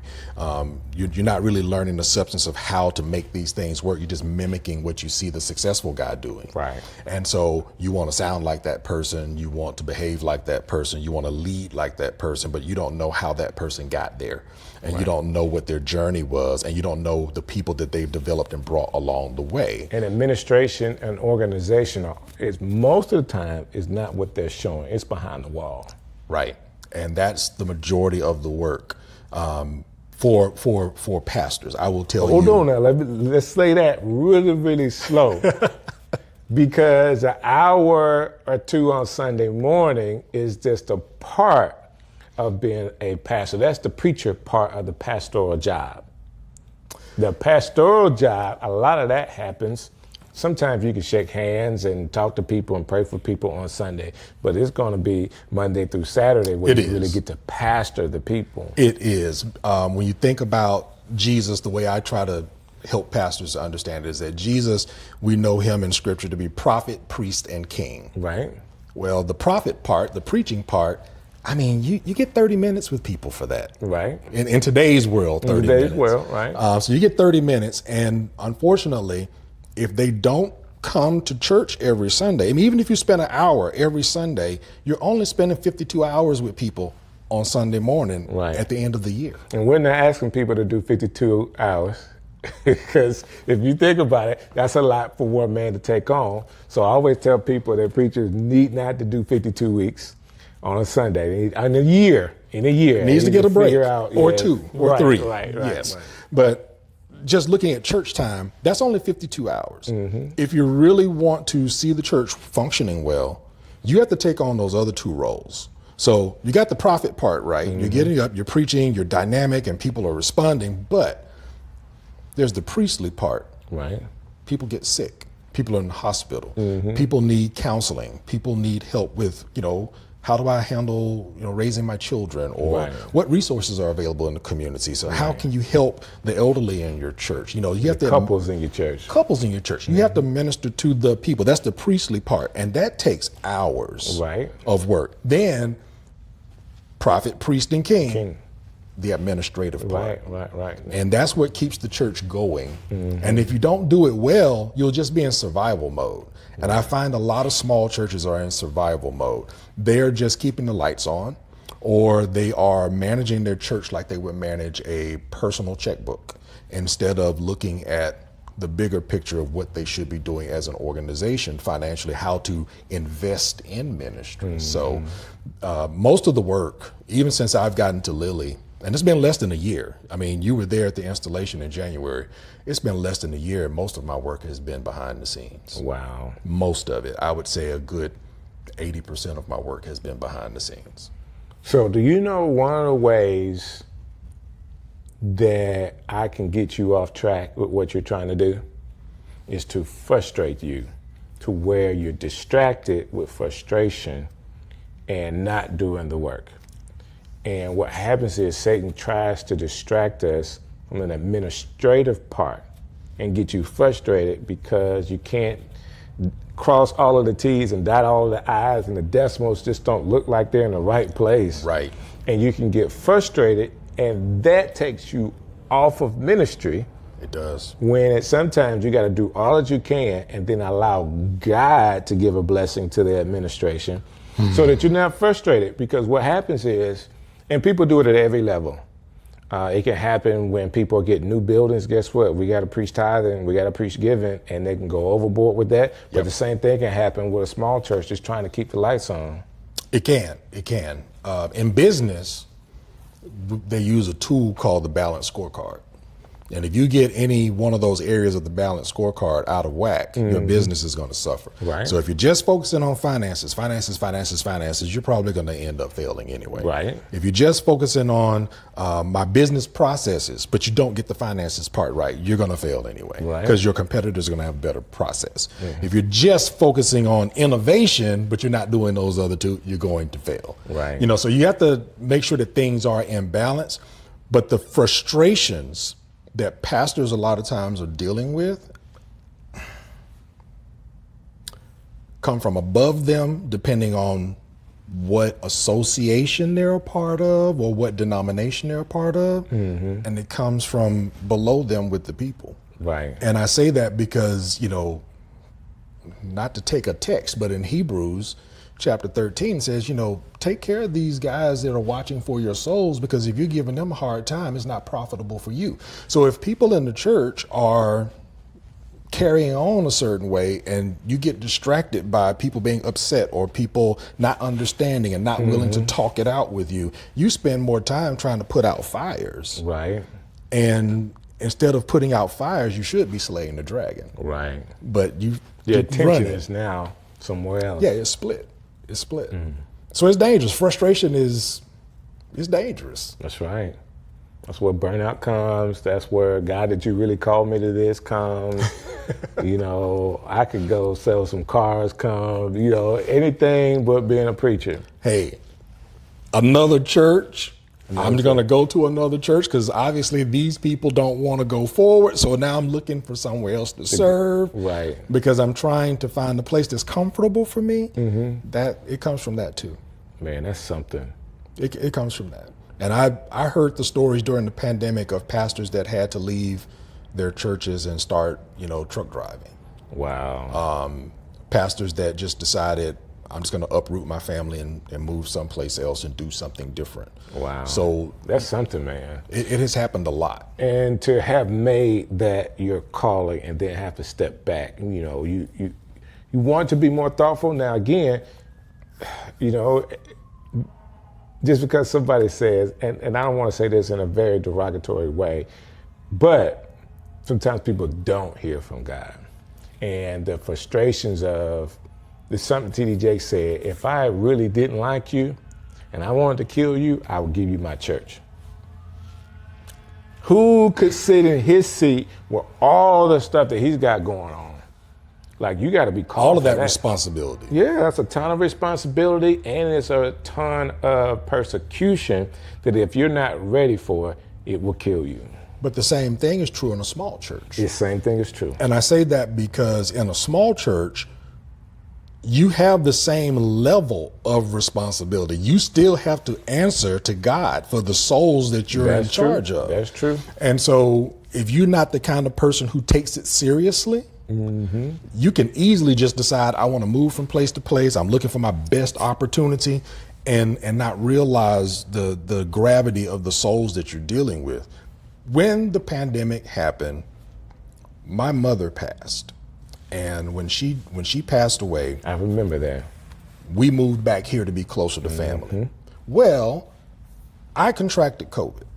When I got COVID, went through my 2 weeks like everybody else, but I have some long COVID symptoms, the fatigue and all these other things. And it made it difficult for me to go back and forth to Tuskegee. Okay. I spent months, almost a year, just praying, God, what do you want me to do? Right. You know, what am I allowed to do? Is it okay for me to be somewhere else? I don't want to leave. I've been at this church half my life. I've been there 25 years. I've built relationships. They're like family. I was like Gideon, Lord, let me just put this fleece out here. And if it's dry in the morning and the ground is wet, okay, Lord, let me put it back out here again. Right. You know, if it's wet and the ground is dry. Right. But I was constantly praying and seeking God. And it was one of the hardest decisions I've ever had to make in my life, to say to our church, I'm gonna have to step down, because what was happening, I would have to do nothing at all on Saturday so that I could go down there and do ministry, come back home, and I was no good Monday and half of Tuesday. Wow. Because of the fatigue, the mental and the physical fatigue. It was beginning to be too much for me to bear. Wow. But I didn't want to stop because I hadn't heard from God to say it was okay for me to leave. That's my assignment, you know? Once I knew, it was, like I said, it was the hardest decision to say to them, hey, give me 6 months. And then to say, if the 6 months comes and I still haven't found a place to serve, I'm still stepping down. Wow. And so when the 6 months was up, it was Easter Sunday a year ago. And I stepped down. That was my last Sunday at Greater Friendship. And I had no new church to go to. Wow. You know, I was just, God, show me where you want me to be. I don't, to circle back, I don't think, like you said, everybody goes through that process. I think, no, they didn't get sent to where they're going. They just saw an opportunity. Gotcha. And then they sprinkle a little God on, oh, the Lord did this for me. I understand. But you can't really say that to people to their face. You can't say it to their face. We can say it to each other, though.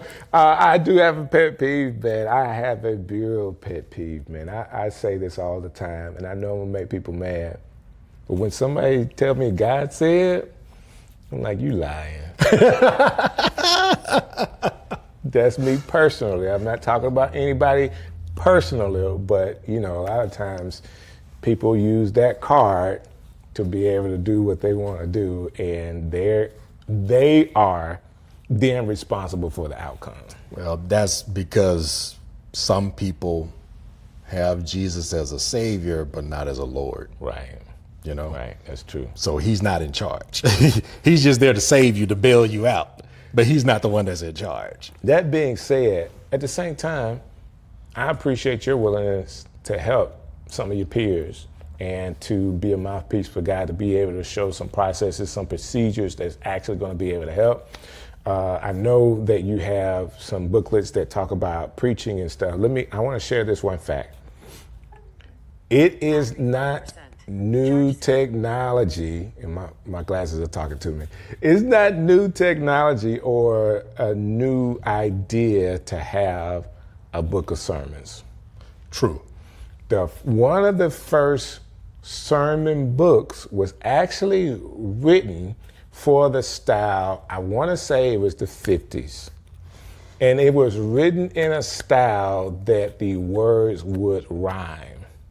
Yes. And it does not get credit for that writing in that style, to me, that it should, because that was a form of rapping that actually went into, so rapping has been around longer than 50 years. It has. But it doesn't get the credit for it because, just like a lot of things, the music that came out of the church went into R&B and all of that. Yep. Well, that style of rhyming, written poetry to rhyme, actually came out of these sermon books and how people, that style of preaching.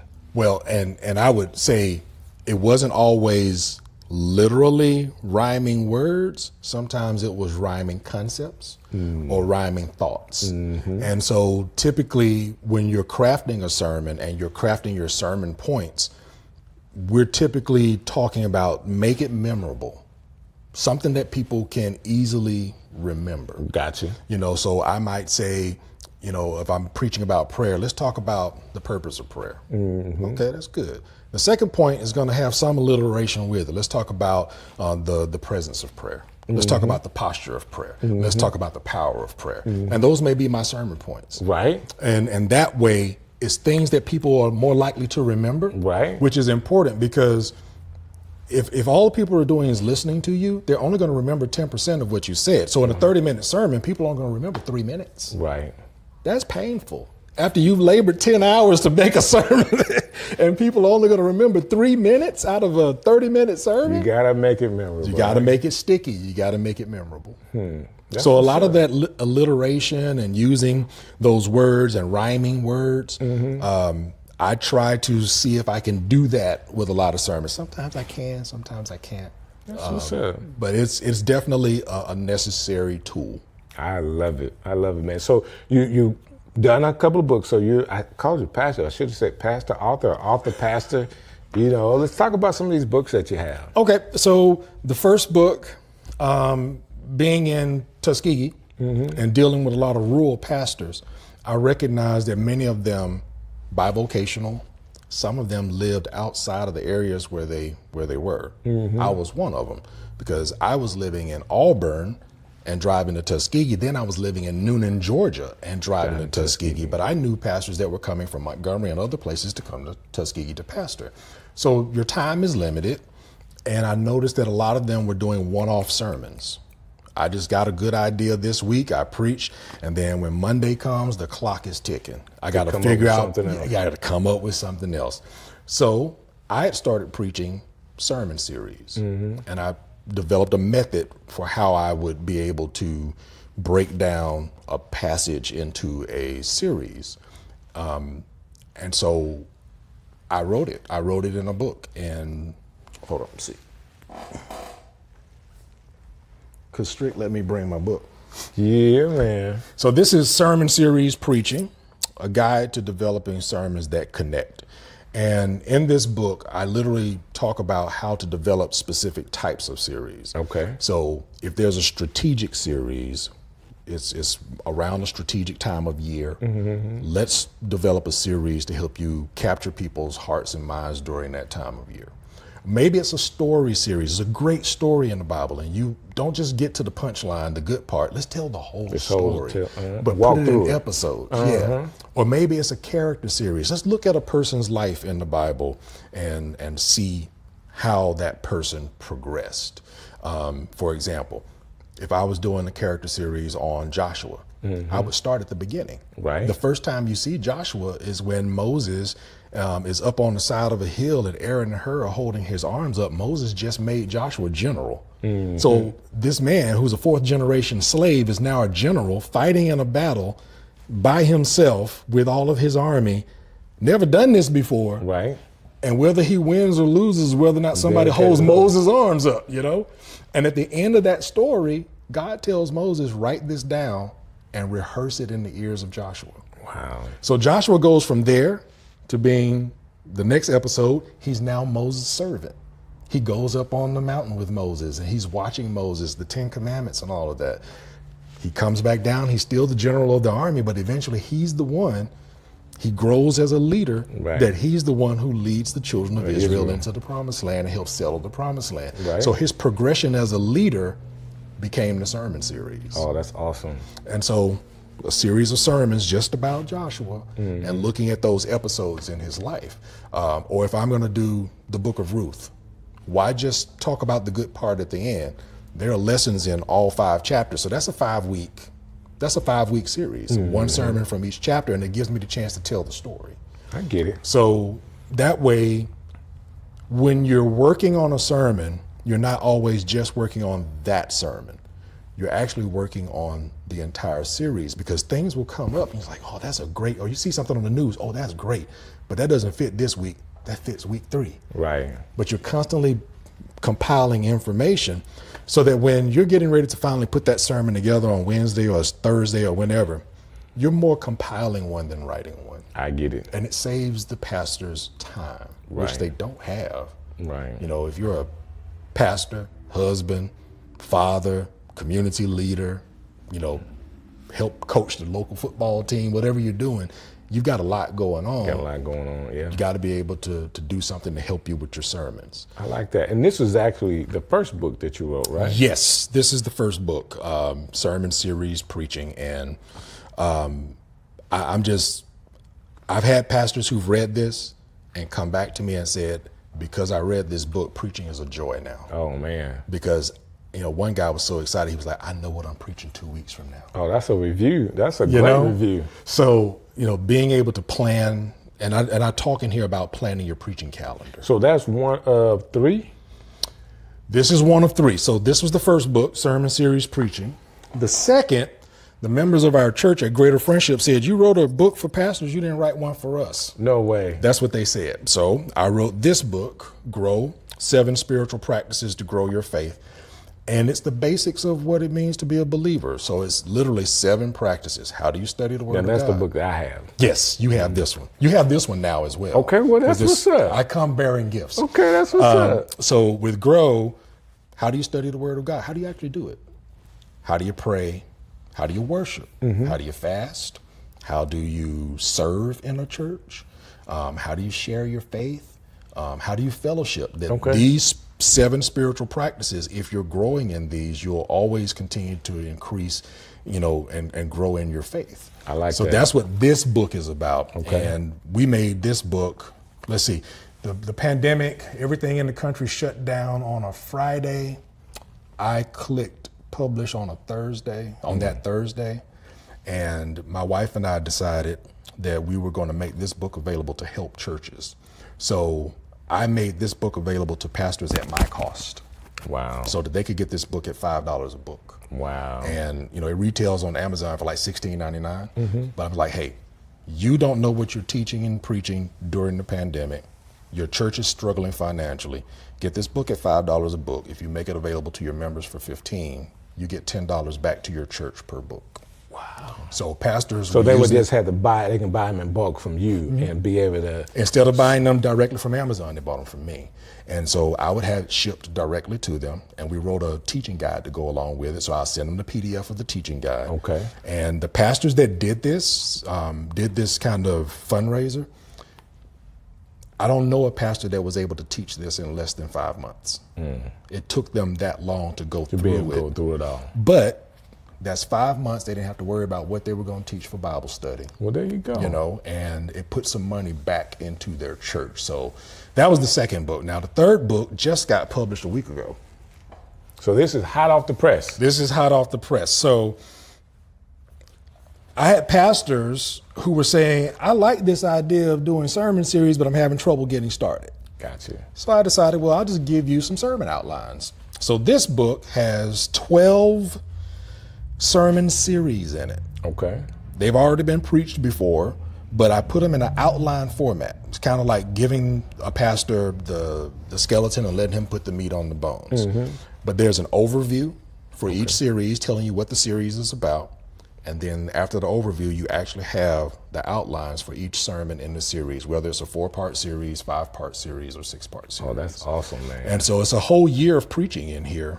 If a pastor needed help, if he just wanted to use them as a sermon starter, if he wanted to take one of these series and say, hey, I'm doing 5 nights of revival, let me grab one of these series out of here and I can preach that those 5 nights. So say I'm a singing pastor. You got anything for me in there? Any one of these sermons would help singing pastor. Well, and I say that because, you know, depending on how you approach what you're doing, you can always find a song or a hymn that goes with it. And I say, I don't do a whole lot of singing. Do you sing at the church, man, for real? I don't really do a lot of singing. I try to stay out of that arena if I can. Let your wife do it. She can handle it. Yeah, she can handle it. So, but I'll give you an example. Sunday, I was preaching a message, and the final point in the sermon is that you need to anchor your faith.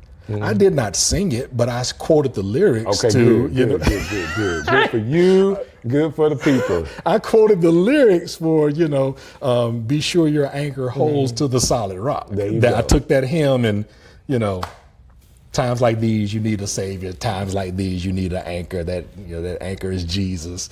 I did not sing it. I did not sing it. What's up, man? So people are hearing us today, and I know because of time, I want to go ahead and wrap it up, but how can, whether they're lay people in the church or pastors that want more information about what you're doing, how can they get in contact with you?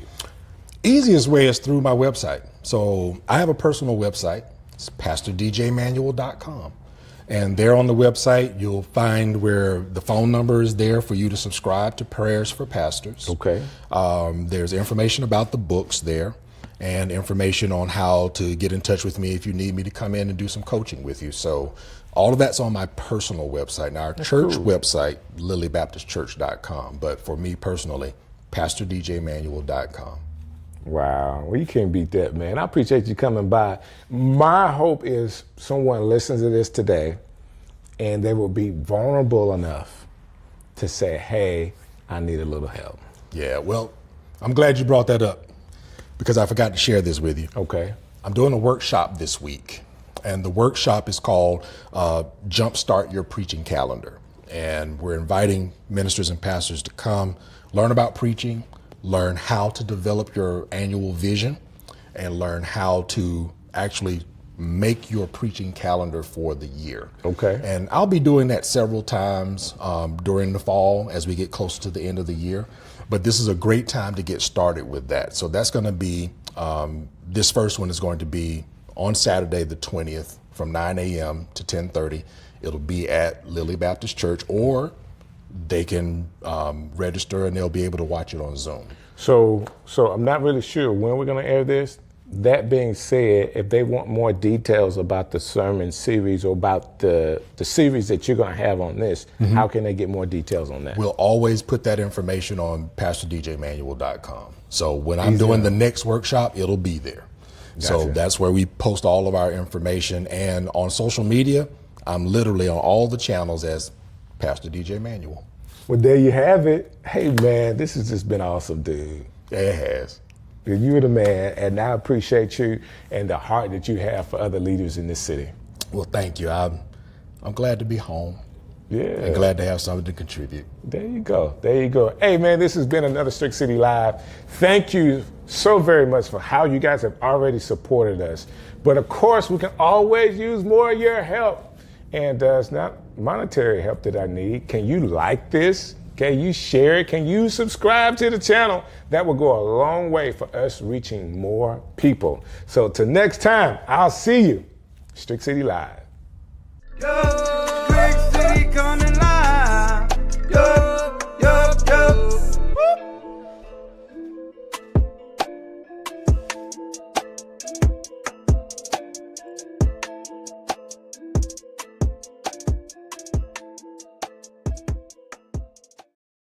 Yo, Strick City coming live. Yo, yo, yo. Hey, listen, my name is DJ Strick, and I thank you so very much for being a part of Strick City Live. Like, I don't have a rhythm to this yet, but I appreciate you watching anyway. I get an opportunity to talk to some of my great friends about what they're doing, their business, and all things that they are. If that makes sense to you, you're in the right place. I have a friend of mine who happens to also be one of my clients. I get a chance to help her create content, and she is good at what she does. From real estate to content creations to being a home guru. Like, we're gonna figure out what this guru thing is about these homes. Maybe she can give us more information so we can contact her for her to do guru stuff for all of us, right? Yeah. None other than the person everybody in Birmingham knows, Miss Portia Smiley. Hi. What's going on? Hello, how are you? So the last name fits because most of the times when I see you, you're smiling all the time. Yeah, I think that's like the proper response for like when you feel awkward. It's like you just smile? Smile and nod. So you feel awkward most of the times when you're around me? Well, but you would make an introduction. The cameras are rolling, so it's kind of like a, Can I start with this guru, like home buying guru? Mm-hmm. Explain that to me. Okay, so I am 10 toes deep into everything real estate. Okay, and that whole 10 toes deep is so youthful. Mm-hmm. So I get it. Go ahead. So, I work with sellers. I work with buyers. I work with people that want to invest. But I recently got into luxury leasing, which for a lot of people could be like the oxymoron for real estate agents. It's like, why would you help somebody find a rental or get into leasing when you're supposed to be helping people become homeowners? Well, the market is crazy and everything is adjusting. So I just want to be in a position to help people with housing, period. So whether you're looking to rent because you're not ready to buy or looking to buy, sell, or invest, hey, I'm Portia Smiley and I could possibly help you. So can you help me if I need to get into like a Section 8? That's a great question. The answer to that question is probably no. I don't think so. It's okay to say no. It's all right. That being said, you can help people if they're looking to rent a property, if they're looking to buy a home or sell a home. They need to call the guru. The housing guru. Which is Portia Smiley. The Portia Smiley. I didn't say the, but I apologize. I'll add that next time. The Portia Smiley can be called for all of that. Portia, how did you even get into real estate? Oh, so I think when the recession happened, everybody just went through like a midlife crisis of like change. Okay. And so that change for me was leaving corporate America. And after being in corporate America for 10 years, I worked in supply chain. And I just wanted to do something completely different. My friend at the time, Jeremy Norman, was a real estate agent turned broker. He had a small brokerage in Atlanta that small brokerage turned into now the biggest. Jeremy is like a legend in real estate right now. Yeah. I don't know him personally, but who can't know him? Yeah. So what once was a small brokerage during the pandemic has now turned into the largest minority brokerage in the, I want to say, Alabama, Georgia, South region. He's got real estate in Houston, right? Yeah, he's doing his thing. So big shouts out to you, Jeremy. We need to talk. I remember calling Jeremy like, hey, I don't know what I need to do to get in real estate, but I'm about to do it. So I just took the test. I failed it twice. I wasn't discouraged. I just continued to like study. I quit my job, then I took it seriously. Right. And I was like, I have to make it because I quit my job to do this. Right. Yeah, and then I fell flat on my face for the first 2 years. I didn't sell anything. Wow. Nothing. Nada.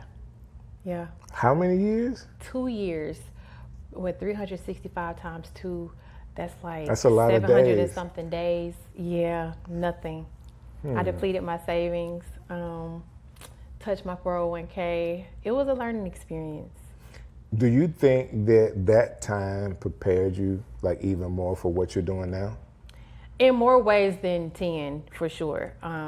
I don't mean to get too spiritual, but that's just who I am now. I think God was like showing me something in that, where he took away everything that I relied on as a source, and I had to find out that he is my source and my resource. So yes, I didn't sell houses for 2 years, but also I grew spiritually in a way that like is invaluable.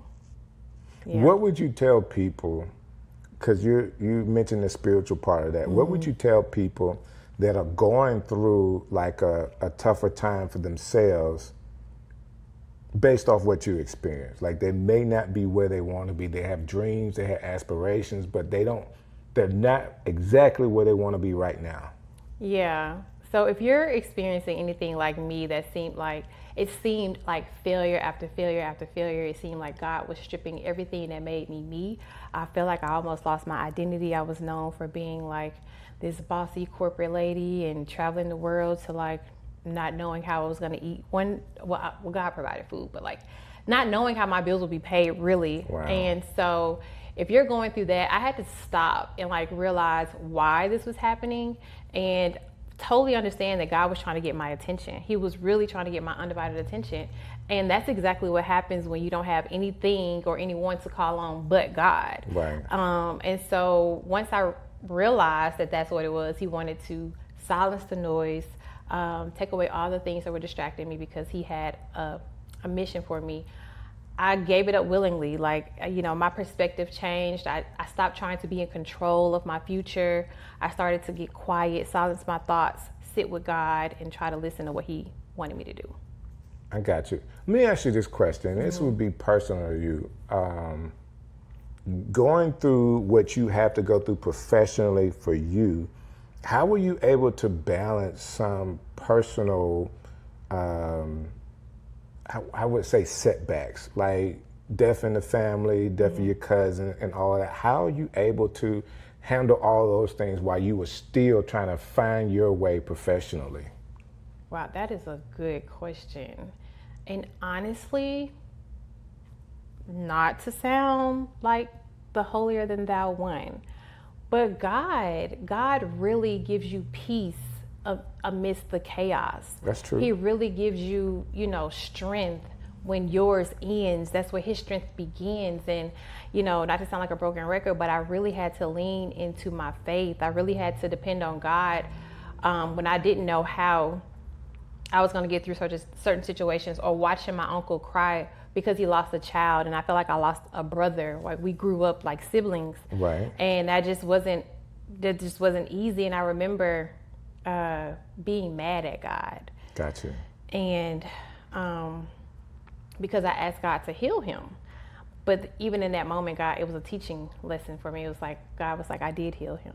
Wow. And so, and that gave me peace. And so that's what I mean when I say like, where you're in the midst of chaos, God can give you peace. And where your strength ends is where his begins. Like I'm not just saying that, like it was true. Trying to grow my career, I went months not knowing how I was going to pay my bills. I went 4 years without being employed, and my bills were always paid. Wow. I always ate. I didn't miss a beat, and I know it was because God was carrying me. That's awesome. Because people need to be encouraged by that. A lot of people are in that situation and don't know how to get by, and having issues professionally, having personal issues at the same time. And some people really give up. Yeah. Some people really cave in, and some people fall into addiction during those times. Yeah. And to know that, you know, you relied on God to kind of help you get through is a big deal. Can I speak to what you said? You said a lot of people can't get through, and it's a reason for that. It's because they relied on their own strength. That's true. It's because they think that they can do it. That's right. It isn't until you realize that you can't do it without God. It's so funny. Today we were talking about the famous, I can do all things through Christ who strengthens me, and we say that. We say it all the time. It's like, you don't even have to be a believer to say it or have heard it. But to really understand that you can do all things through Christ.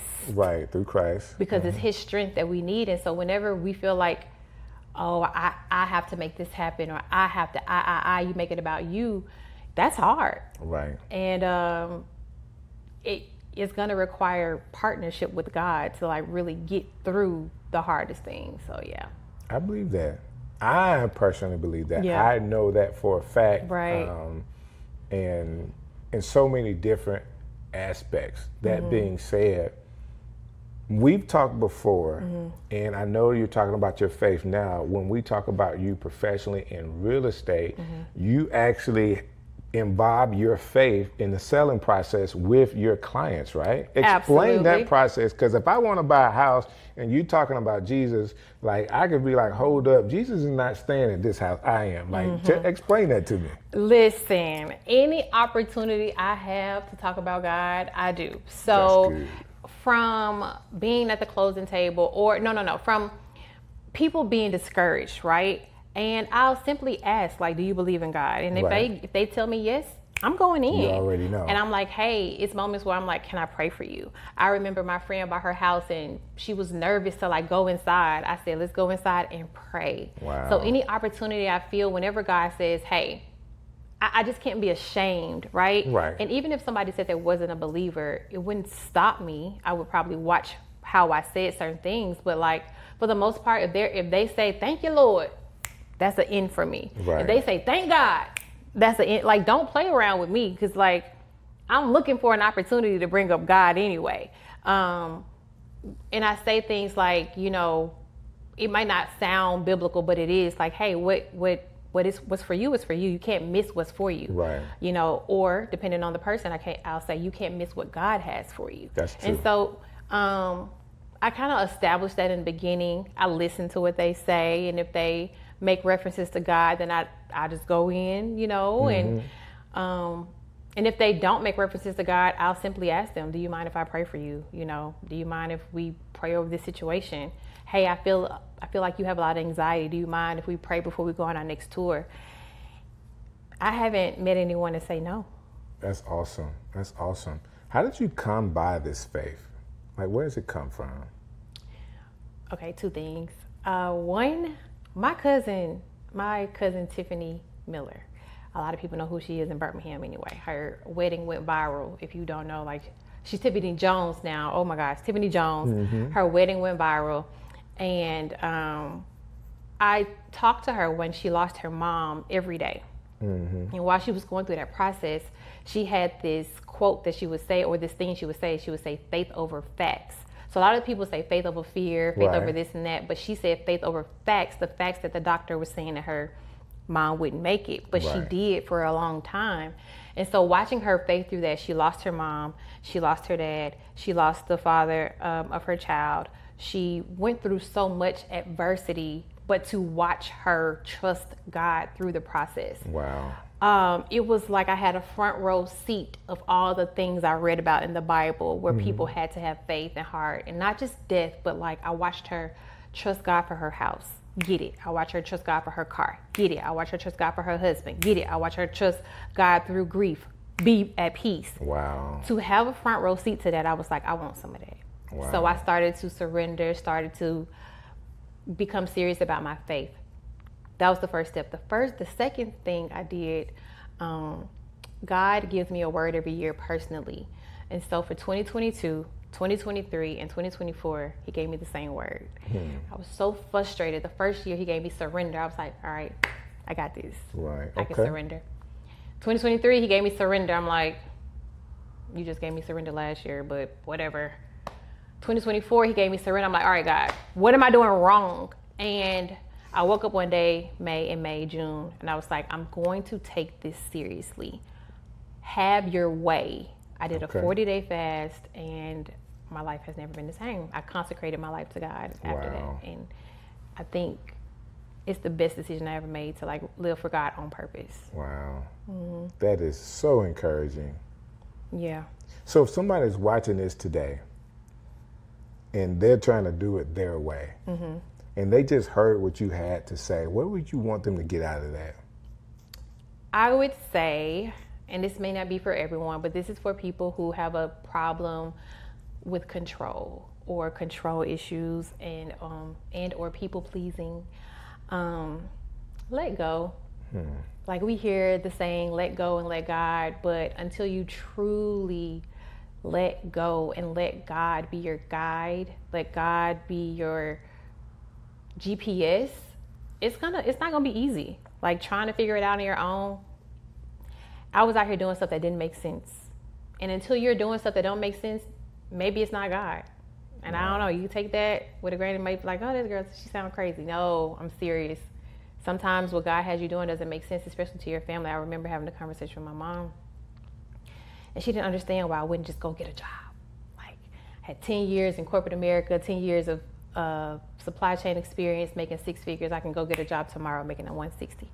But instead, I chose to be obedient to what God had me doing, which looked like struggle, which looked like failure.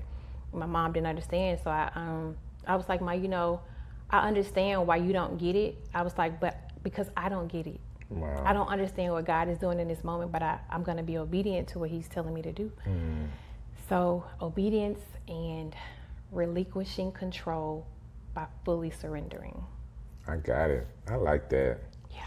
I think that you are one of the special people in the city. I'm not the only person that thinks there's a lot of people that think very highly of Portia Smiley. Everybody knows who you are.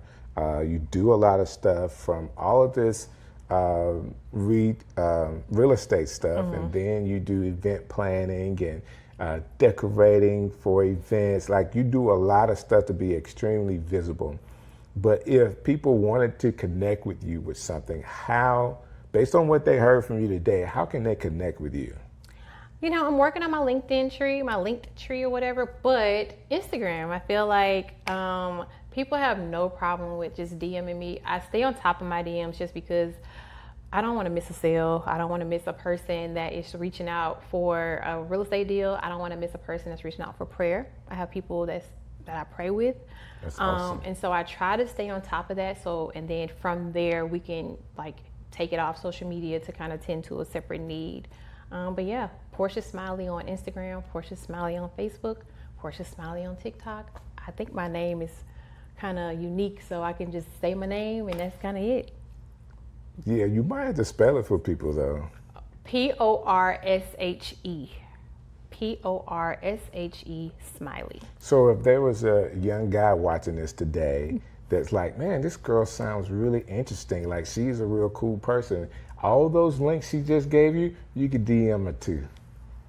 That's hilarious. Everybody know the struggle is real in this dating world, so that is so funny. That's hilarious, but you can thank me later, fellas. Hey, this has been another episode of Strick City Live, and it is so cool to be able to talk to you. Normally, I'm behind the camera. I know. Like,